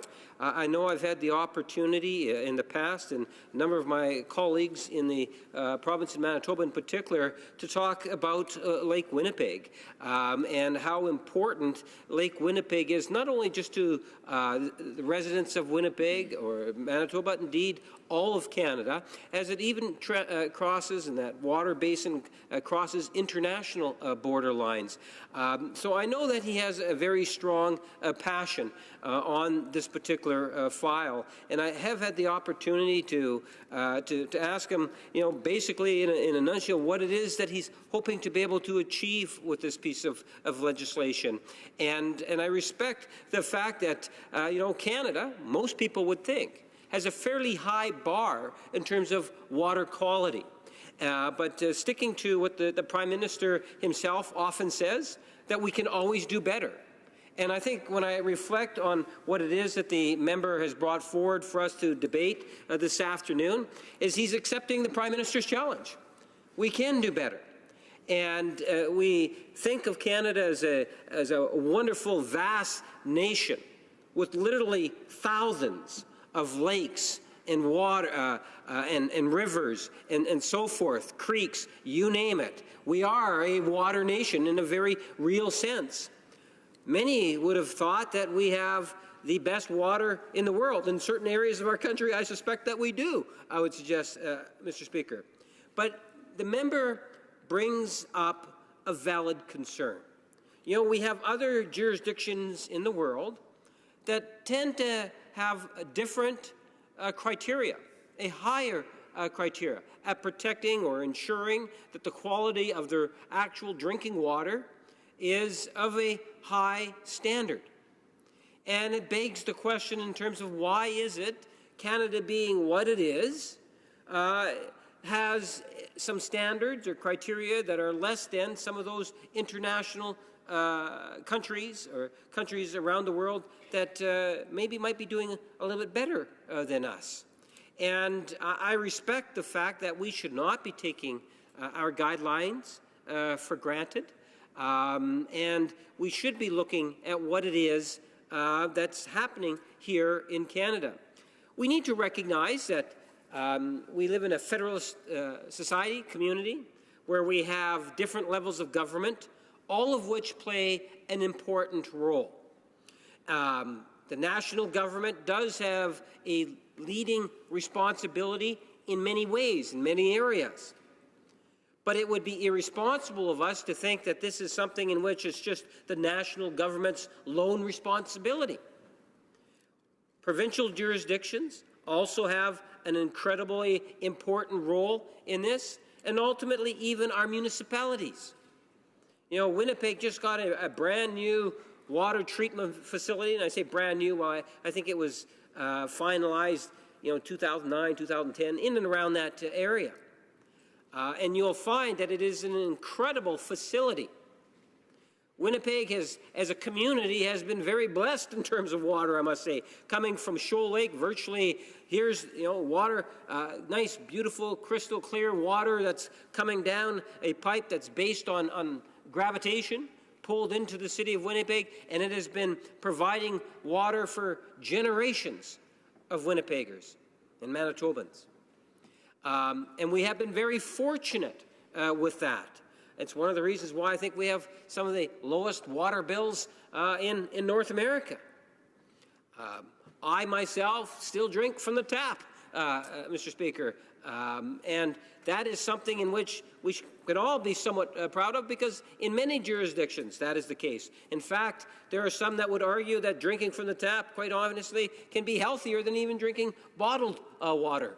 At least in some cases, I would suggest, Mr. Speaker. But the point is that we have to take into consideration that, yes, Ottawa plays a role, the provinces play a role, and municipalities, not to mention people as a whole, all have something to contribute to this.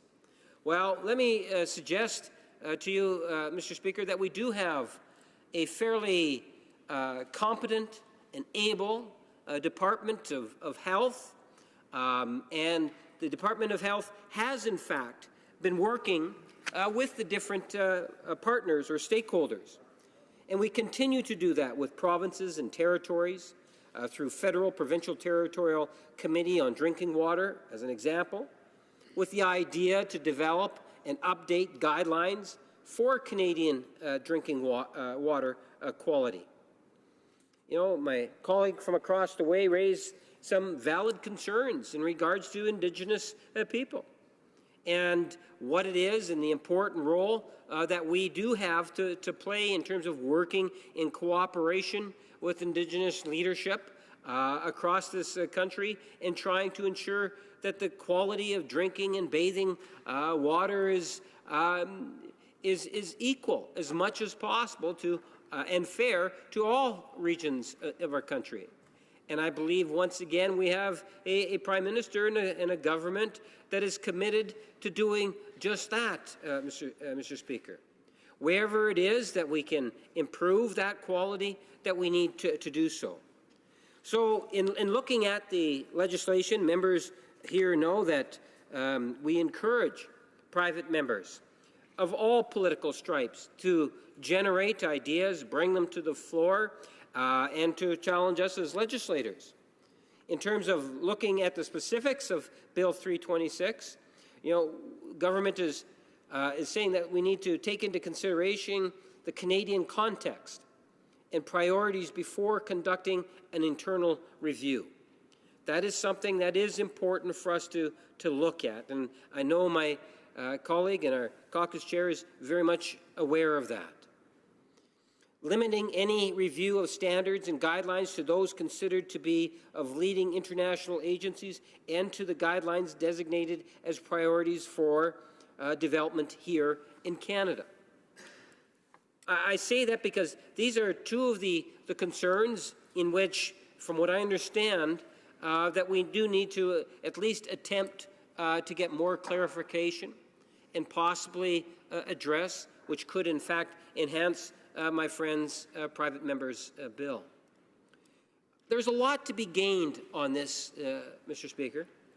If we can, tweak the legislation to the degree in which we can get the type of widespread support within the House of Commons, I believe that we would be doing a great service for Canadians as a whole. And stealing, as I say, from what I started off by, saying that here's what it is that we're supposed to be doing. Whether we listen to the Prime Minister or others that say that, look, we need to do better in different areas, this is an area that we can do better in. In fact, I would suggest to you that we should look at the sponsors of the bill and what it is that he's hoping to be able to accomplish, and ultimately suggest that this is an expectation, I believe, that most Canadians would have of the different levels of government. That being a high sense of cooperation, working together to ensure that Canada can not only demonstrate strong leadership from within our boundaries, that even boundaries or countries outside of our boundaries would look and try to emulate some of the things that we are doing in order to provide good quality drinking water. We have often, when we hear of disasters abroad that have taken place, where we will send our Canadian forces, our military, and hopefully I get the acronym right, Mr. Speaker, the DART unit, out to provide good quality, clean drinking water. And we have done it to a number of countries over the years.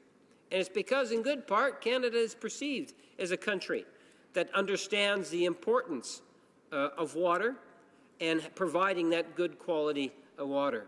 So I look forward to seeing this particular bill hit into the committee stage. I understand that the member is, in fact, working with the government to ways in which we can actually improve the legislation. Thank you, Mr. Speaker. Resuming debate, the honourable member for Durham. Thank you very much, Mr. Speaker. It's my honour to rise today in debate on Private Member's Bill C-326, an act that will amend the Department of Health Act. And as some of my colleagues have been saying in debate so far on this subject, it's really about proposing water quality guidelines for Canada. And as some speakers have mentioned, this presents a number of challenges because of dual or triple roles of jurisdiction involving water, Mr. Speaker. So I'm going to talk a little bit about that, talk a little bit about why I think it's important, particularly as an Ontario MP that has followed water issues for many, many years and the challenges we faced in Ontario. And then I'm going to put forward some thoughts on some of the struggles Canada's having, particularly with respect to Indigenous peoples and access to water, Mr. Speaker, something I've been talking about for several years as a Member of Parliament. And this bill in particular would create guidelines that strive to be the best in the world. And the member, to come up with guidelines that he feels are the strongest in the world, are going to look to all of the member countries of the OECD. And so this bill would empower an analysis of best practices from those OECD members. And the goal then is to have a regular review so that Minister of Health and the federal government can produce guidelines that, by the standards of the OECD, are best practices around the world to ensure that there's safety within our municipal water systems. But that's key here, Mr. Speaker. The federal government does not have jurisdiction over municipal water systems, but we do have jurisdiction over First Nation reserves and treaty arrangements around the country. So we do have a particular responsibility as the federal government that we haven't been living up to. Both parties going back decades, Mr. Speaker. So that should be kept in mind. But for a lot of Canadians, the safety of their water supply, which we do take for granted a little bit in Canada because, especially as a Southern Ontario MP, we live on the shoulders of the Great Lakes and an enormous, the largest single source, the lakes writ large, freshwater supply in the world, Mr. Speaker. So Canadians often don't see the true cost of getting that safe water to their tap. And there's municipal systems, there's artesian wells, there's a whole range, Mr. Speaker. But this bill would seek to develop guidelines to try and get municipal levels of government and provinces, which can regulate directly, up to the world standard. We support this on this side because we think it's one of these interesting areas that the federal government can use its unique role to try and promote best practices standards, knowing full well we don't have direct jurisdiction for most homes. And so these standards would then be something municipal townships, regional municipalities, cities could benchmark their own performance on. And if you follow some of the legislation that has been in some of our provincial legislatures in the last 10 years with respect to water quality, Mr. Speaker, you'll find that many have been pushing for more detailed explanation and more direct cost recovery by consumers of the cost of getting them that water. For many generations, we've taken it for granted that water is free. It is not free, Mr. Speaker. And the standards and the quality assurance needed has a cost. And that cost, for many years in many municipalities, was absorbed into a general tax base assessment to property owners and businesses. But now more and more municipalities, including throughout the Durham region, where I represent, Mr. Speaker, and I know many other parts of this country, now start to itemize what those costs are for water and, in some cases, sewer services for Canadians, so they can see that despite our abundance of water, there is a cost to quality and assurance. And the goal this member has is to then make sure that all levels of government have an aspirational goal of making sure the country that is most blessed with fresh water also adheres to the highest standards through comparison on a regular basis to the OECD.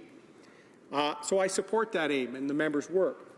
And as an Ontario MP, I remember the Walkerton inquiry, Mr. Speaker, and I watched that closely as a young law student and lawyer to see what can happen when simple processes break down.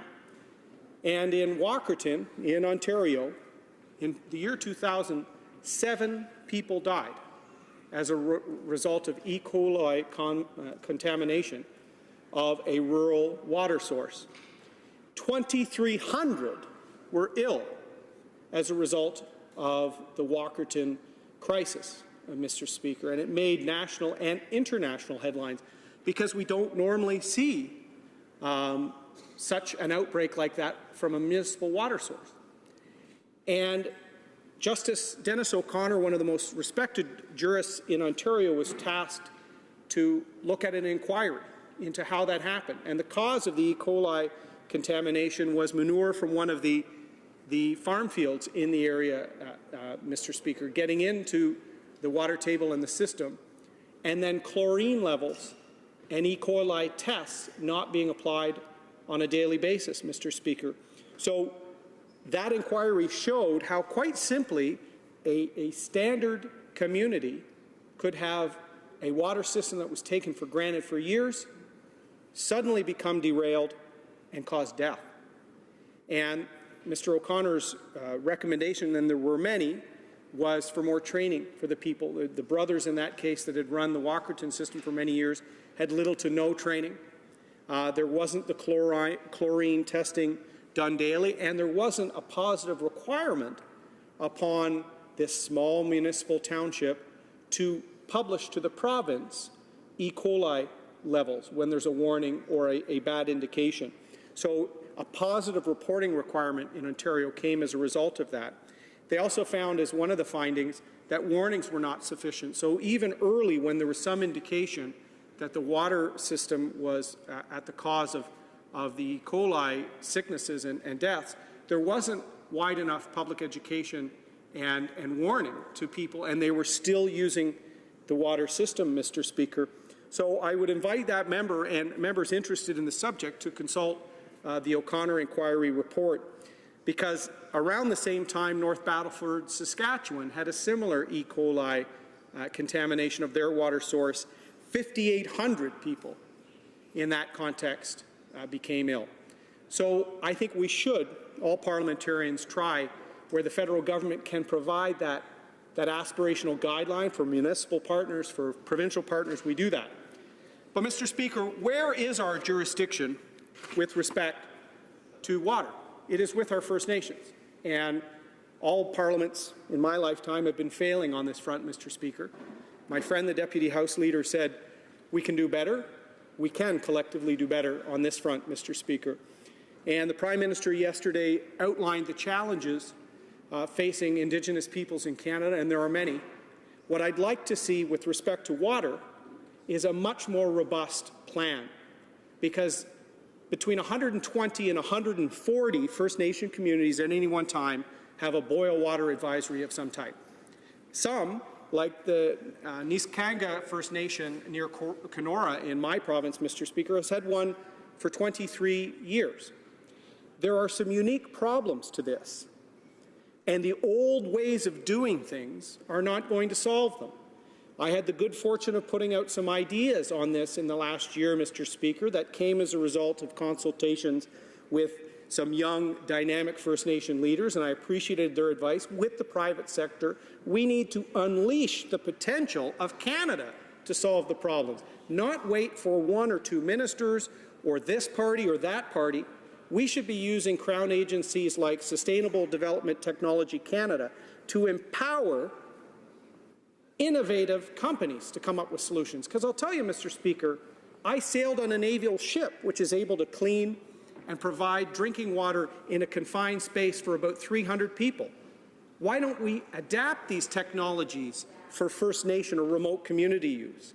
I also said, why aren't we using Infrastructure Canada, the P3 Canada, to come up with P3 projects to tackle these literally over 100 different projects? They'll be different, but some of the same needs will be there. We should empower that by allowing some of our large international contractors, defense contractors, security contractors to get IRB credits, industrial regional benefit credits, for their investments in infrastructure.